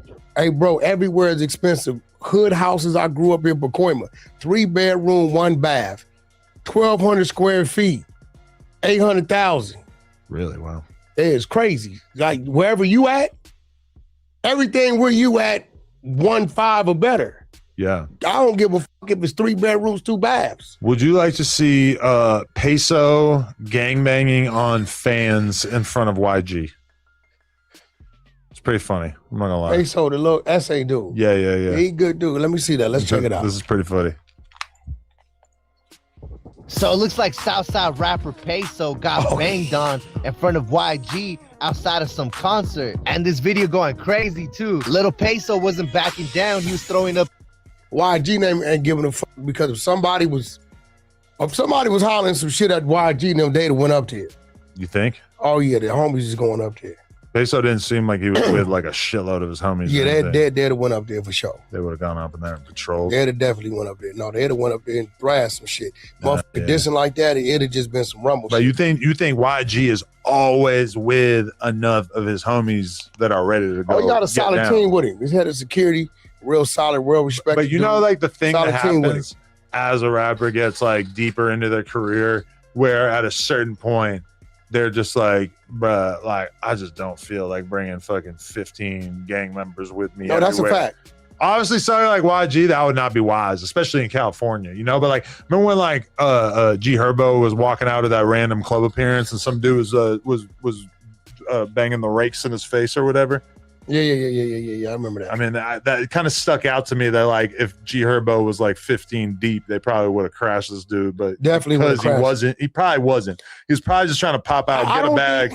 I'm gonna be real. I don't think YG need to run around LA deep. I don't think nobody's looking to do nothing to YG. You don't think? Nah.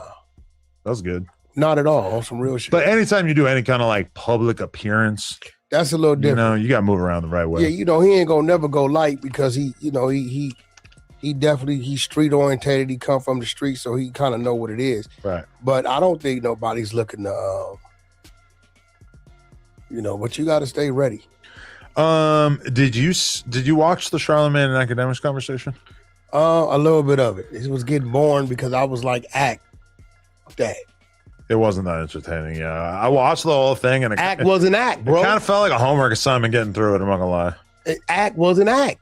Why? You don't think Act was doing what he was supposed to do? For some reason, Act got a he got a certain type of respect for Charlemagne, and that he. See, Wicked100 wanted Academics to just go at Charlemagne. Just go at him. This why he don't got the relationships he claimed that he got. Because he's real tender. Dude is real tender right here.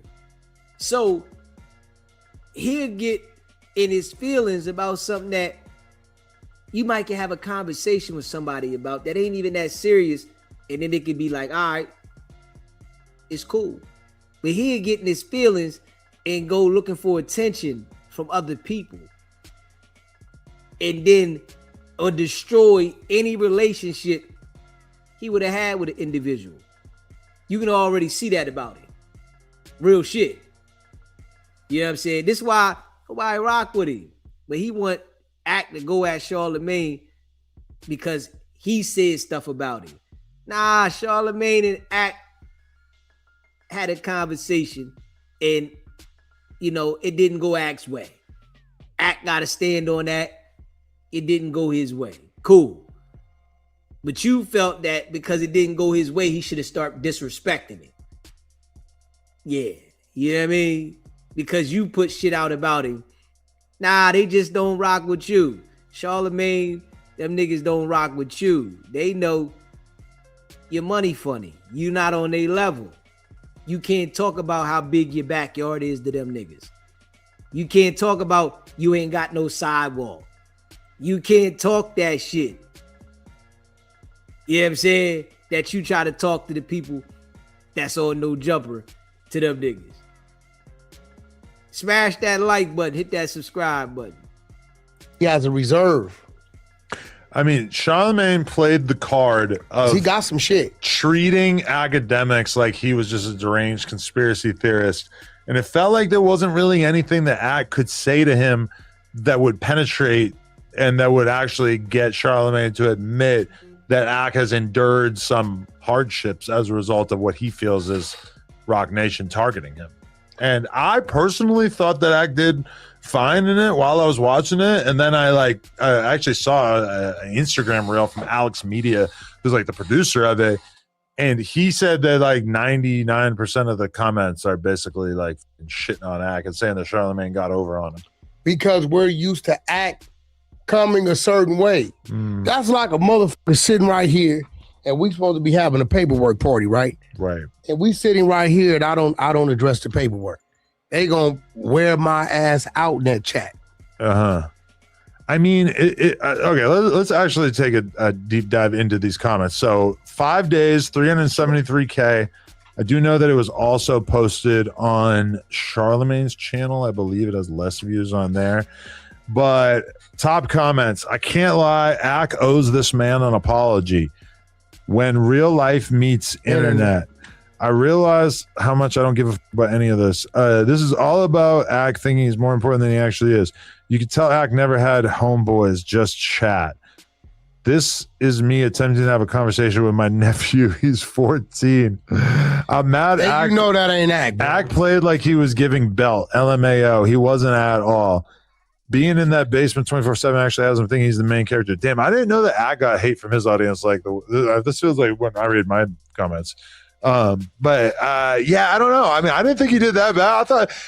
Do you think part of the problem is that Ack has all these things that he believes, but he can't really like definitively prove them. And he didn't want to go at it. But typically I feel like in hip hop, like the person who has the most conspiracy theories wins. And that if Ack really is like the guy taking on the role of the manic conspiracy theorist, that pissed me off when Charlamagne accused him of sounding manic. I was like, isn't that like the person who's normally going to win? Like the audience seems like primed because like, you know, Ack has this ability to like spread narratives about people and make them actually look worse than maybe what reality is or whatever. Like you've seen him do that with Meek Mill. You've seen him do that with Lil Baby. You've even kind of seen him do that with Jay-Z now, like where like but we got to be real, right? Yeah, Ack is able to do that to rappers. You know, Charlamagne, he's on the internet, he does podcasting, radio, he talks for a living. So it's different from when he does it to a rapper. They're entertainers, rappers. They're not doing the same thing Charlamagne is doing. Charlamagne talks for a living. It's gonna be hard for somebody that is in that line that deals with people and communicating for you to run that type of narrative versus a nigga that goes inside the booth and just makes songs. So of course he's able to do that to the rappers. They go in the booth and make songs. They not doing this shit every day. They not making content talking about people every day. Charlamagne does it every day. So of course he gonna know how to deal with somebody that does the shit that Ack does. You feel what I'm saying? Real shit. Smash that like button, hit that subscribe button. States that they are a loser over and over and over, and because his voice is so loud, it kind of like cements it as truth as time goes by. But this almost makes you feel like maybe the Jay-Z hate that I think Ack has been like trying to harness and engineer is not as significant as we've been led to believe. I don't think he hates dude like that. Jay-Z? I don't think he. I just think it's part of his conversation. You know, he stands with Drake. Right. It's kind of a way of him kind of like showing his loyalty and what side of the fence he's on. But I don't think. I think in this situation, the chat is mad because we know the damage Ack could do. And to Charlamagne? Hell yeah. But he could do the low blow type shit. Yeah, you could call him all kinds. He can't do the damage to Charlamagne. You know, and Wicked100 thinks because he said some things about Charlamagne that was damage. The nigga ignore you. You know what I'm saying? You can't do no damage to the man. The nigga know how to play the game. If he want to donkey to the day your ass, you gonna be the one looking crazy. Straight up. Charlemagne can donkey today, Wicked100's jackass, and he'll be the one looking crazy. Straight up. Nigga, donkey today, this nigga.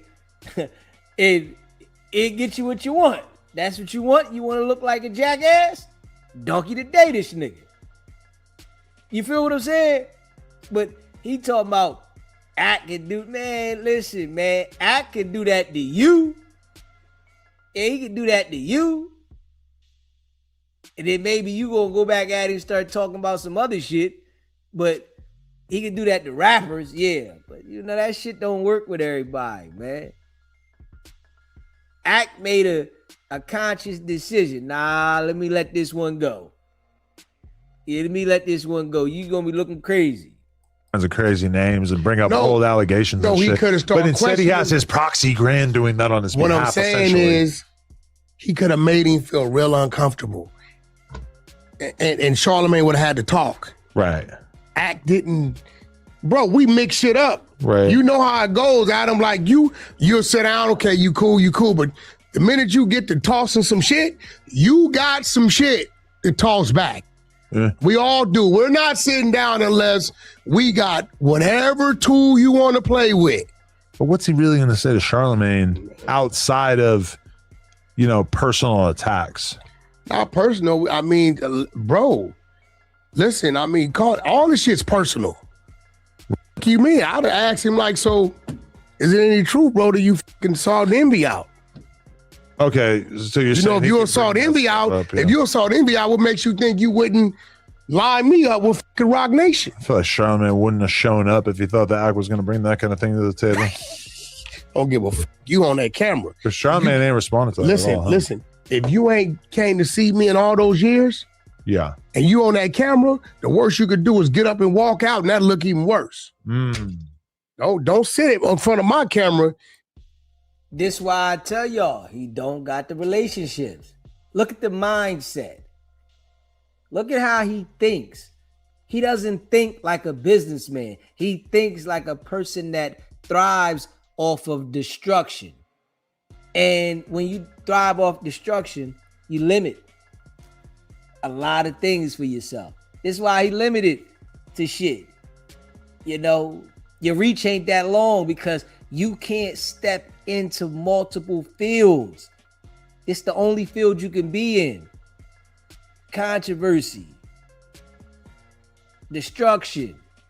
So, Bull limits himself big time. Smash that like button. Hit that subscribe button.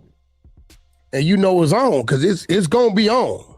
That would have been outrageous if he did that. But, okay, do you buy it? Like, kind of at the end, there's a part where Charlemagne sort of keeps repeating himself to Act. And he keeps saying, I called you to give you a heads up about somebody on your team who's allegedly speaking about you to law enforcement, maybe embezzling money, et cetera, which if you take that at face value, and if you believe that Charlemagne actually believes that about Grand, that is something that a friend would do. Reach out and say, hey, Whack, I hate to say it, but this guy who works for you is a piece of shit and he's doing this, and that, the other thing. That is something a friend would do. That's a fact. And Charlemagne keeps saying, like, Ack, why did you then take that information and go to the internet with it and expose it and paint this other narrative in which I'm a piece of shit for doing that? And Charlemagne really kept harping on that. And I felt like that was like a strong argument that I ended up almost kind of feeling like Ack maybe did jump out the window prematurely on this. Like maybe. That's why I said what I said. Charlemagne does this. And that's how you got to do Wicked100. Wicked100 to tell you that he going to go and ask this, that, and the third. If I'm coming to sit down with you and I know that I'm the one that hit you up and say, hey, yo, this, that, and the third is going on, and you go to the internet and twist it and paint a whole nother narrative, when I come to sit down with you, that's what we gonna stick on. That's what we gonna talk about. Let's address this. alerted you about something and you spit the narrative and you can't say nothing about it, now I'm going to say it again. Let's talk about that. Let's speak about this. You feel what I'm saying? But you know, Wicked100, his mind is only, you know, dealing with weak individuals. So he think that he gonna control the narrative. That's why I say when you talking to him, you can't allow him to control the narrative. He's gonna interrogate you from one thing to the next. You gotta take control of the conversation. You do that, you throw him off balance. He does not know what to do when you take control of the conversation because he can't get his interrogation off. And that's all he wants to do. You know what I'm saying? Dude, straight noodle. You hear me? Charlamagne really was speaking out to him on his behalf because if Charlamagne and Rock Nation are really one, how would it benefit Charlamagne to be the one telling academics, hey, Rock Nation has this, and this plan for you or whatever? You know, like, because we talked about this last week where I said, maybe you could. What does Charlamagne do now? He goes to Jay-Z and says, hey, the jig is up. We no pun intended, but like, you know, Ak knows now because I told him he doesn't give a shit. He aired it all out. I think this is how it went. I think shit was going on in Rock Nation. I think Ak's name was being tossed around. Right. I think Charlamagne may have said, hey, let me give him a call. You know what I'm saying? I think Rock Nation, if this was going on, knew that Charlamagne was going to give Ak a call. Reason being, because Charlamagne didn't have no problem coming on that camera exposing that I get. One thing for sure, we know Wicked100 always thinks wrong. Everything he thinks about is a lie. It is wrong. Straight up. Gave you a call. Right. He didn't have a problem, but think about it. He wouldn't even came and did the interview. You don't want these motherfuckers. You just gonna play the back. Be like, I don't know what he's talking about. Right. But if they know, because you're like, hey, look, I'm over here with y'all. I know him. Let me give him a call. Let me try to like put the fire out. Right. I think with that act, took it how he took it, and then the attacks on Grand. Yeah. I think somebody exposed what he looked like or some shit, or got the exposing shit Well, about they have it. private investigators who are basically taking pictures of Grand in front of his house, potentially putting his safety at risk, which is pretty burnt out. And you would think that, you know, who is capable of doing that kind of thing? Who would be interested in doing that? Like, why would Charlamagne even have access to any sort of information about Grand? Why would he have access? Private investigators got the information. Right, but Charlamagne isn't saying that he hired the private investigators. He's never right? going to say that. Right. Only guys like me will tell you what we do. That would have been. Only guys like you will lie. We know that. Yeah, you just lie. Tell you what we do. Only guys like you will take credit for what somebody else has done. Only guys like you. I don't know that Ak really said that. Like, you know what I'm saying? Why do you have this? Like, how did you find that out? I mean, it's assumption. Yeah, but it would have been interesting to see how Charlamagne answered that. I don't know. Maybe he did say that. Charlamagne, listen. Charlamagne is good at what he does. Ak obviously has a great amount of respect for him because we know he could have turned that into a shit show. Yeah. Which would have been going crazy right now. Like Ak says, yeah, that's the shit we want to see on No Jumper. This is why I subscribe. We would have been screaming the same thing back. If he said, you're a rapist. I know about your case. You paid the girl $250,000.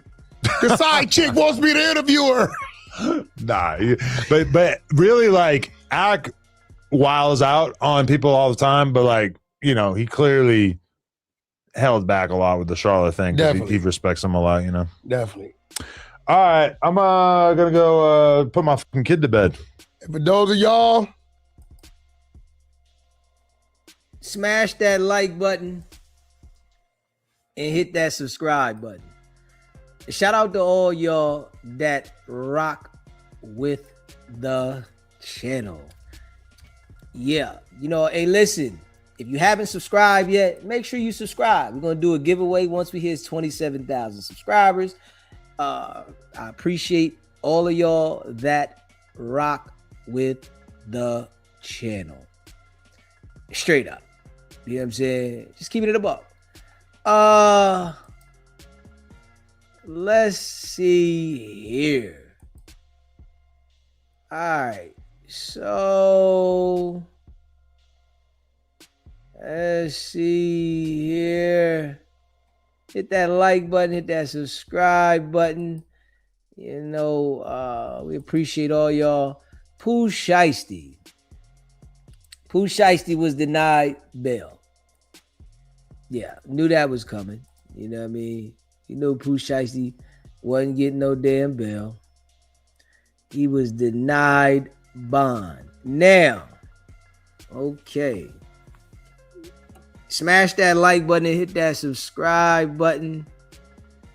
We knew Pooh Shiesty wasn't getting no bond. All right, Pooh Shiesty was denied bond. And it says rapper Pooh Shiesty was denied bond once again by a federal judge on July 21st, 2026, despite his defense team proposing an exhaustive $700,000 private security and surveillance package to secure his pretrial release. The court ruling. The judge rejected the defense's release proposal, agreeing with federal prosecutors that no conditions of release could adequately ensure community safety or witness protection at all. The charges Pooh Shiesty, Lontrell Williams Jr. is currently facing federal kidnapping and extortion charges. The allegations, prosecutors allege that Williams Jr., his father, and several co-defendants lured his label boss, Gucci Mane, to a Dallas recording studio in January 2026.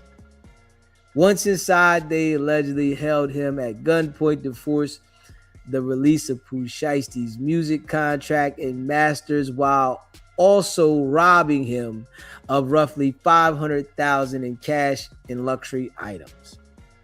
Damning evidence. The prosecution's case has significantly strengthened with newly submitted video footage capturing the exact moments Williams allegedly forced Gucci Mane to sign the release form. Furthermore, GPS data from the ankle monitor Williams was already wearing for home confinement from a prior conviction placed him directly at the scene of the crime. Trial postponement.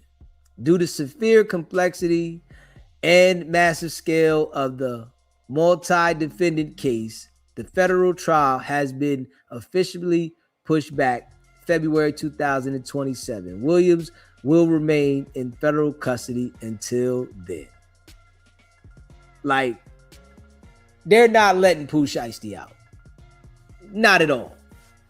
You know, the video, the evidence, and everything about him being involved in a situation similar before, him being on home confinement, there's no way that they let the man out of jail. Why would they? They know they got Pooh Shiesty canned. There is no way for him to beat the case. They recorded the crime. You know, the homies that is supposed to be solid, you know, they gonna have, some of them are going to cooperate. The father is gonna cooperate. Everything is leaking straight to them. They got emails of the dad with the contract. They got the contract. They got the video. Nobody's beating the case at all. It's impossible. You know, they gave all the evidence they self. Now, Pooh Shiesty brought this on himself, right? And what he did do is he made sure that there were witnesses against him from the evidence and from the people that he brought with him. He brought a team with him that can corroborate that he lined this shit up. Because if you think that all of the dudes that was with him that don't got no money is going to be willing to sit down and not turn over on him, you tripping. Yeah. One of the slowest rappers to ever come out. Straight up. You know what I mean? Yeah, dude can rap. But does he have a brain? Negative. Nah, he doesn't have a brain. You know, it's nothing there. You know, because thinking that she was going to even get away with this. I think he was just thrilled to be able to do this to Gucci Mane. Yeah, I did this to somebody that was well known and he couldn't do nothing. You know, I think people like Pooh Shiesty get, you know, they thing off by doing this shit. Yeah. Because it was pointless. This shit didn't elevate his career. It didn't help him. It hurt him. Everything about the decision that he made cost him. So it's something that he gonna have to sit back and really sit down and do this time and think about it over and over and over again. And I really think they're going to give Pooh Shiesty a lot of time just because of the circumstances. You make this song, you know, you're saying F the feds. I just feel like they're going to make sure they make an example out of him just because, you know. You saying F us, what we going to show you is really F you. Yeah. It ain't no, I'm sorry. You know, you got to think about this too, right? The judges, the prosecutors, you know, they're all attorneys and they do this shit day in and day out. You know, they're numb to this shit. So somebody that's already in custody for a situation, they're not taking you're sorry and I didn't mean it as serious. Not at all. You was in a situation currently on home confinement. There is no sympathy for you, my guy. You know, they don't really care. I can tell you right now, they're thinking for you to go and do this when you were in this position, you really have no regards for the law. You think you're above the law because you got money. You know, they're going to make an example out the boy. Yeah, they're going to make an example. But I hope they don't come with no RICO shit, superseding an indictment on him. Yeah, and try to give him a 30 ball and rock his bail. Then shit gonna hit different. For what? You know what I'm saying? For what? What was the gain? For you to have notoriety that you a gangster? Well, you know, it's a lot of gangsters that got life in jail. It's a lot of gangsters that are in the grave. It's a lot of gangsters that wish they would have did something different. Yeah, it's a lot of them. You know? But he embarrassed himself. He just let everybody know how stupid he was. That's all he did. He embarrassed himself. You know, you let everybody know, nah, you're not bright. You're not smart. Not at all. You took your position for granted. Because it's a position that if he would have really thought about where he was at, he wouldn't have did that. Yeah. Position that so many people wish they could be in. But you know, they usually give these positions, when it comes to the young brothers, they mess the position up. They still want street credibility. They still want to be respected from the streets, and the streets will never respect you. This is just how life goes. The streets will never respect you. They'll chew you up and spit you out. Yeah, it's a game. But you know, this is what happens with the people that look like us, man. They mind frame be stuck in that mentality, and they think that the streets love them and they're gonna respect them, when you should understand when to elevate. It's time. I made it. Now I understand some people got to play that role because they out in the street. You got to play that role. But it come to a point in time where you got to say, hold up, homie. I made it, nigga. Yeah, I made it. All of the work, the penitentiary chances, locked up, that you took, all right, it's over. That's growth and elevation. Growth, development, elevation, understanding. Straight up. Just being real, you know? And maybe, you know, he might need more time to understand that. You know, they give him a 15, 20 ball and he come home and he damn near 50. It might feel different. Nigga might say, hold up. All right, let me chill down. Or he might be one of those guys that come right home and do the same thing. You know, you never know with these type of guys. Straight up. Smash that like button, hit that subscribe button. Shout out to all y'all that rock with the channel. You know, I appreciate all of y'all. If you're a member of the channel, put a 1 in the chat. Yeah. Appreciate everybody that be locked in with SBGB TV. You know, if you would like to become a member, it's only $3.99. You know what I'm saying? We're going to do a giveaway once we hit 27,000 subscribers. You know what I mean? So make sure you subscribe, become a member, and stay locked in, man. Yeah, we're going hard in the paint. And we'll be back live the same time tomorrow. You hear me? We locked in. We'll be back live the same time tomorrow. So make sure you hear. You know. Y'all know I like to switch up the times of the lives and shit like that. But I kind of like the live coming in at that time because, you know, we get people on the late night. And then we also get people that's waking up in the morning. You know what I'm saying? So I kind of like the time. You know what I mean? Y'all know I'm a late night runner anyway. You know what I'm saying? I like to do that late night thing. Y'all know, man. Smash that like button. Hit that subscribe button. Shout out to all y'all that rock with SBGB TV, man. I really appreciate all of y'all. That's a fact.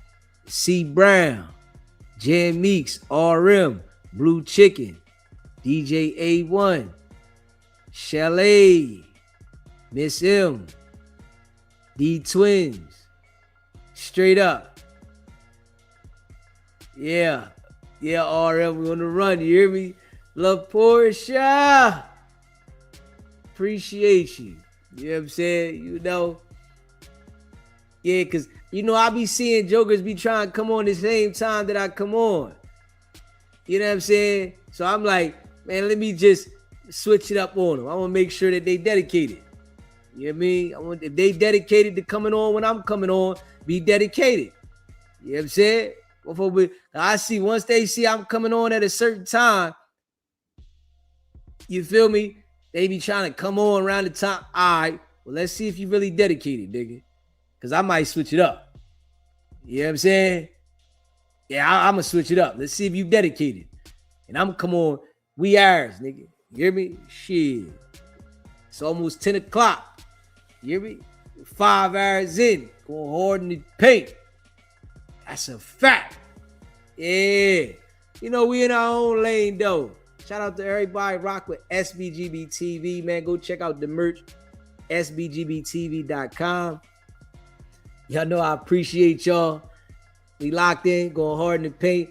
The ones that rock with DZ, y'all know it's all love. Much love. I appreciate you. Facts. Subscribe. Smash that like button. Hype the live. share the video, all that, man.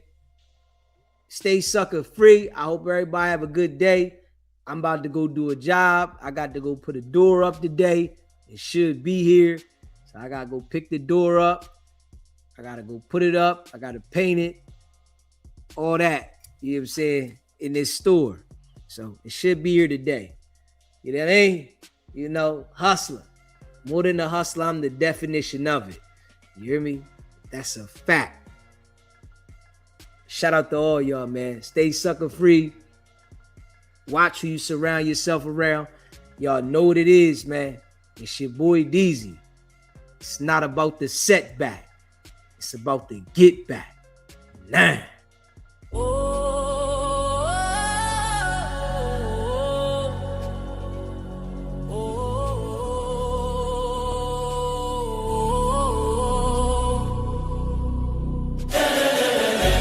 Came out the mud, now we map out the stuff. Hands on the wheel, got my life in the car. Up and down roads, they said ain't for me. Now I run routes like a wide body Jeep. Selling work on the trunk, I was freezing at lights. Eating chips for dinner, counting quarters at night. Now it's bags in the back, got them strapped to the seats. Every mile one prayer, one now police. State line after state line, I was chasing a shot. Every mile marker felt like a ticking clock. Hit a rest stop shower just to rinse off the pain. Then I double that flip, did it all again. Highway to the million, I'm leveled it. Turn that stress into stone, then I built with it. From a stash in the door to a safe in the crib. I was driving for my life, now I'm flying to live. Yeah.